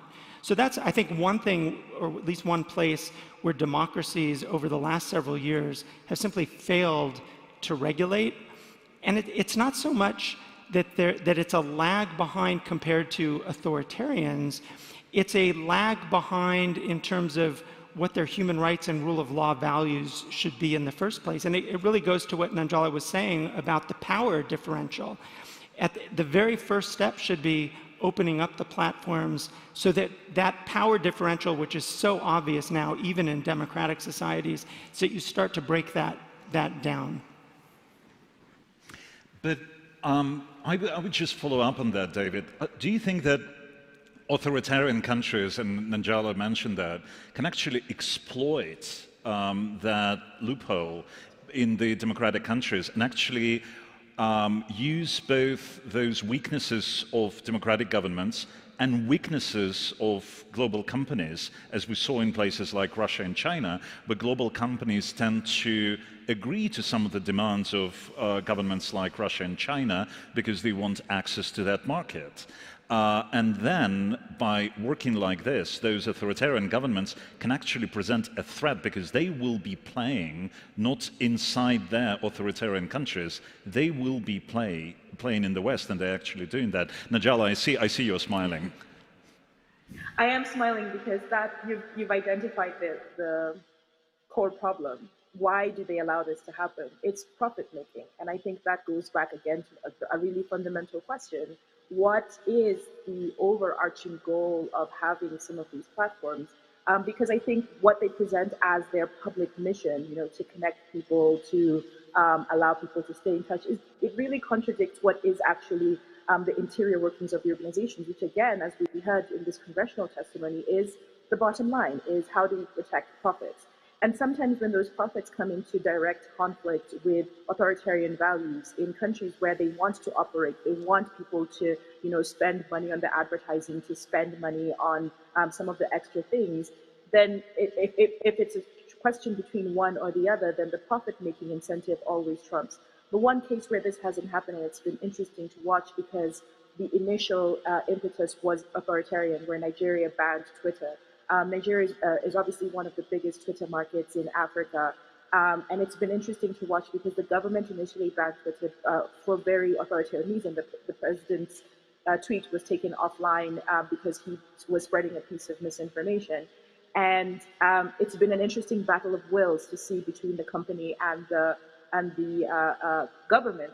But of course, this is one example out of a series of examples that, as some of the ones that you've mentioned, whereby the profit motive has completely outweighed this public posturing. As the public good is why we're doing this, is why we're trying to enter these markets. So there is an underlying tension for sure. And 98% of the time, the real issue is that the companies will choose the bottom line over any kind of public facing or obligation to the public, and that's a huge problem. Yeah, I think that when you're talking about regulation, there are, it seems to me, and coming from Latin America, perverse incentives for governments to self-regulate on this, because there is access to harvesting information of social media users that can be used to their own benefit. So why would they self-regulate? So where would you see the pressures to regulate coming from? Well, that's going to vary from country to country, right? And some of it comes organically from within the politics of a particular country. So right now you finally see a bit of pressure in the United States for some real regulation. It's taken quite a long time to get there, but we seem to be, and I wouldn't guarantee anything. It could all get screwed up at the in the next year or two. In fact, it's hard to see much legislation coming. But putting that aside, you can see the demand for it rising. You see it in Mexico as well. I mean, you certainly see it in the context of surveillance, a demand for regulation, for control of government, and maybe this gets to where there's difference between authoritarians and rule of law-based societies. In rule of law-oriented societies, we expect the public to have a role in legislation, in having, kind of taking public opinion and making it real in the context of lawmaking. You don't see that so much in authoritarian societies, and that's a real split in many respects. But I do think that as we're thinking about the authoritarian side, there is something, I mean, I agree with Nanjala 100% on the profit motive, but at the same time, where we are right now is that there are large numbers of people in authoritarian societies who are using the platforms to organize, to share information, to do all sorts of things that we think of as kind of public-oriented, public interest, and governments are onto them, and they're restricting it. And the problem maybe that is hard to see is what can rule of law-oriented governments, what can democracies do in order to essentially say to the authoritarian governments, stop doing that. Stop using these platforms to repress freedom of expression, interfere with privacy and all that. That's not existing right now. Do you think they will listen? I want to ask Nanjala one question, and we will open up the space for questions, because maybe one or two questions will come from the audience. Nanjala, I want to, I read your op-ed that was published on Al Jazeera just yesterday. It's a brilliant piece where you write that now we see what's happening now with social media platforms is an invitation to remind ourselves that there is such a thing as too much concentration of power. And the article that you wrote is actually has a brilliant title. It says, we may not want the future that the Facebook is building for us. So, and the two questions you're kind of raising, but I would like you to maybe answer them yourself as you see them, is Facebook ready itself for the future that they're building? And are we ready to live in that future? My reading is that the answer to both of those questions is no. And that's really the point that I was making with the piece, is that when these two things happen in a very quick succession, both the congressional testimony and the response to it, the PR response to it, and then the international shutdown, 2 billion people who rely on WhatsApp, especially for different reasons, completely offline in a way that was so banal and so because like an entry-level mistake, how do you centralize so much information and so much power in a single company? And centralization has been at the core of Facebook's acquisition model. They buy Instagram and then hand over all of Instagram's information to Facebook. They buy WhatsApp, hand over all the back-end information to Facebook. Even breaking agreements with the people who started those companies.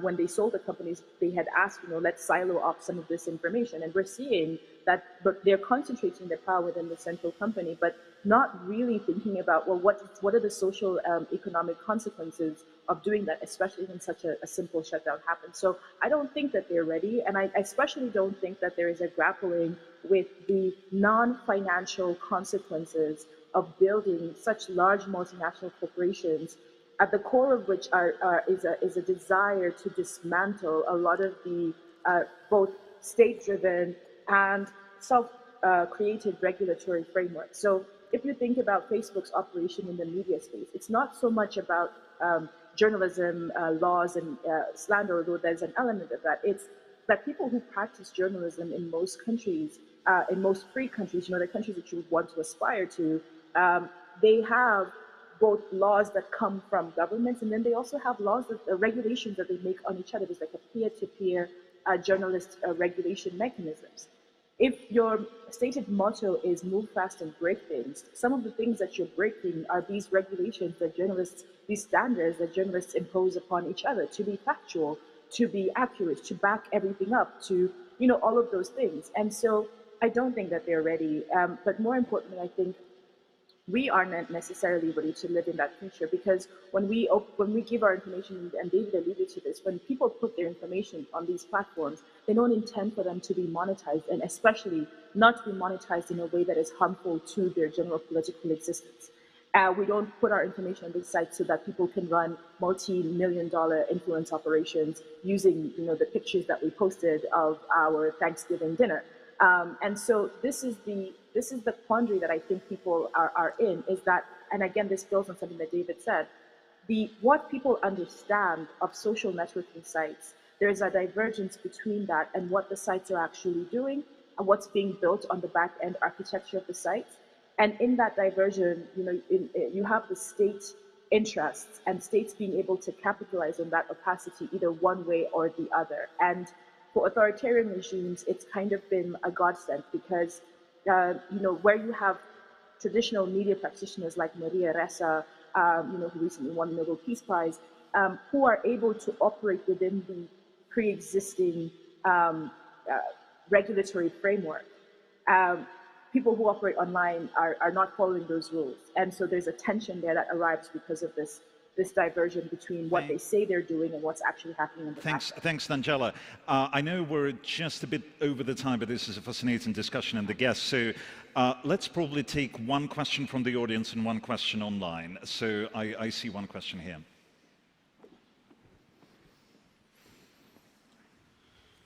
Thank you. My question is for all the panelists, and it's it's one thing that regulating these platforms is extremely difficult, and getting to the point when we actually have reached an agreement with them, God knows how long it's going to take.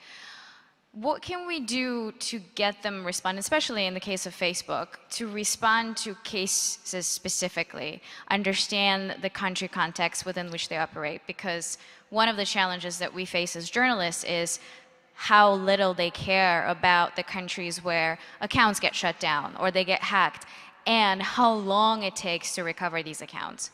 So, if you can shed some light. Yeah, no, this is absolutely correct. I mean, one of the things, and you could compare a couple things, right? Look at Black Lives Matter protests and color of change-oriented protests in the United States, and the response that Facebook gave to those, which was, I'm not sure I would say robust, but it was real, it existed.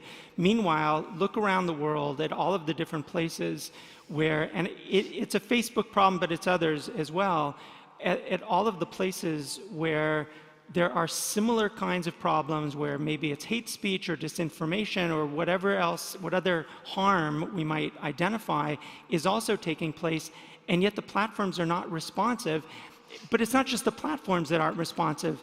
Americans aren't responsive to it either. So Americans aren't really demanding that a company that is an American company actually behave responsibly when it's acting outside its borders. Whether there's a regulatory fix for that, I don't know, but there isn't that kind of public pressure that you see for the internal. Okay, and we have one online question. I don't know if Nanjala, you wanted to add something very briefly to that? Very briefly, just to say, not only are they not responding, but in other cases, acting in the interest of the government. So as we saw with the End SARS protest in Nigeria, not only did these were protests against police brutality, but all the posts were taken down and nobody could really understand why. So it's not even just a question of not understanding the context, but acting contrary to the public interest. But yeah. Okay, so we'll take one question online. With governments in authoritarian and hybrid regimes cracking down on online debate and freedom of speech, what tools can activists use to fight back against these regimes in the future? And let's keep the answers short again. Well, the whole panel is like the length of a tweet anyway. So, I mean, what I would say, what I would say there is activists should be focusing attention in these cases, and it goes back actually to Nanjala's last response, I think, which is demanding not just transparency from the companies, but also transparency from governments. But the transparency from companies is really important, and it's not at all granular. We know very little. For example, the instances where there's a demand that Facebook or Twitter or YouTube take down public debate or criticism of government, oftentimes we don't know what actually happened. Who made the request? What was the request? What did it involve? What was the illegal nature of the content itself? We don't know much of that. We should be demanding transparency from the platforms and from governments on these things. Nanjala, do you want to add something? Yeah, I think that also we need to re-emphasize the value of civic solidarity across national boundaries. I think one of the few places a lot of digital rights activists work transnationally precisely because there's so few in their country, but when they work together across boundaries, you kind of start to see some of these issue changes. And in the landscape of thinking about regulation and power, I think we often get so fixated on the companies and the governments, and we forget that there are 7 billion people all across the world who would benefit from some of these changes. So thinking transnationally and working in solidarity across boundaries, I think, is one of the assets that people who are on these who are trying to better these platforms can work together, and sharing information, sharing knowledge. Honestly, it's the only reason why some people have managed to stay online this long, keeping each other one step ahead of the authoritarian instinct. Thanks. Thanks a lot to our first panelists, to David Kay and Nanjala Nyabola. Thank you for joining us. So this is kind of our first of a triptych of sessions about information in the digital space. So all of them are length of a tweet. So we spoke generally about the issues that are in front of us, and this is kind of a general topic of the Forum 2000 annual conference this year, is about building back democratically. What are we exactly building back, and what are the pitfalls that are in front of us? And we'll take a closer look at two specific cases, which is Latin America and Russia. Those will be the second and the third part of our triptych. So Lorena, probably you will take away with Latin America. Okay, yes, thank you. So we have two wonderful panelists. We have Gerardo Bertin. He's joining in online. He's director for Latin America and Caribbean program at Freedom House. And we have Eduardo Magrani, who is the president of the National Institute for Data Protection in Brazil and affiliate at the Berkman Klein Center for Internet and Society at Harvard University. Hello. Hi, Gerardo. Hello. So, Gerardo, I want to start off with you. The Freedom House released a recent report where they are very pessimistic about, and this is on the side, what we were discussing in the previous panel, on the side of the citizens, and how citizens can demand their rights regarding internet freedom. And what you find is that internet freedom has been decreasing in most countries over the past few months, and that the push to regulate the tech industry is a masked intention to have access to private data. And we see this in, as David said, the rule-based countries. So what would be your sense of what the future holds? And I want to talk about this for the region of Latin America particularly, and with presidents as visible as we see, like Bolsonaro, Andrés Manuel López Obrador in Mexico. Thank you. It's very good to be here in Forum 2000. Sorry I cannot be there in person, but very happy to be with Lorena, Kirill, and Eduardo talking about this very important topic.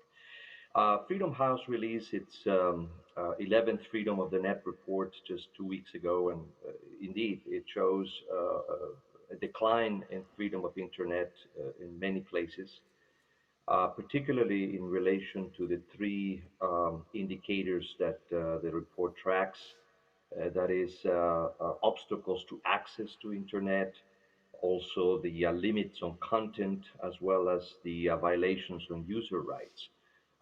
In Latin America, we actually track 11 countries, which includes the United States and Canada. This year, we added 2 countries to the Americas, Nicaragua and Costa Rica. And in that particular analysis, first of all, the United States has shown its 5th year of consecutive decline. And Canada continues to be the country with the, with the greatest freedom of internet. And not surprisingly, countries like Cuba and Venezuela have the least freedom of internet because of their type of regimes. It is concerning at the same time, but certainly the report has taken the conversation to a policy dialogue level to understand something that you were talking in the previous segment about how to regulate and who regulates this new transnational tool. And certainly all of the dynamics between democratic governments and authoritarian governments trying to use this tool for different purposes. But the analysis actually shows, countries like Argentina and Brazil still being kind of in the middle, whereas countries like Colombia, Ecuador, and others also trying to come up with certain solutions. And I'll talk a little bit about Ecuador later because they just did some very interesting in the past year that talks about accessibility to data, private data. Okay, and actually, I think this fits in perfectly with what Eduardo. He also released a report on Brazil particularly, and what we see is that these gray areas in regulation have allowed for specific, and I don't want to say just governments, but specific political actors to step in and basically violate the agency rights of individuals, right, with political ambitions in mind. So you suggest a series of actions that can be done in order to prevent this? Can you talk a little bit about that? Yeah, sure. First of all, thank you so much for the wonderful organization. It's a pleasure to be with you all here. Thank you, Petra, for the invitation as well. I think our discussion here is heavily connected to the previous one as well. We're just narrowing it down. But just to bring a bit of context, we have to keep in mind that we're talking about certain challenges, but not all of those challenges are new. We're talking about misinformation. We're talking about political manipulation, and we're also talking about fundamental rights. I was one of the co-developers of the Internet Bill of Rights in Brazil, and back then I remember some people saying that it was impossible to regulate internet at any way, at any level. And nowadays, we not only figure out that this is possible, but there's also a need for that. We have to address fundamental and human rights such as freedom of expression, access to information, autonomy, etc., through the digital sphere. The question now is, how do we do that? But it's pretty clear for everyone nowadays that our lives, our citizenship depends heavily on the connected public sphere. And it's impacting our lives, it's impacting the way we exercise our political rights, so on and so forth. So nowadays, we have different problems to tackle. So first of all, there is a responsibility of the state to produce good regulation about such complex topics like fake news. There is the responsibility of the private platforms. There are huge monopolies nowadays, and upon which certain human rights like freedom of expression and access to information depends on them as well. So how they cope with this huge responsibility of being the monopolies that enable such fundamental rights. And at the end, as my colleagues were mentioning before, even the responsibility of the citizens. They must be active. They must actively understand that there is an ethical approach by not sharing a fake news with your relatives, with your colleagues from work. So three very different responsibilities that we can talk a little bit more on this panel. And those responsibilities, they tackle different strategies. For example, when we talk about political manipulation, because I think the discussion really gets interesting when we zoom into certain challenges. So when we talk about political manipulation, this is not a new phenomenon. But what is new is that we are living in the world of big data, where I can perfectly know about one person's dreams, tastes, but also each person's fears. And it's easier to manipulate someone if I know individually their fears. And then we have the possibility of political manipulation on anabolic steroids nowadays. And this is recent in the history of humanity. We've never seen this same amount of data that permits an algorithm to understand what will be my next purchase on Amazon, but also the next person that I'm going to vote in, etc. So we can explore more about those different phenomena. So just taking up on that, let me just pose this to you, because I'm thinking about, for instance, Brazil and Mexico, where we have a huge segment of the population that is in extreme poverty or in poverty conditions. We have a not so huge, but an important segment of the population with illiteracy, right? So how do we expect that those citizens to start being aware of their rights, to actually start being on the channel of demanding those rights, right? Because it's very easy to have an access to social media, to a smartphone in general. So how can we enable societies to transform into that mindset when we have those structural conditions in countries like these? Whoever wants to answer. Yeah, so on that regard, there's a cultural aspect. So in Latin America, we still face a huge digital divide. So fundamental rights passes through the digital sphere, and those people, they cannot access certain rights. So this is the first thing. But for those that do have access to internet, what can they do? First, they need to be educated. So I like to think about education as this first fundamental pillar. It's the responsibility of the state to raise awareness, to educate, but it's also responsibility of the companies to try to facilitate this education. So certain companies like Facebook and WhatsApp and even Twitter, they have some interesting initiatives to bring this awareness. So we had a huge COVID misinformation in Brazil, and WhatsApp created a specific group for people to understand what is a fact and what is a fake inside one WhatsApp group to facilitate this awareness building. So this is one example, but it doesn't matter if you create this actively as a company if the user is not interested in that. And there are some researchers saying that people are not interested in seeking the truth. They're interested in aligning their previous ideologies to what they are seeing on the social networks. And that's very dangerous from the point of view of democracy. For a good democracy to work, we need to contrast different ideologies. And now in some social networks, we have this so-called filter bubble effect, where I think that all the group think alike me, and therefore I think my view or my perspective of the world is the majoritarian perspective. And this might not be so, because I'm not contrasting my view. So the way certain platforms work can be very bad for this awareness as well. And it can differ from platform to platform. When we talk about WhatsApp, we're talking about an end-to-end encryption platform, which is much harder to moderate. In fact, you cannot moderate, such as you can on Twitter or Facebook. So in Brazil, people are heavy users of WhatsApp groups. So if access to information and freedom of expression is passing through this specific platform that uses this specific technology, how can we guarantee a healthy democratic debate? And this is a pretty recent phenomenon.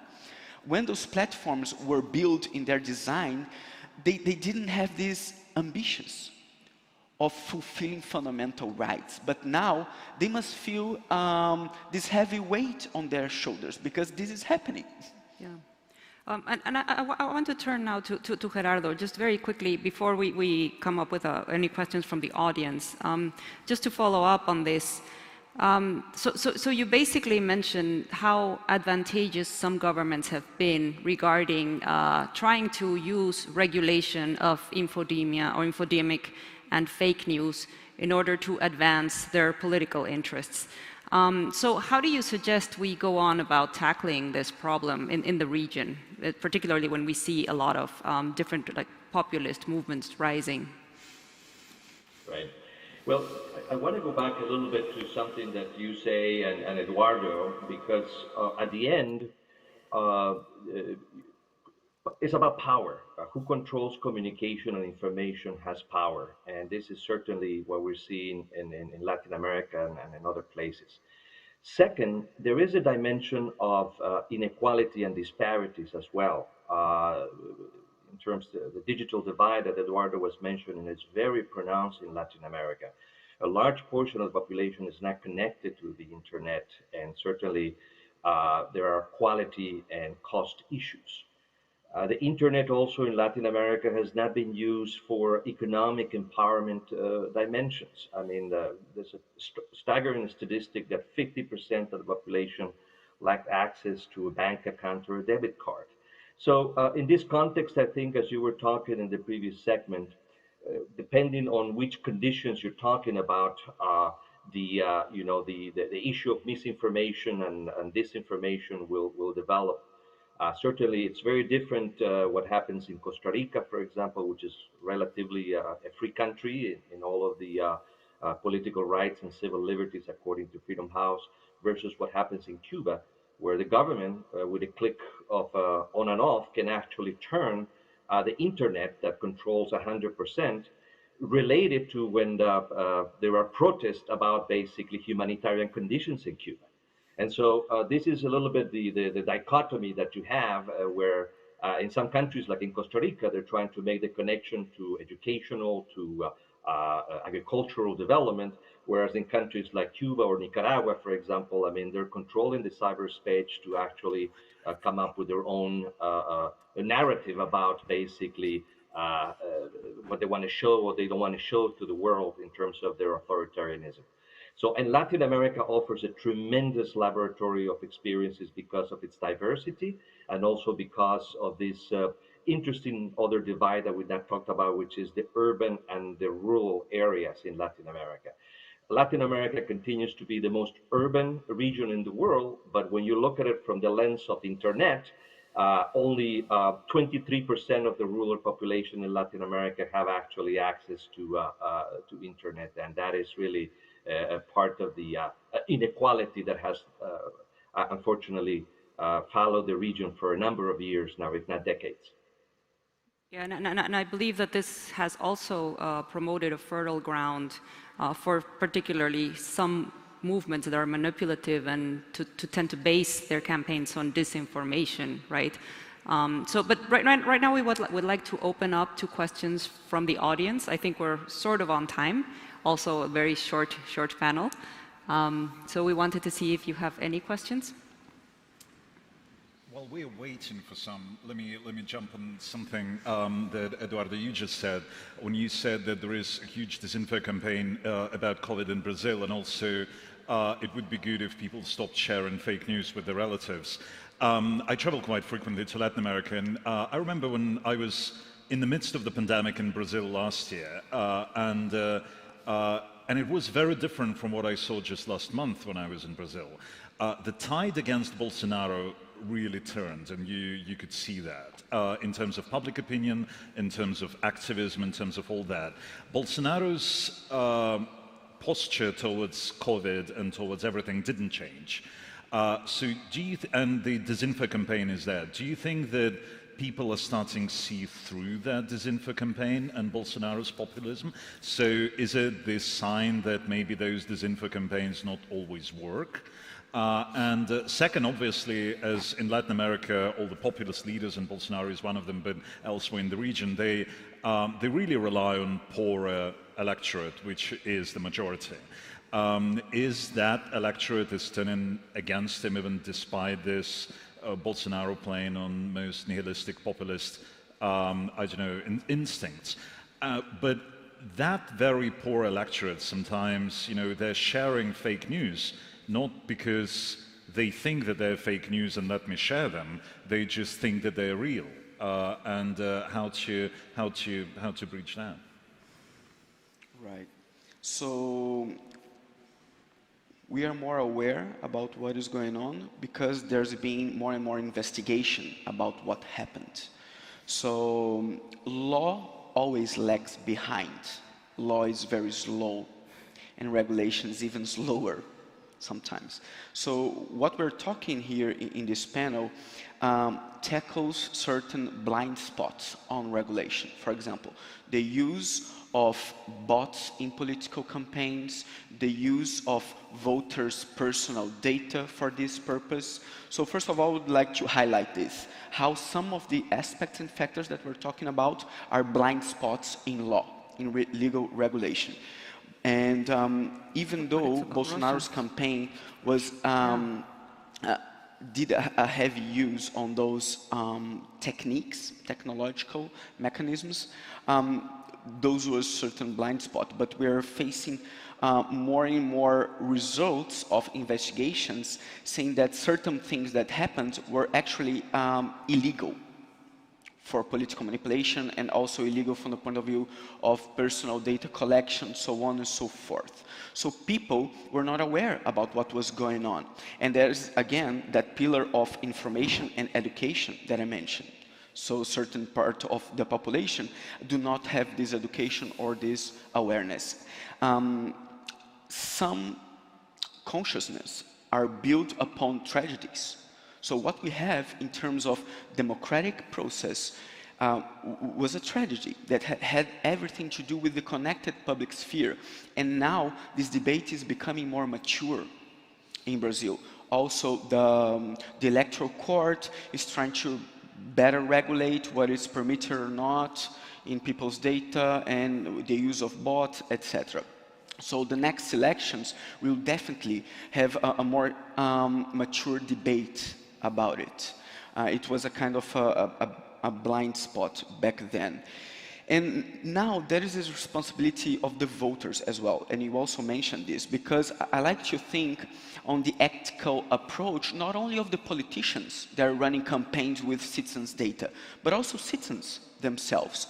So the first question is, are people really aware about what is going on in political manipulation, micro-targeting, use of their data, etc.? And I think they are not. From what I can perceive from my researches, etc., they are not. When I talk about privacy with people, they are not aware about what is going on. And then the second question is, do they care?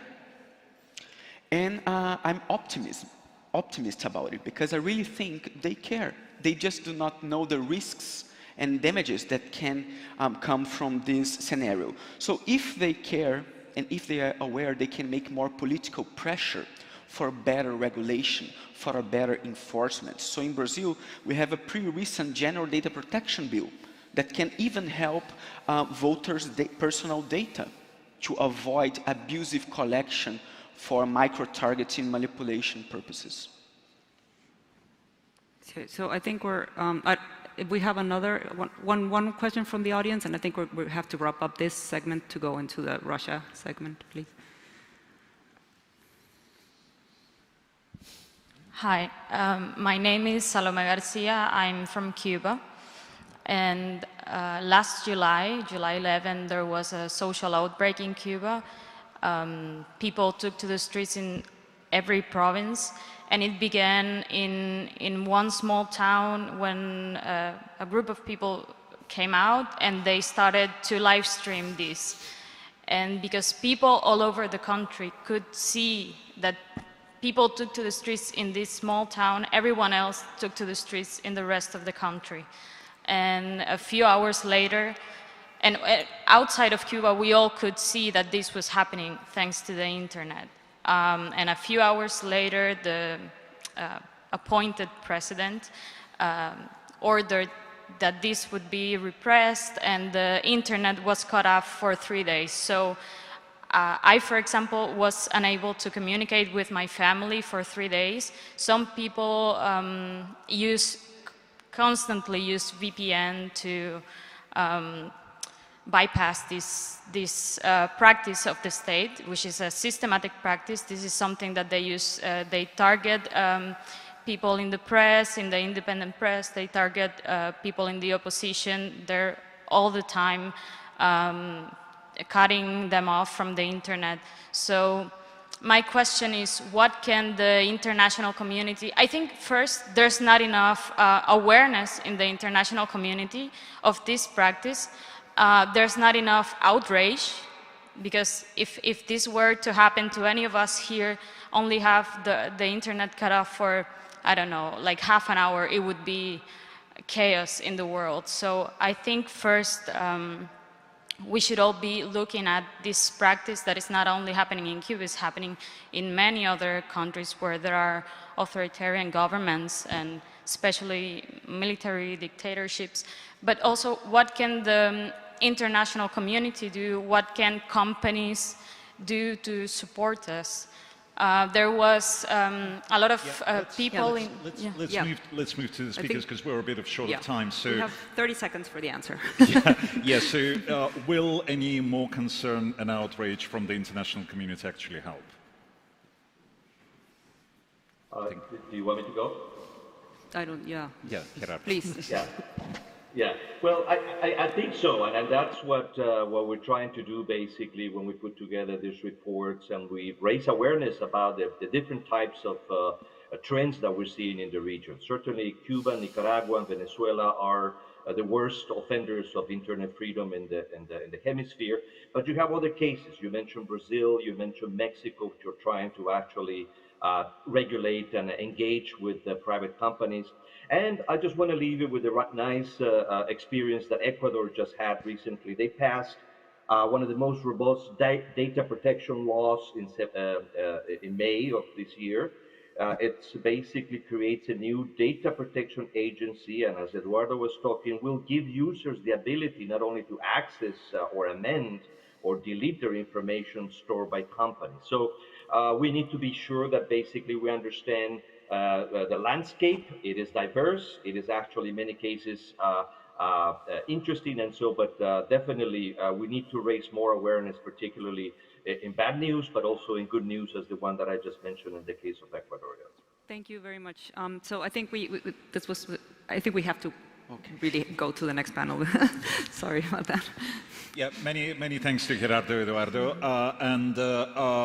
We are talking pretty much, it was a very nice introduction to Russia, because in Russia the clampdown on internet freedoms is incredible, but at the same time the internet provides an opportunity for organizations like where I work, Radio Free Europe, Radio Liberty, to actually be visible to Russia. As Russia clamps down on free speech, how to use digital to actually keep that conversation alive? That's the question for our next two panelists, my colleagues and fantastic professionals. So Patrick Beller is the head of digital strategy at Radio Free Europe, Radio Liberty. And Tolkuno Maraliyev is the managing editor of Current Time Digital. Current Time is a 24/7 Russian language TV and digital network run by Radio Free Europe, Radio Liberty. Its major audiences in Russia, but also Russian speakers in the neighboring countries, where had Current Time did not exist, the only alternative to get information in Russian language would be Russian state propaganda. Patrick, I would come to you first. With what we're saying is like how companies must regulate and all that, but in Russia it's a very different story. It's actually an opportunity for us to connect to the audience. It's an opportunity for activists and civil society figures in the country to speak to the audience that otherwise would not have access to that. So how does it play out in Russia? Thank you for that question, and thank you so much for the invitation to be here. At the heart of it, it goes a little bit also to that question about the international community. What is the international community? Especially when you talk about countries where leading platforms might be subject to very stringent legislation or internal pressure or manipulation from within. And what can we do as media organizations to respond to that, to operate in an environment like that? And on the one hand, there is the fact that we have limited impact on these companies. There's only so much we can make them do. But on the other hand, we also can look at this overall landscape and think about what can we do? How can we use the opportunities that these platforms, and I'm not talking about like one specific platform, Facebook as the key platform, but this variety of platforms offer us, and how can we use them strategically to reach certain target audiences? And that is something that we often talk about, the platforms, how they should change. That's also something for us as media organizations, where we need to think about how do we operate, how do we rethink our production, how do we rethink our storytelling, our distribution efforts to really strategically use the platforms. So in a way, it is a lot about emancipating ourselves at this point from the platforms and engaging with our audiences strategically on the ways, on the platforms that they use, in ways that allow us to achieve our objectives. So what the Russian state actually did against independent media in the digital space in Russia is they started to brand anybody whom they didn't agree with as foreign agents.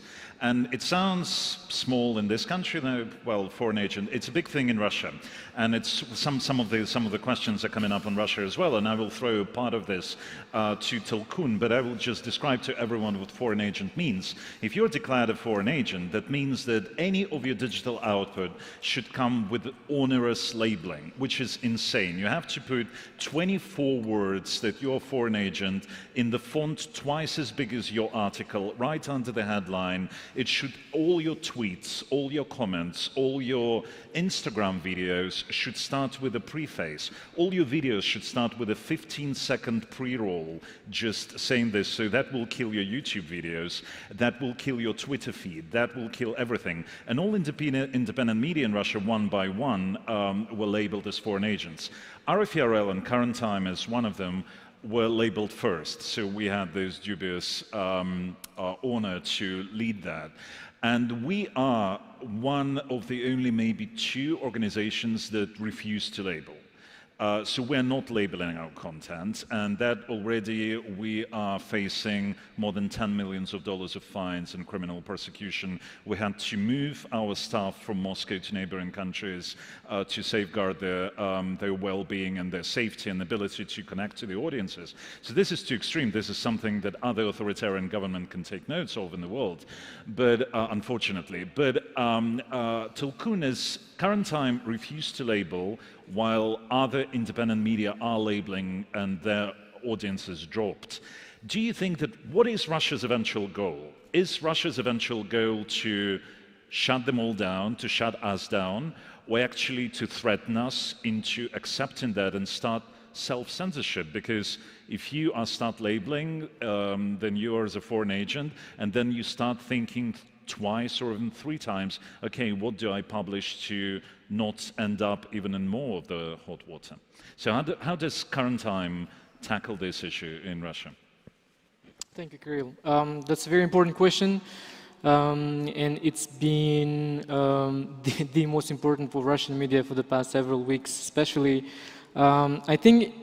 I mean, I can tell from the perspective of our organization, it was a good decision, it was a right decision not to start labeling our content on the website, on social media, on TV, because it's very harmful for in delivering the content to the audience, especially to the digital audience.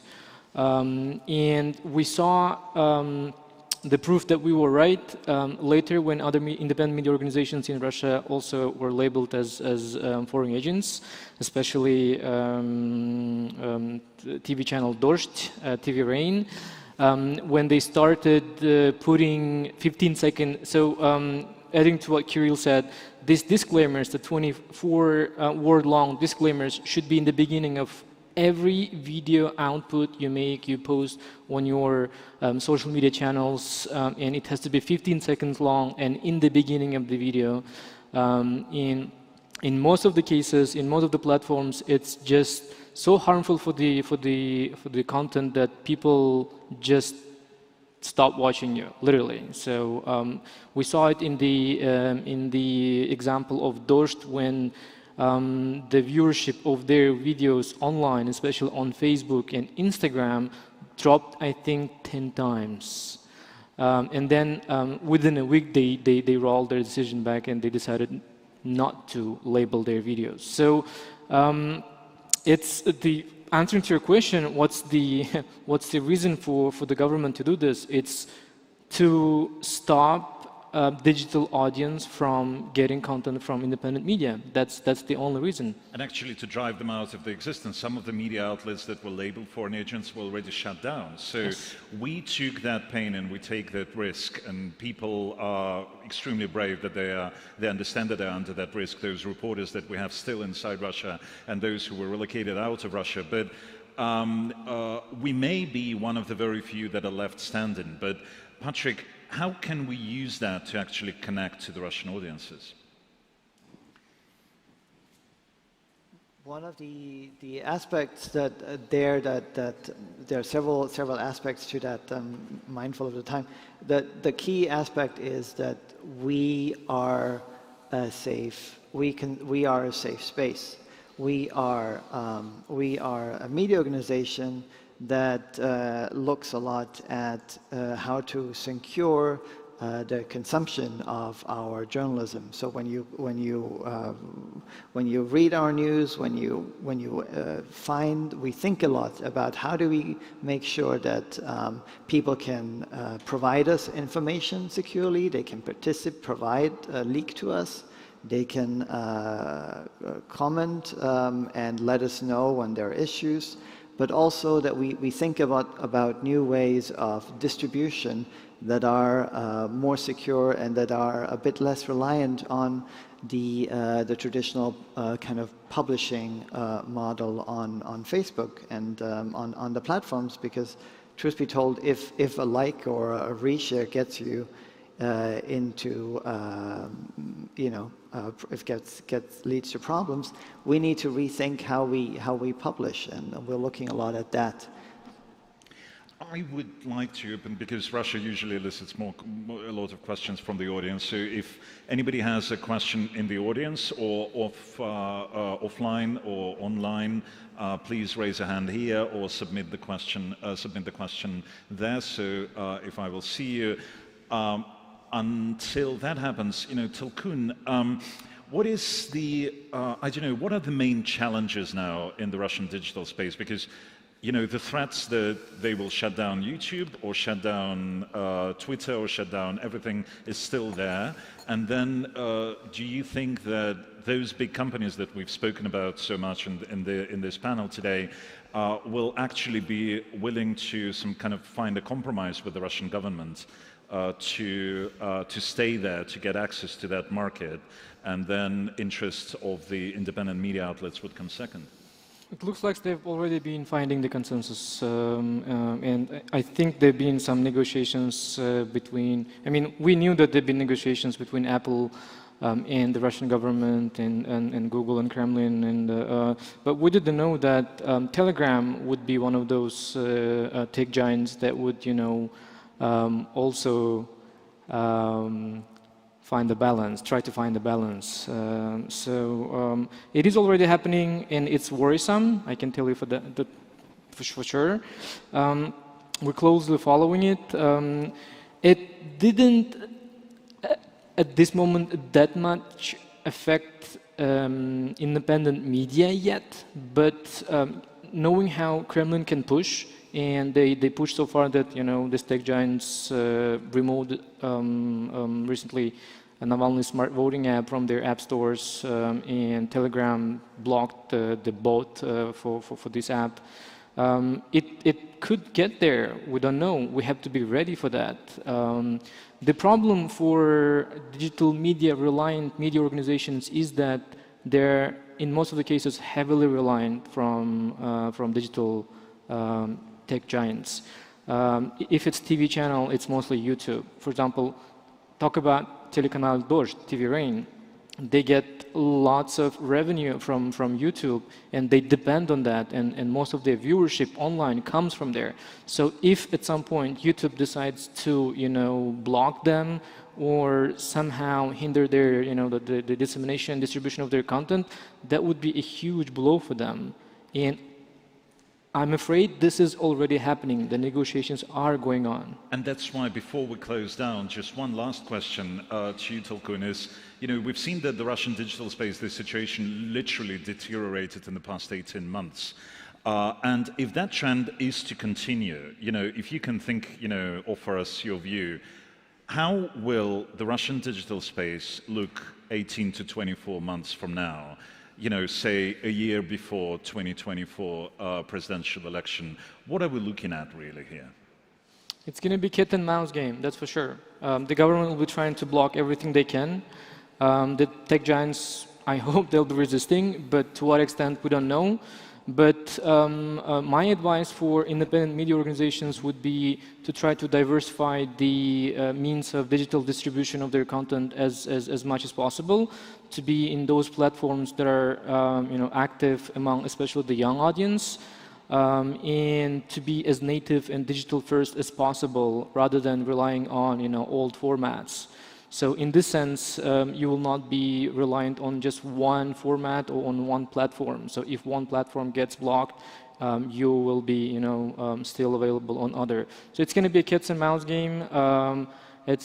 My advice for media would be to be as agile as possible, as mobile as possible, and try to come up with solutions before they become problems. Many thanks, Tulkun, and that probably will be a swift conclusion, even though rather pessimistic, to our triptych of panels. And many thanks to Patrick and Tulkun, to Eduardo and Gerardo, and to David and Nanjala.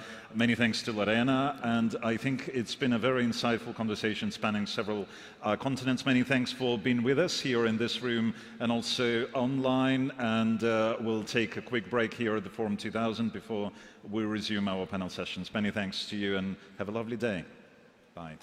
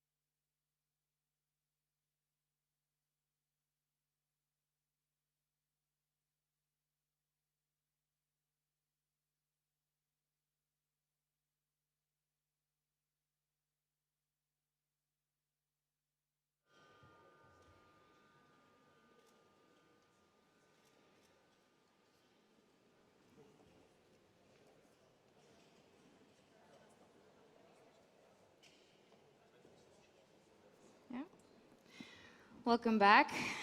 Thank you for being here. I have the honor of introducing to you right now, joining us from Taiwan, the Foreign Minister, Joseph Wu, Minister of Foreign Affairs of Republic of China. Please welcome the speaker who will be joining us online. Thank you.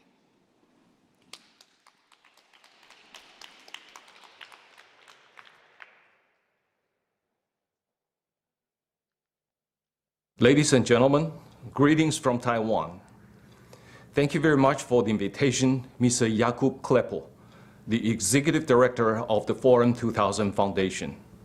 I'm deeply honored to address the forum again. I would like to begin by taking this opportunity to congratulate the people of the Czech Republic on your recent election.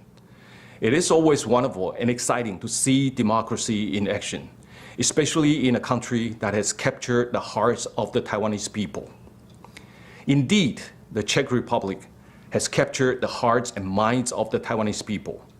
We stand thousands of miles apart with two distinctively different cultural roots, yet we are closely connected by our common passion for freedom and democracy. We were both under harsh authoritarian rules before the 1990s, but we both embarked on the path of democratization almost at the same time, and we never looked back. We are both young democracies with fresh memories of the authoritarian past, and we both endeavor to stride forward. Forum 2000 carries the legacy of late President Havel and has now become the legacy of the Czech Republic, one that shows the world that you are playing a leading role in safeguarding and promoting freedom and human rights.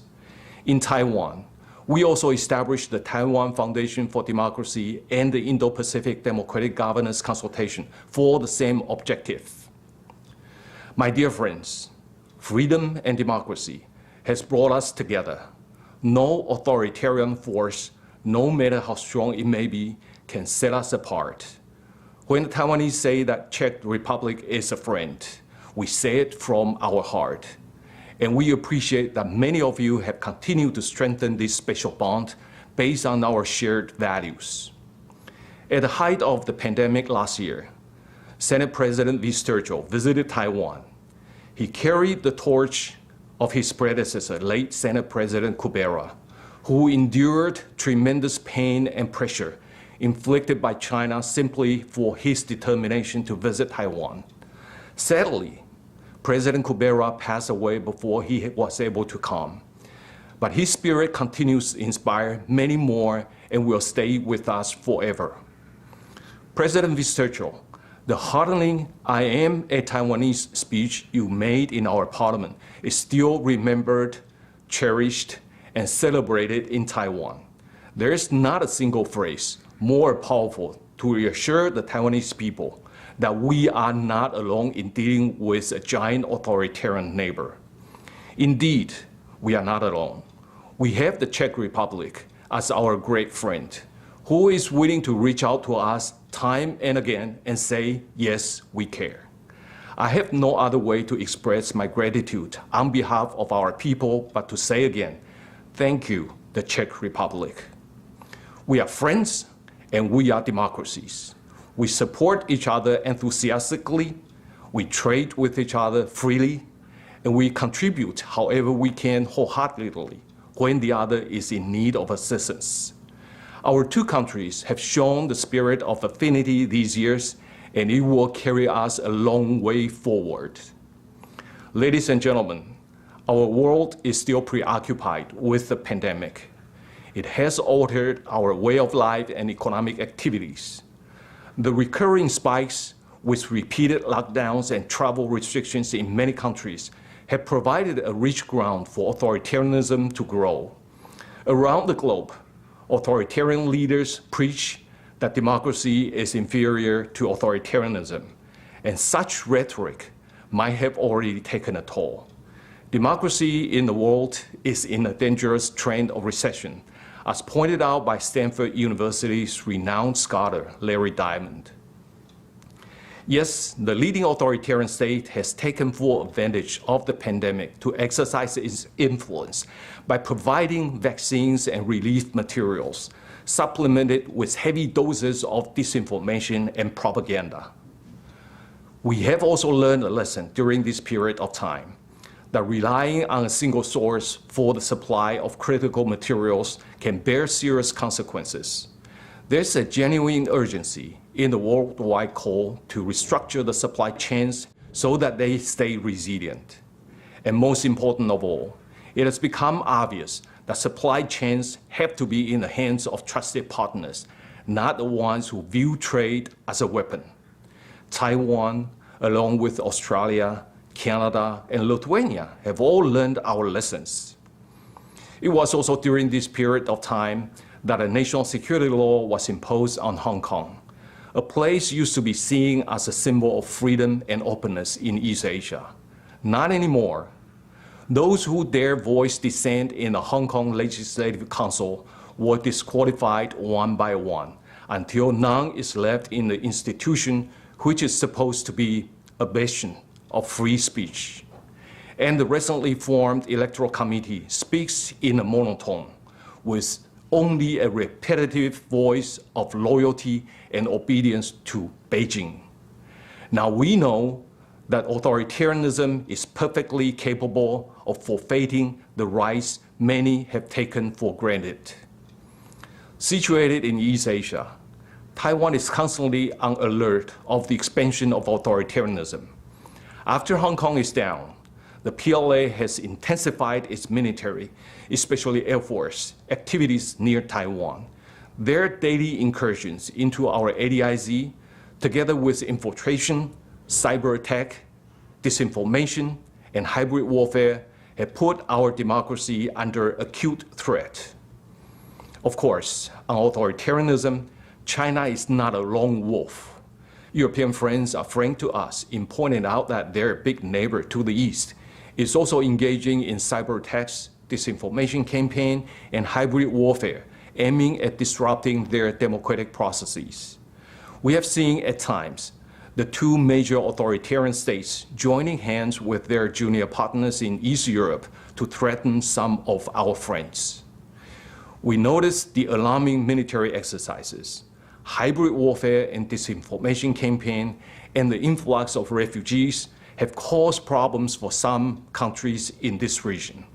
Our new and good friend, Lithuania, is enduring all this. In addition, the Chinese government has weaponized the trade to bring misery to some Lithuanians.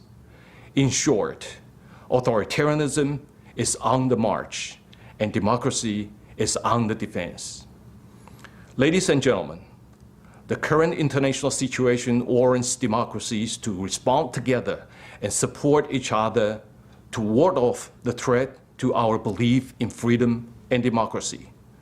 As Lithuania's Foreign Minister Landsbergis put it succinctly in June, freedom-loving people should look out for each other.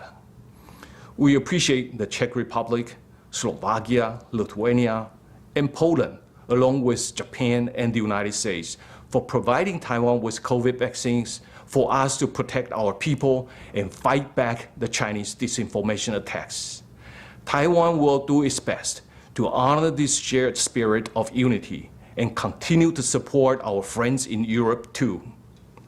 My dear friends, the pandemic will subside eventually, but our fight to safeguard our belief in freedom and democracy is far from over.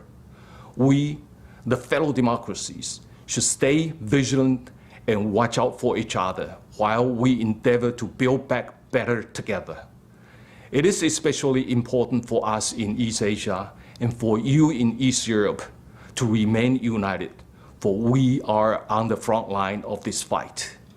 And to prevail in this fight, I believe that unity is our only path forward. Fellow democracies, unite. Thank you.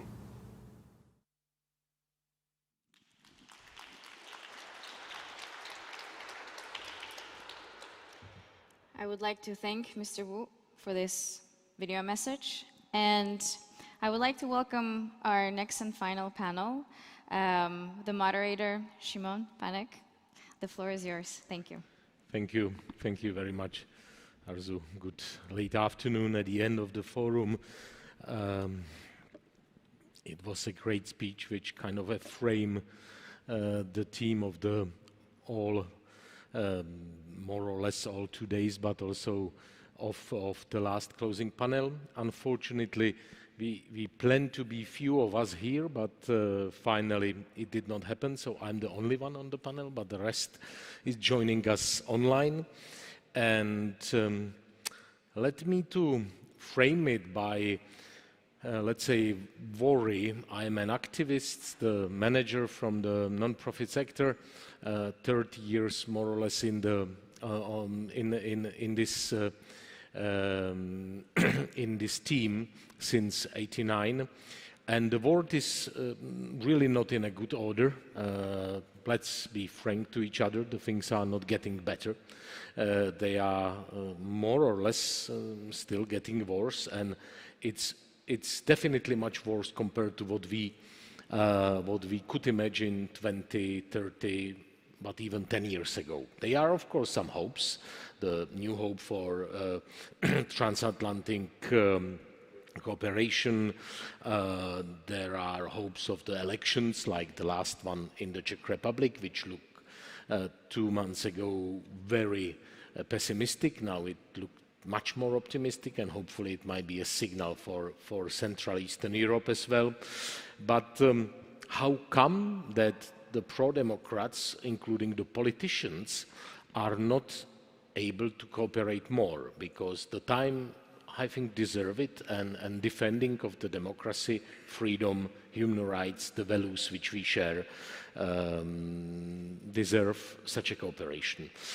Without further delay, I would like to ask Zuzana Čaputová, or I would like to announce Zuzana Čaputová, President of Slovakia, video message which will open our panel, and then we will proceed. So please, the message of President Čaputová. Dear guests, dear friends, ladies and gentlemen, I'm delighted to address this forum, especially as it celebrates its 25th edition. My congratulations and appreciation to the organizing board and the entire team. Thanks to you, this is not just a conference, but very often a meeting of like-minded partners and friends. Let me briefly react to the recent Czech parliamentary elections. Congratulations to the winners, but above all, to all citizens of Czechia on the high turnout. Active participation is one of the most important ways of how to sustain democracy.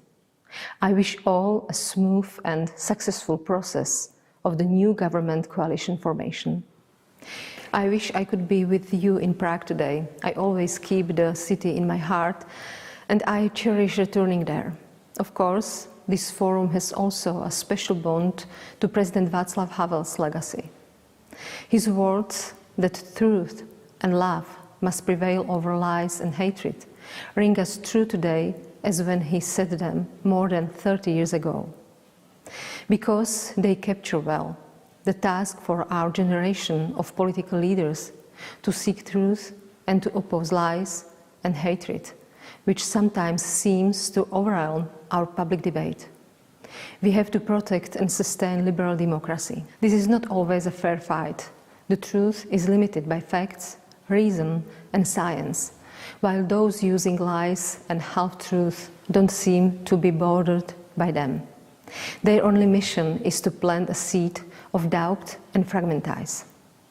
The global pandemic has exposed the fragility of our democracies when political shortcuts and populism are masked as solutions.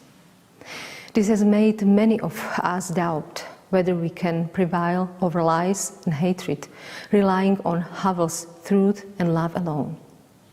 I'm sure we can.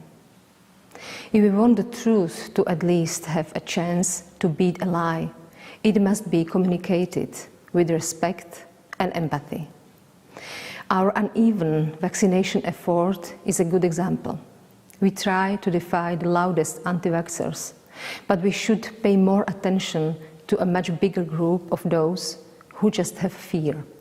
A fear that cannot be addressed only through hard data and facts.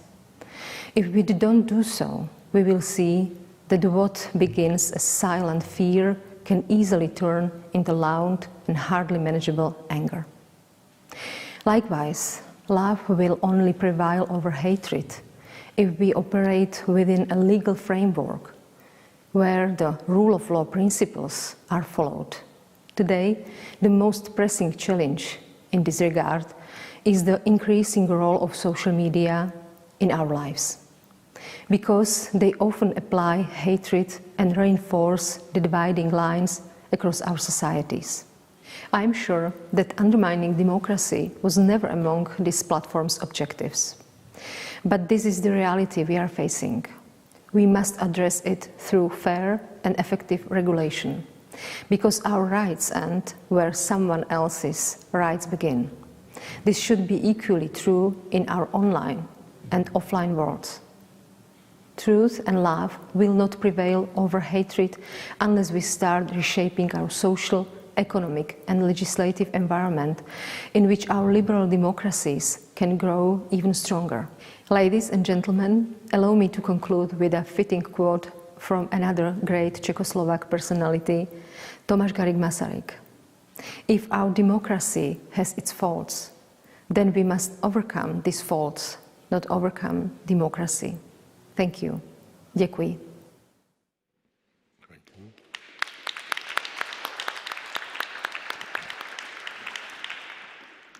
It's not that often that on the panel are two presidents and both of them ladies. So we have President Světlana Tsikhanovskaya, leader of Democratic Belarus, online of course, and I would like to give her a floor first to make her remarks, and possibly I have one question which is of course important for us who live in a more or less free world. So please, Madam Tsikhanovskaya, floor is yours. Thank you so much. Good evening, everyone, dear ladies and gentlemen. I'm really grateful for the invitation to close Forum 2000 in Prague. You know, 1 year ago, Belarusians woke up after 27 years of authoritarian coma. This national awakening was met by unprecedented repressions, and more than 40,000 were detained since then. Thousands are still in jail, and 10 died. Among them, people of all ages, all walks of life, all Belarusian regions. And there are more than 800 political prisoners in Belarus right now, and this number is growing daily. In fact, Belarusians are facing the harshest repressions Europe has seen in decades. Belarus events are a reminder that democracy is easy to lose and hard to get back. It began as the fight against the oppressive regime, but now it is more than that. It is the fight for dignity, for accountability, rule of law, and peace. First and foremost, achieving democracy is a test for us, Belarusians. Just over a year ago, it seemed out of reach, because for many years we have been told, and we almost convinced ourselves, that we are not ready for democracy. But last year we proved this wrong. If Václav Havel were with us today, he would be proud of Belarusians, their bravery and their creativity. It was one of his dreams, to see Belarus free and democratic. But the Belarus crisis is also a test for Europe. It's a test for the global democratic community, and it is a test for international organizations. And democratic countries shall see it as a wake-up call. The crisis of democracy in Belarus is similar to an epidemiological disease. If not solved quickly and locally, it can spread around the world. And we see that a simple solution to the crisis doesn't exist. The democracy that is capable of defending countries like Belarus. Belarus can be obviously a success story, and it can be a model of peaceful transition of autocracy to democracy. Belarusians already know what country they want to live in.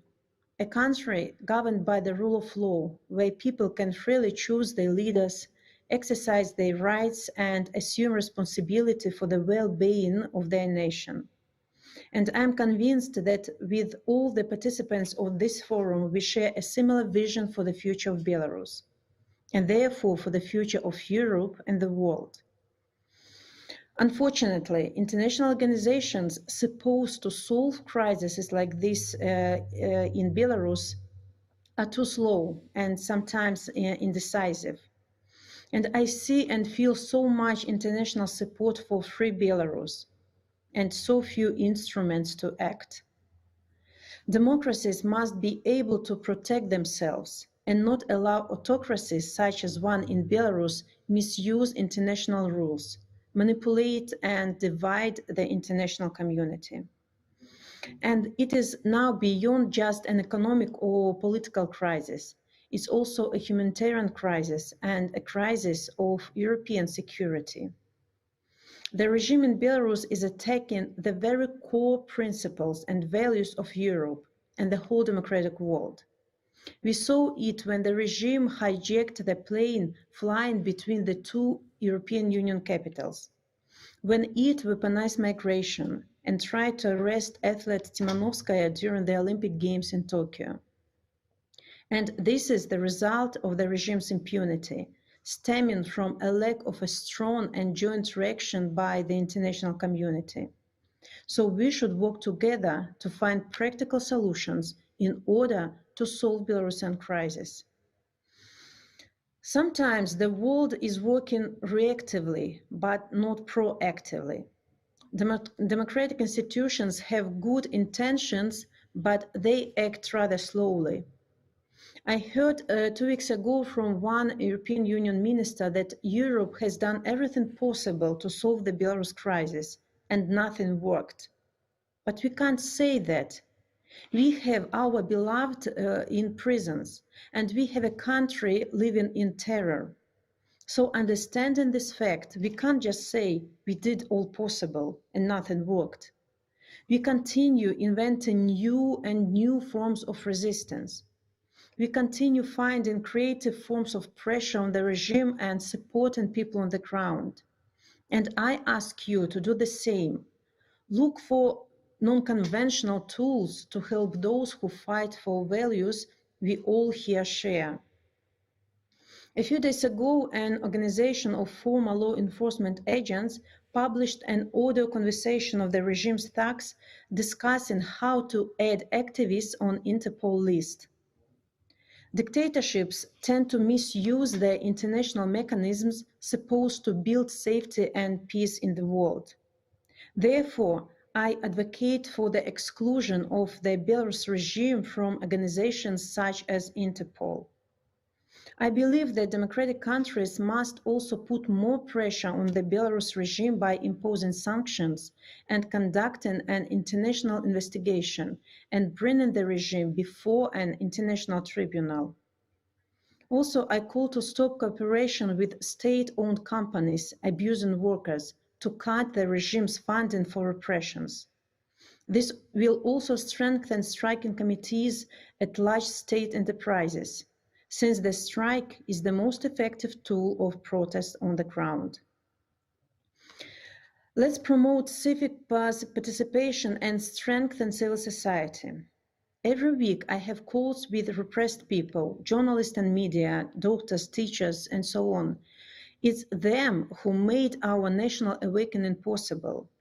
So I ask you to support students, cultural figures, media initiatives, activists on the ground, bloggers, YouTube and Telegram channels. There are still many initiatives who are still in Belarus on the front line of our peaceful but right struggle, and they need support now. Unfortunately, due to many bureaucratic peculiarities, this support is often postponed. So I also call on all the organizations and institutions to be more flexible in providing support to civil society. And last but not least, let me share with you another story from my visit to Prague in June 2021. This was a meeting with Dagmar Gavlova, the widow of President Havel. It was exactly during the meeting with Dagmar that I clearly realized that Václav Havel was not just a formidable president who termed Lukashenko's regime as the disgrace of Europe and sent his last letter in life to political prisoner Ales Belyatsky, who is in prison again, and who was often guest at Forum 2000. I realized that Havel was a true hero of our humanity. The story of his life is the story of the struggle for freedom, the story of courage and dedication in the fight for our freedom and yours. And today I want to call on all conference participants to be as courageous as President Havel was. So thank you for your attention. Thank you very much.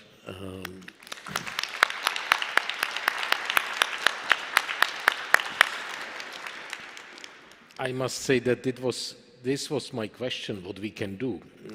Give us suggestions. And, well, one is a political level, clearly, where I think most of us share that the mechanisms are slow and not really affecting, or maybe in the long term, but that's also a disbalance between the democratical world and democratical institutions and someone who has no limits, who is going to use any violence, brutal force, who doesn't have to play according any rules.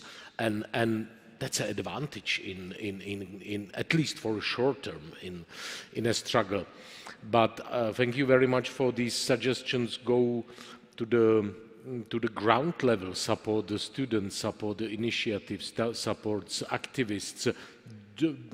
We are living in a short span world, and Belarus is slowly drifting away from the main focus in Europe, which I think is tragic.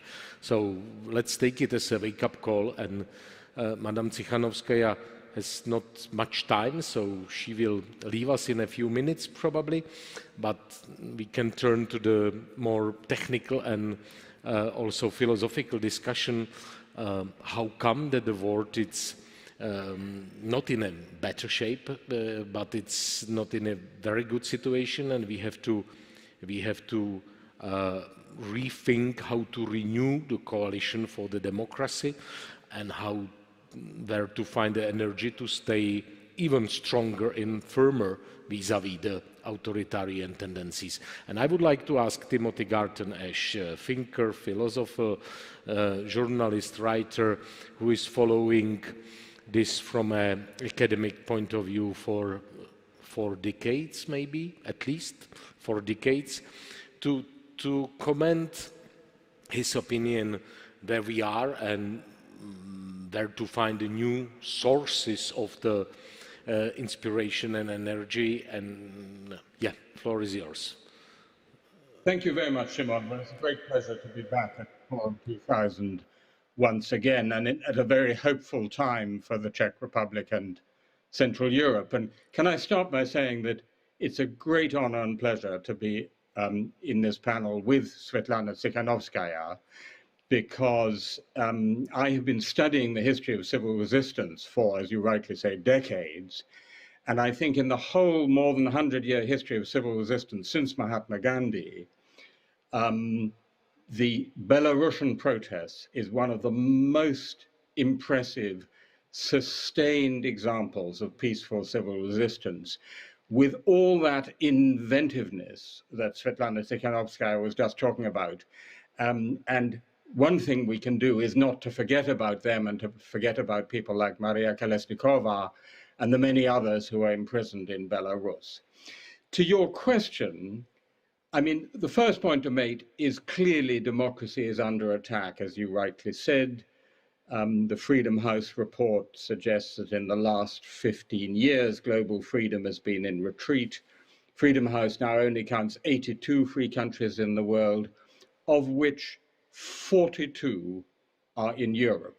Important point. So more than half the free countries in the world are in Europe. So a lot of it is down to us Europeans. This retreat, this democratic recession, is partly because, of course, of the rise, the power of authoritarian regimes like China, Russia, and increasingly Turkey, but it's also down to the internal weaknesses, contradictions, problems, mistakes of liberal democracies. And I'm sorry to say that whereas 30 years ago we all looked to the United States as the shining city on the hill, Europeans can no longer do that so easily, because actually the United States is a textbook case of the problems besetting liberal democracy. Hyperpolarization aided by the transformation of the media landscape in the digital age. What happened on the 6th of January this year with the storming of the Capitol. Even the precipitate retreat from Afghanistan, leaving the Taliban to come back and us all to be threatened again by terrorism from that area. All of those seem to me to illustrate the deep problems of the democracy that we all look to for so many years. So part of the answer is physician, heal thyself. The defense of democracy starts at home. But I would just say that let's not make the following mistake. The mistake we made in the early 2000s was to believe that we knew which way history is going and that history was going in the direction of democracy and freedom. Let's not make the opposite mistake and now think that history is necessarily going in the opposite direction, because that's not how history works. And as Belarus shows us, dictatorships generate their own resistance in time. As for the Global Coalition for Democracy, I think it's a great idea, but let me just make 3 quick points in qualifying that. First of all, it cannot just be the West. Actually, even after 1989, it was no longer the West as conceived of in the Cold War. In the Cold War, when people talked about the West, they meant North America and Western Europe. Václav Havel was one of those, in his talking about Euro-Atlantic structures, took the conversation forward to it being the whole of Europe and North America. But what we need to do now is to take it further beyond the West traditionally conceived. I would argue, and actually I did argue in a book called Free World in 2004, the very year the Czech Republic joined the European Union, that the future of the West lies in going beyond the West. And actually, if this is not too Hegelian for you, Shimon, in ceasing to be just the West, it actually becomes more truly the West, because it's more true to the universalist aspiration of the West, a wider coalition. The second point I want to make is it's really important that, following Madeleine Albright, you've talked about this as a global coalition for democracy and not simply an alliance of democracies. Because actually, the alliance of democracies, and let's see what the summit of democracies looks like if it happens in the United States in the next year or so. The problem there is that some of the key allies and partners we need are not democracies, and certainly not liberal democracies.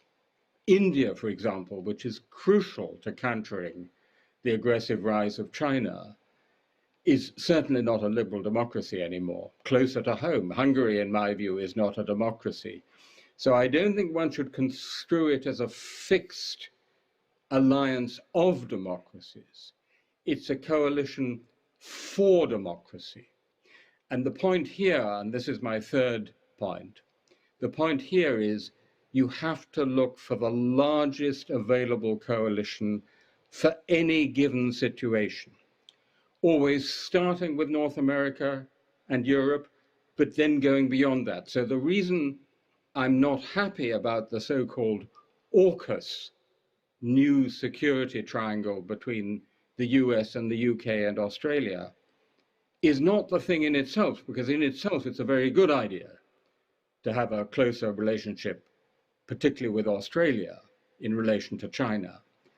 But the exclusion of France, one of the few European countries actually prepared to make a strategic commitment in the Indo-Pacific region. So we always have to be looking for the largest possible coalition for democracy in a given region or facing a given challenge. So yes, absolutely, but not a single alliance of democracy. But I would say what we need is global coalitions, in the plural, for democracy. Thank you. Thank you. I think it's a very good point, and I think it's already very clear that you know, hoping that the West is for future still someone who shows the direction, and it plays it play a role to be a role model. It's it's over, of course, and it's much broader and diverse picture. You can post your questions at slido.com #forum2000. I believe that it's possible that it's over there. So it looks like that there will be some time for questions from public, which is great. And let me now, I'm sure Damon will forgive me that he will be, at least in the beginning round, the last in a row. So let me move to Farida Naburema, Executive Director of Togolese Civic League from Togo, to her the perspective outside the West, let's say. Thank you. Naburema, please.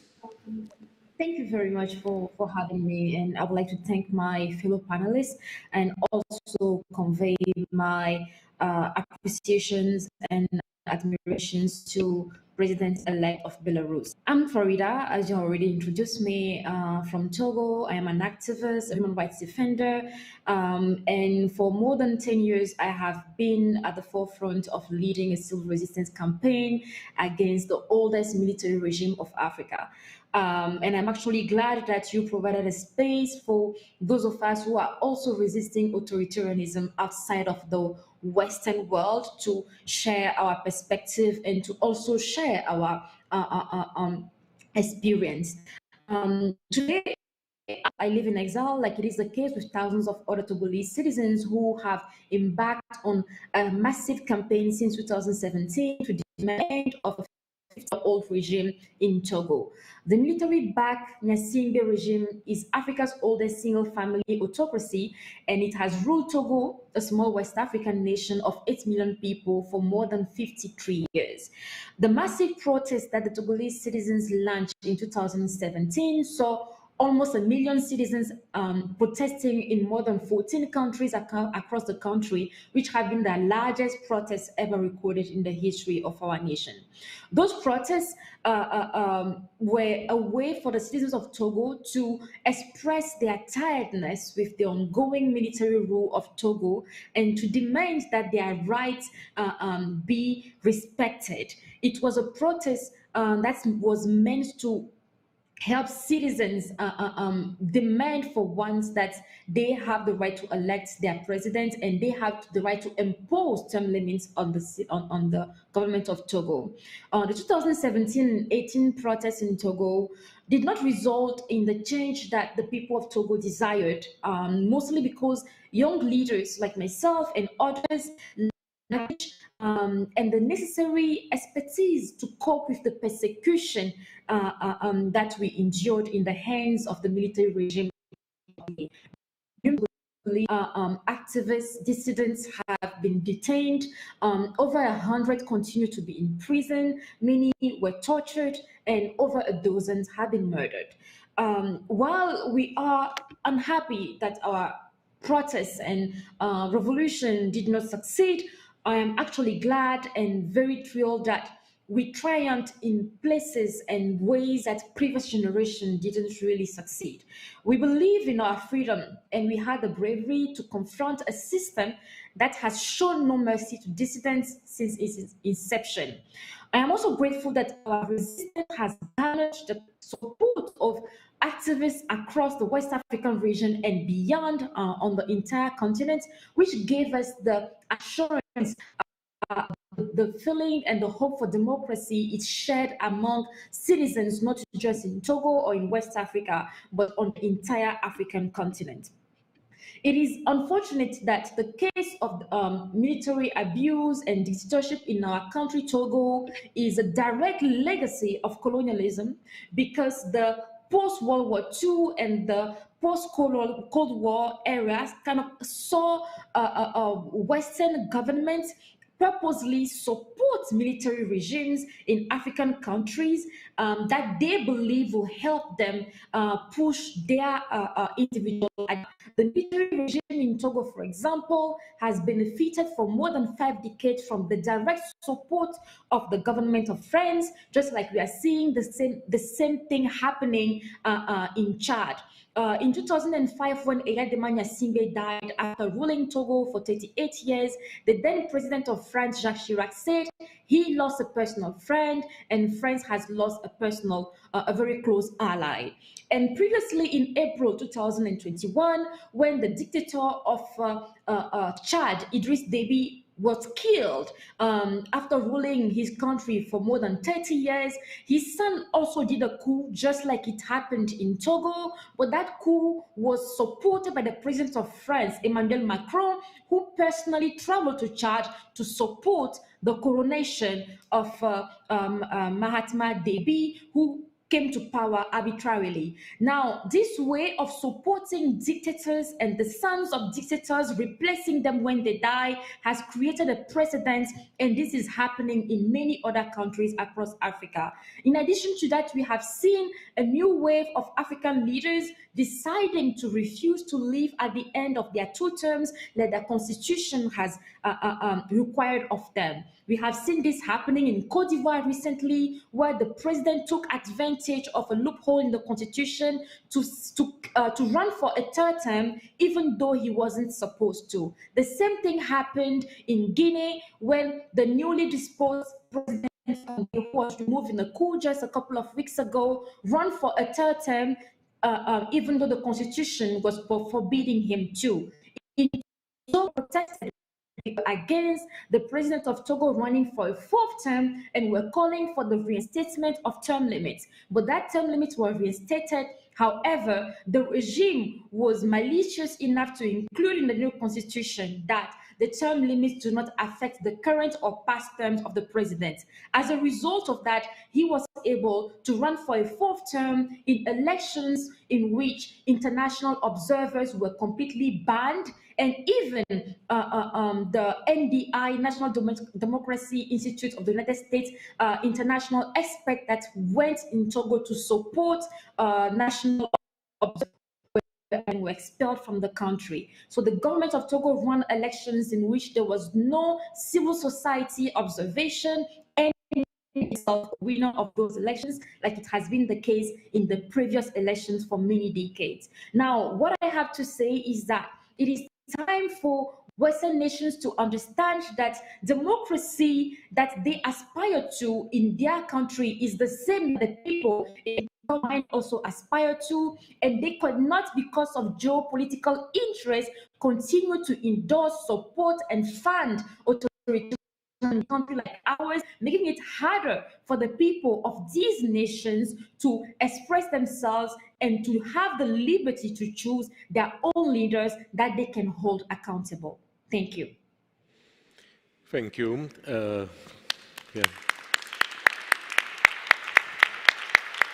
I think it was very clear and critical and frank word. Unfortunately, yeah, I think we tend, or our politicians tend to do for decades the same mistake, to prioritize the known and stability compared to development, liberalization, and long-term, but evolution.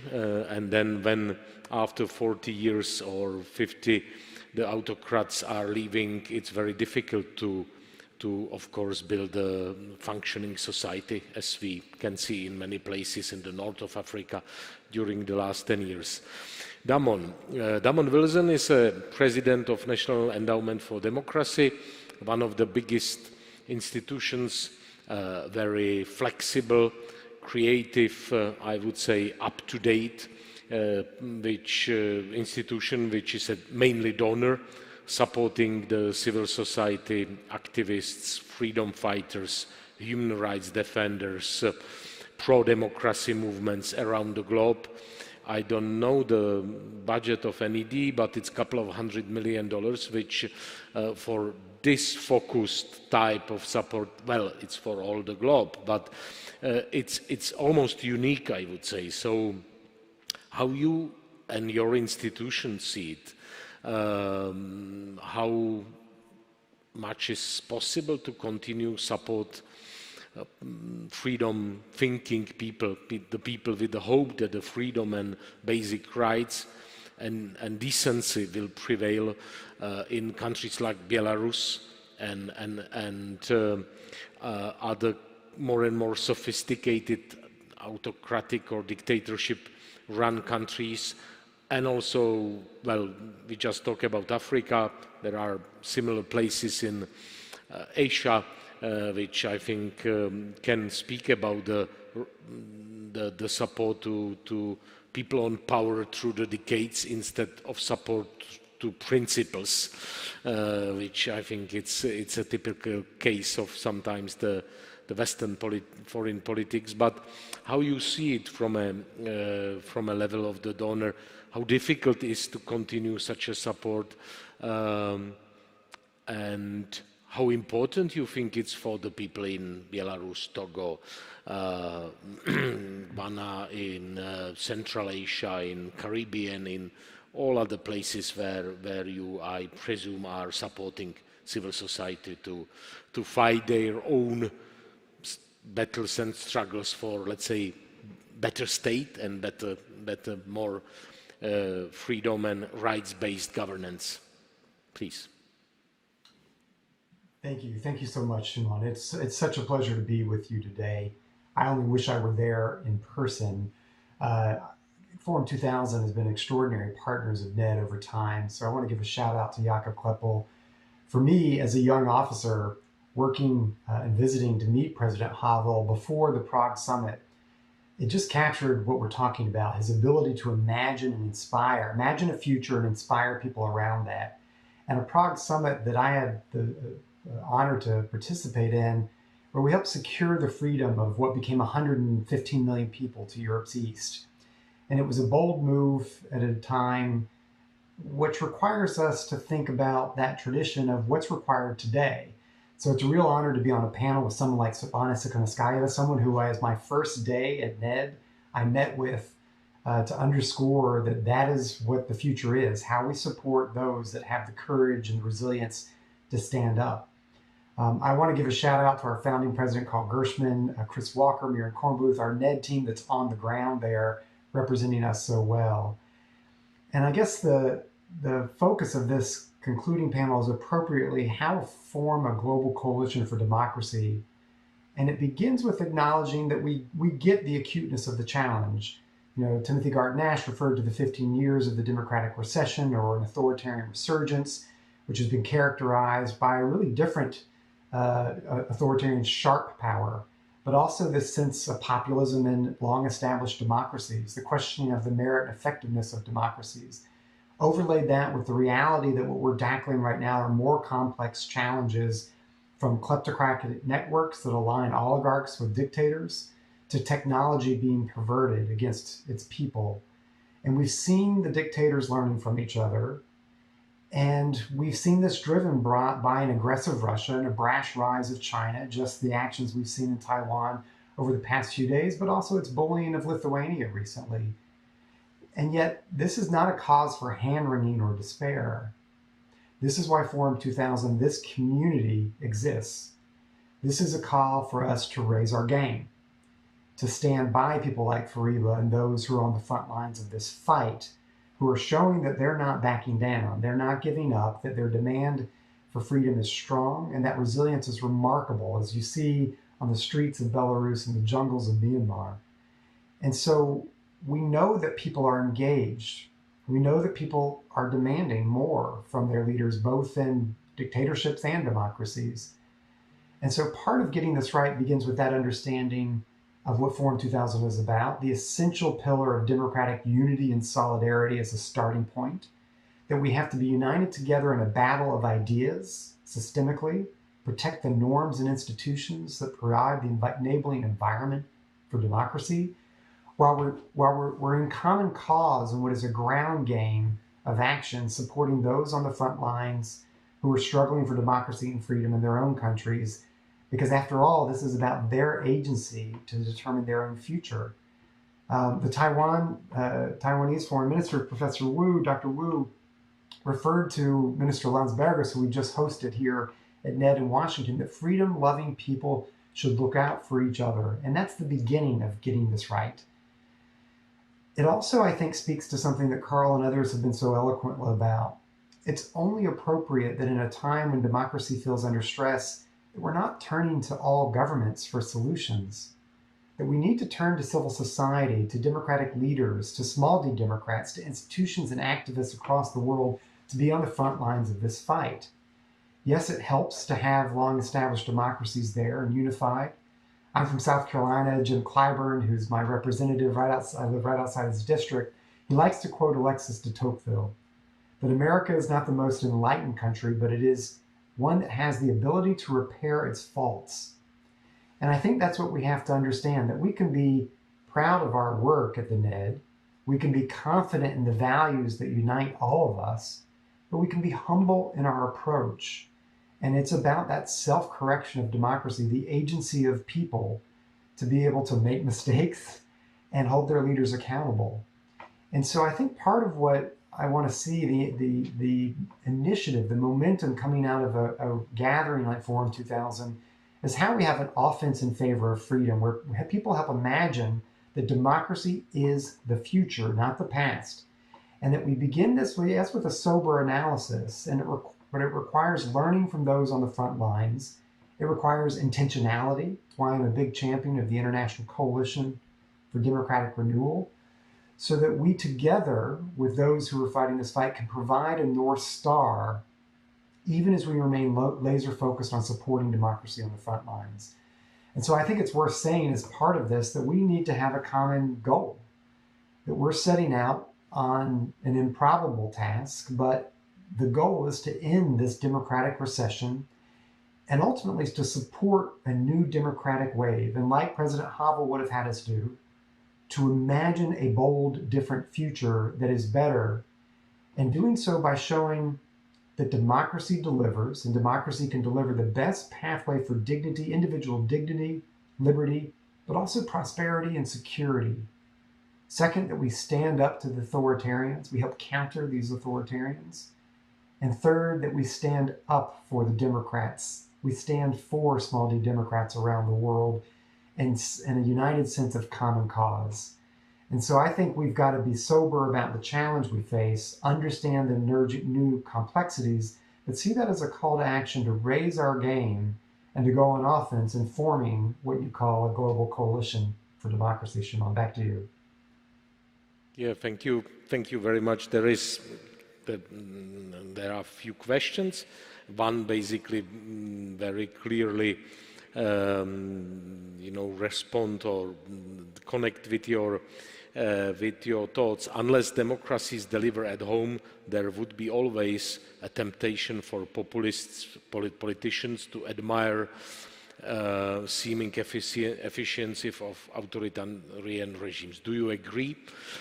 We just heard it, that it's very much about delivery. It's true, the world is getting complex together with COVID, together with climate change, together with security issues. I think the citizens of the democratic countries, of course, want politicians and governments to really deliver, and same is in Ukraine and other places where there is a strong struggle to build a better state, to build the democracy. It's not about abstract things only, it's about the social issues, health, transparency, quality of public services.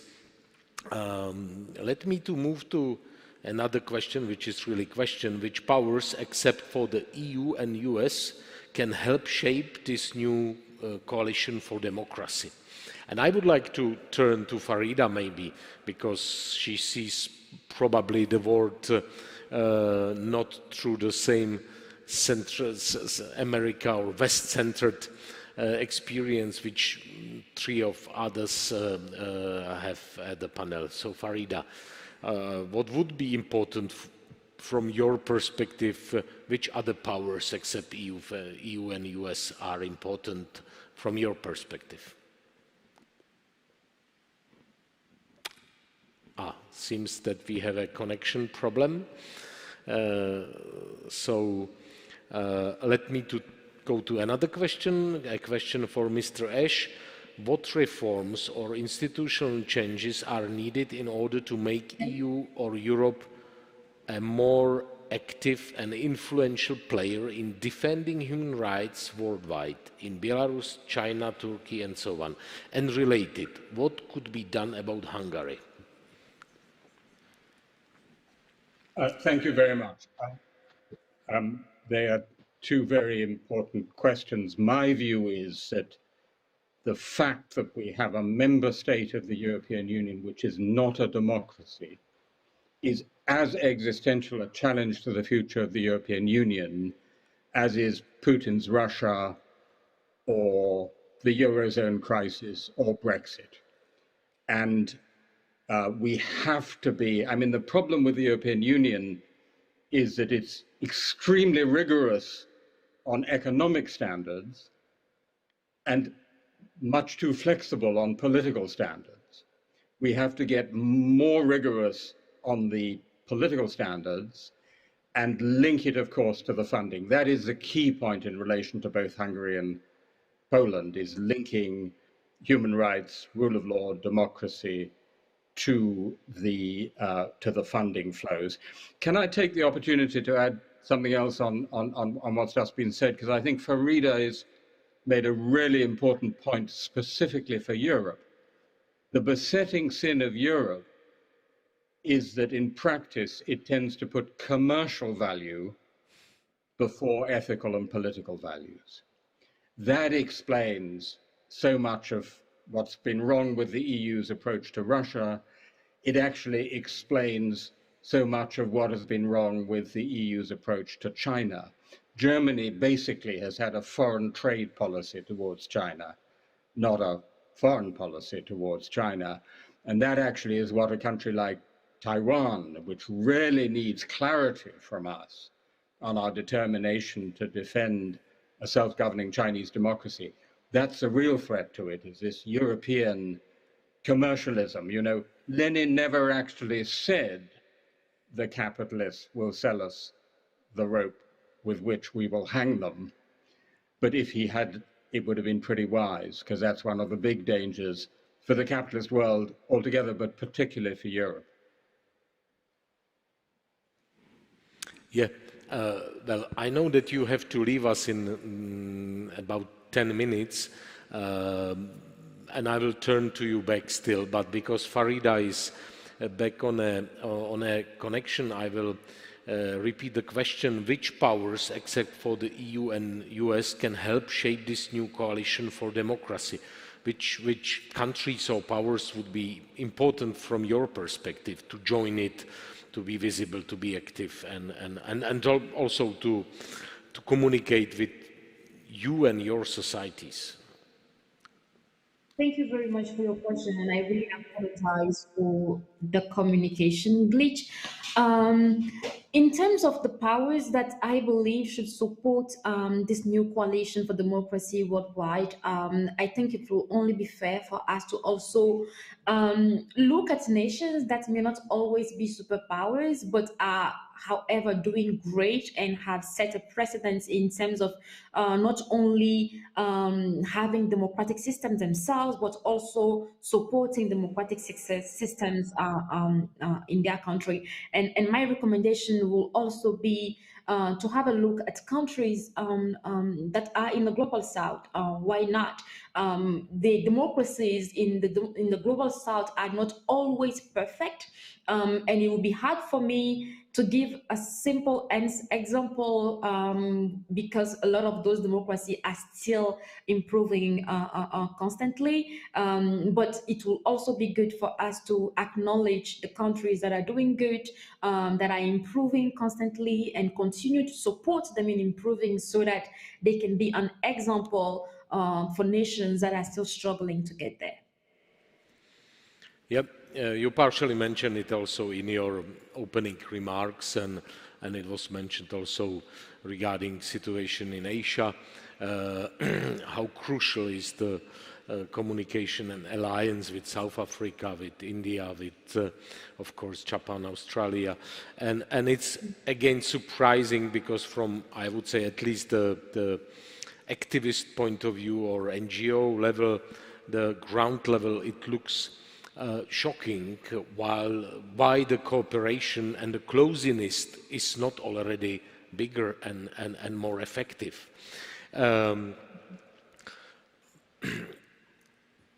If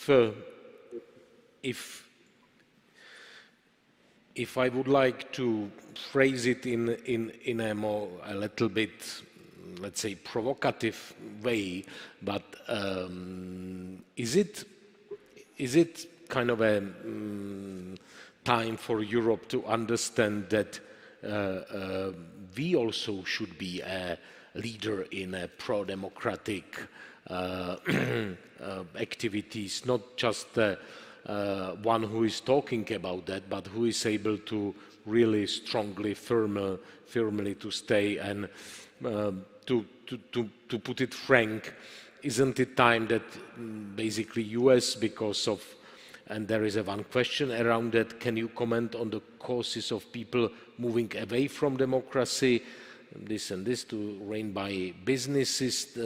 Democracy is not working for many, and it looks like that in US there is a lot of homework in the society, likewise, like in Europe.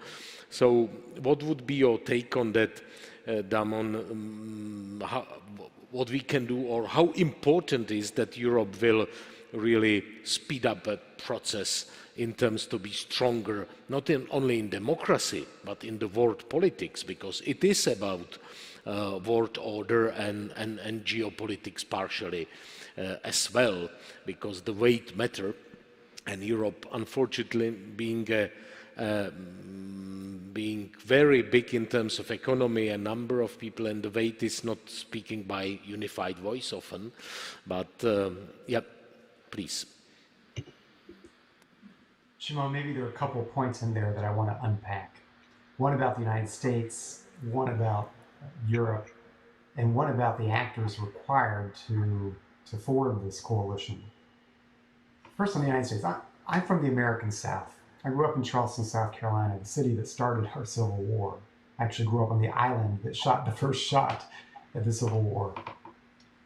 A lot of my neighbors are African Americans, and if their perspective on American democracy, you think about it, it's been just a little bit more than a generation in which we have had full participation in American democracy. So let's have some perspective here. The story of democracy is a self-correcting power where we can hold ourselves accountable and fix our faults. It's messy, it's not pretty, but let's not delude ourselves to have a lack of confidence. This is the best form of government in which to do that, in which you have the ability not to foment just a revolution, but to hold your leaders accountable, to change them, to make them responsive to the people. And so yes, we've got challenges and bouts of populism here and there. But this is a democratic process that gives the people voice. And it's not linear, but it is the basis of legitimacy. You know, actually, we've kind of won the existential argument if you think about the contortions that Putin's Russia just went through to run this crazy manipulated parliamentary election. It understands that the source of legitimacy is through people and through the electoral process based in people. So we've won the existential argument. We've let the bad guys manipulate that system. So let's not throw out the baby with the bathwater. Yes, we got challenges, and that's why we have a system that allows us to take them head on. For Europe, I think one of the things that's really, significant to recognize with a long-term perspective, I've always seen as a policymaker at the White House or as an activist out in the field. When you marry your values and your interests, your policy is more effective and more sustainable. And I'm a true believer that the advance of democracy is going to be the most effective national security strategy for Europe, for the United States. And if you marry your values and your interests, you're not playing a short-term game of propping up folks in short-term interests. You're playing the long game. You're playing the long haul, in which your public will have more support for your policies, and in which over time, I think they will do a better job at allowing your interests to be protected, because we've seen the challenge when authoritarians are manipulating the market or inflicting atrocities on their own people. or being aggressive towards their neighbors. Yep. And so that's a little bit to think about in the new EU, how to marry those together. Yep, thank you. I don't know sorry. if the volume is coming Yeah, through. I'm sorry. I just would like to turn to Timothy, who needs to leave in 5 minutes for a final words, and then we will be back on the questions and on continuation. Please, Timothy. Well, thank you, Shimon, and I'm sorry I have to leave, but the end time of this panel was moved at the last minute, 15 minutes later, and I have to be speaking on another panel 10 minutes away in Oxford in 10 minutes' time. So I'm sorry to have to leave you a bit early. 3 quick points. First of all, I so much agree with everything Damon just said about values and interests, and I think Europe should be doing much more to defend democracy on its own part. Secondly, Alexis de Tocqueville is one of those really irritating people who's been right about almost everything for nearly 200 years. So I sure as hell hope he's right about the capacity of American democracy to repair its faults. But there's a real test now. There are quite big faults to be repaired. And the problem is that while we're doing that, we also have to deliver on the big things that our citizens want, self-correction and delivery at the same time. So I've been working with a group of young Europeans here at Oxford for the last 3 years, looking at what they want the EU to do, and we did polling across the EU 27 and the UK. And one of the questions was, do you agree with the statement that authoritarian states are better equipped than democracies to tackle the climate crisis? Shockingly, 53% of young Europeans agree with that statement. Authoritarians better equipped. And it's not like people in the 1930s that they think, you know, China's so great or Russia's so great. No, it's that they doubt the capacity of democracy to deliver the things that are really important to them. So self-correction, absolutely, but also delivery. And by the way, this will be the great test of the new German coalition government, which is going to be wonderfully representative of German public opinion, but is it capable of decisive action? Final point, Shimon. You know, I had the great privilege to attend the first Forum 2000. I was fortunate enough to know Václav Havel from the 1980s on. And everyone's been talking quite rightly about his idealism, his philosophy, his capacity to imagine another world, truth and love prevailing over lies and hatred, and so on, and his courage, all of which is true. But the other thing about Václav Havel was that he also had a political mind and a political instinct. He talked about anti-politics, but he was the most political anti-politician I've ever known. And he understood where you can find hidden forces to counter authoritarian regimes in your own society or internationally. And so let's not forget that side of Václav Havel too. Svetlana Tsikhanovskaya alluded to it, I think Rada did also. We have to be idealistic and we have to be brave, but we also have to be smarter than the other side. Yeah, sure. We have to be able to govern and to have an instinct and to be able to lead. By the way, the German coalition, the Czech coalition, will be under the similar scrutiny. Of course, the Czechs are much smaller, but it will be similar after the populistic government. Thank you very much, sir, for joining us. Let's hope, and goodbye. Farida, let me... No, Damon, please don't leave us yet. Farida, can I turn to you for the final remarks, please? Yes, thank you very much once again. I think the words of Danon were clear enough in terms of always making sure that the world powers are marrying their interests with their values. And unfortunately, the lack of that, like the absence of that marriage in the past decade has caused a slowing, like a direct slowing of the democratization of many countries. Because when you put your interest before your values, unfortunately, it catches up with you in the future. I want the world to acknowledge that the threats that democracy is facing today extremely big, and I'll say even bigger than in the past decades. Our generation is facing the rise of digital authoritarianism as well, with governments investing billions of dollars in acquiring surveillance technology, in developing ways to censor citizens and preventing them from not only expressing themselves but organizing, and also punishing dissidents for using the internet and social media and other forms of digital methods to be able to demand accountability from their leaders. The rise of the digital authoritarianism, I'm so sorry, coupled with the ongoing tyranny that citizens are facing on the ground, present a severe risk for us in the future. And it is very important that people, organizations, as well as governments that continue to believe in the importance of democracy, join this coalition and put their resources together to support citizens' organization, to continue to build the capacity of civil society in such a way that they can resist in a proper manner, and they can provide the appropriate response to the governments that are continuing to abuse their powers and continuing to clamp down on civil rights. The civic space continues to shrink in many countries, but the resistance that we are seeing across the world, from India to Togo to Belarus, is actually showing that citizens are not willing to give in, and that gives us hope that democracy will continue to thrive despite the effort of tyrants to prevent citizens from accessing it.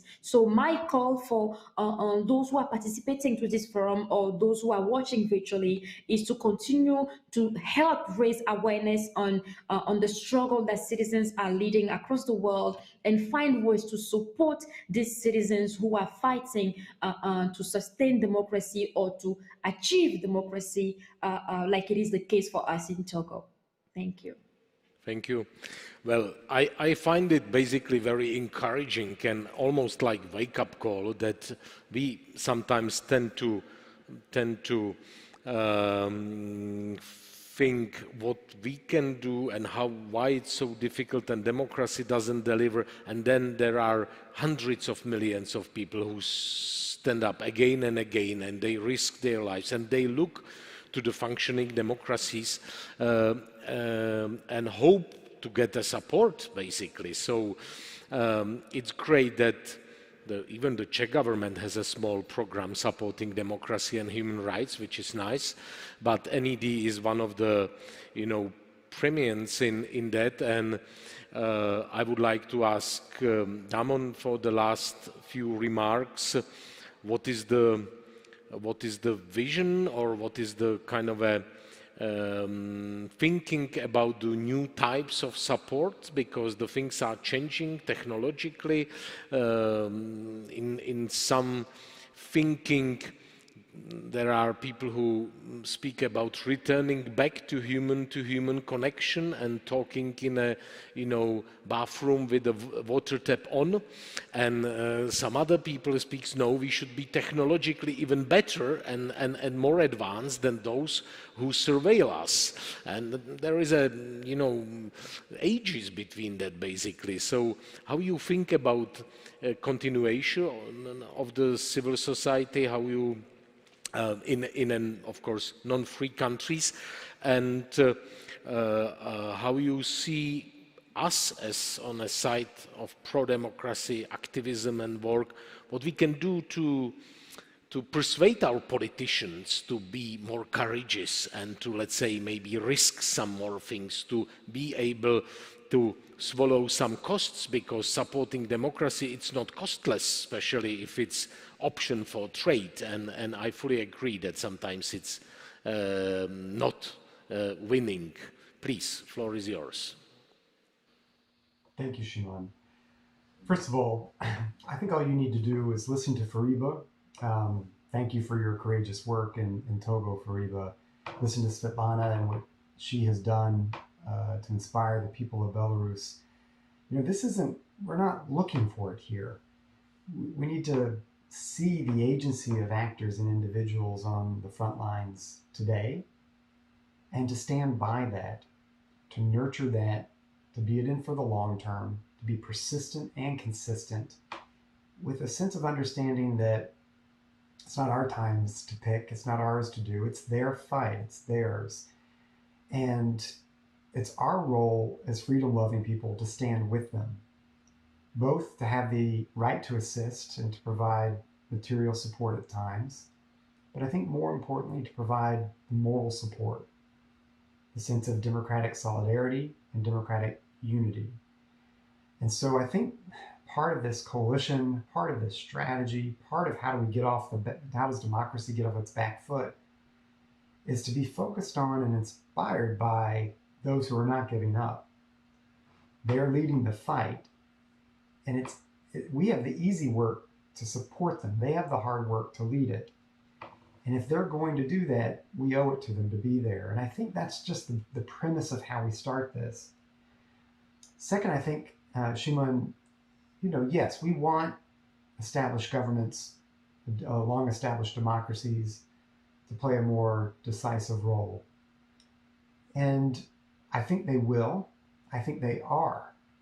In my own country, despite the political polarization that Professor Ash mentioned, we've seen greater support for the National Endowment for Democracy, greater support for America standing by democracy overseas precisely because of the pressure it's under.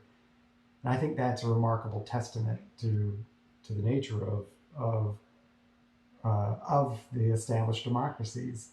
We've seen a clearer understanding among our political leaders that the great struggle right now is a struggle between democracy and autocracy. But I also just, for this group, for this audience, for those at Forum 2000, we don't need to ask permission from governments. It's beautiful in democracies that civil society, that independent organizations can take action. And I think that's part of it. Remember the agency of those on the front lines who we stand behind. Yes, push our governments to be bolder, to pursue their values and consistent with their interests in a way that are consistent with their values. But third, don't forget about the agency of our organizations, of our relationships, of us as individuals. And it's only appropriate in open societies that we can help take the lead in this new phase of the struggle if we're going to figure out how to raise our game. And I think that needs to be part of the formula going forward, Simon, and I think that's a large contribution that Forum 2000 is making. Thank you. It was not ordered, but it was perfect at the end of the closing panel. Thank you, Damon. With that, I would like to thank you, panelists. Not many of us stay until the end, but that's the new type of the panels, and the people are more flexible. So thank you very much. I hope it was interesting for for the public and those who are on internet, as well as for us. Well, what else we can do than to continue? I fully agree that it's the overall discourse, it's not only negative, there is plenty of up and downs, and the genuine interest and courage of people to fight for the better governance, for more freedom, more transparency, less corruption, less censorship, it's appearing again and again. But in the same time, I think we have a lot to do as homework to be more consistent, more organized, to understand that it's important. Thank you very much for visiting the last panel. I would like also to thank all participants of Forum, organizers, because it's not easy in this time. Of course, those who are donors and sponsors of the Forum 2000 is also very important. And I would like to invite all of you for the next forum, which will start 9 October, Sunday, and it will go until Tuesday, 11th October 2022. Thank you very much, and have a good rest of this day. Goodbye.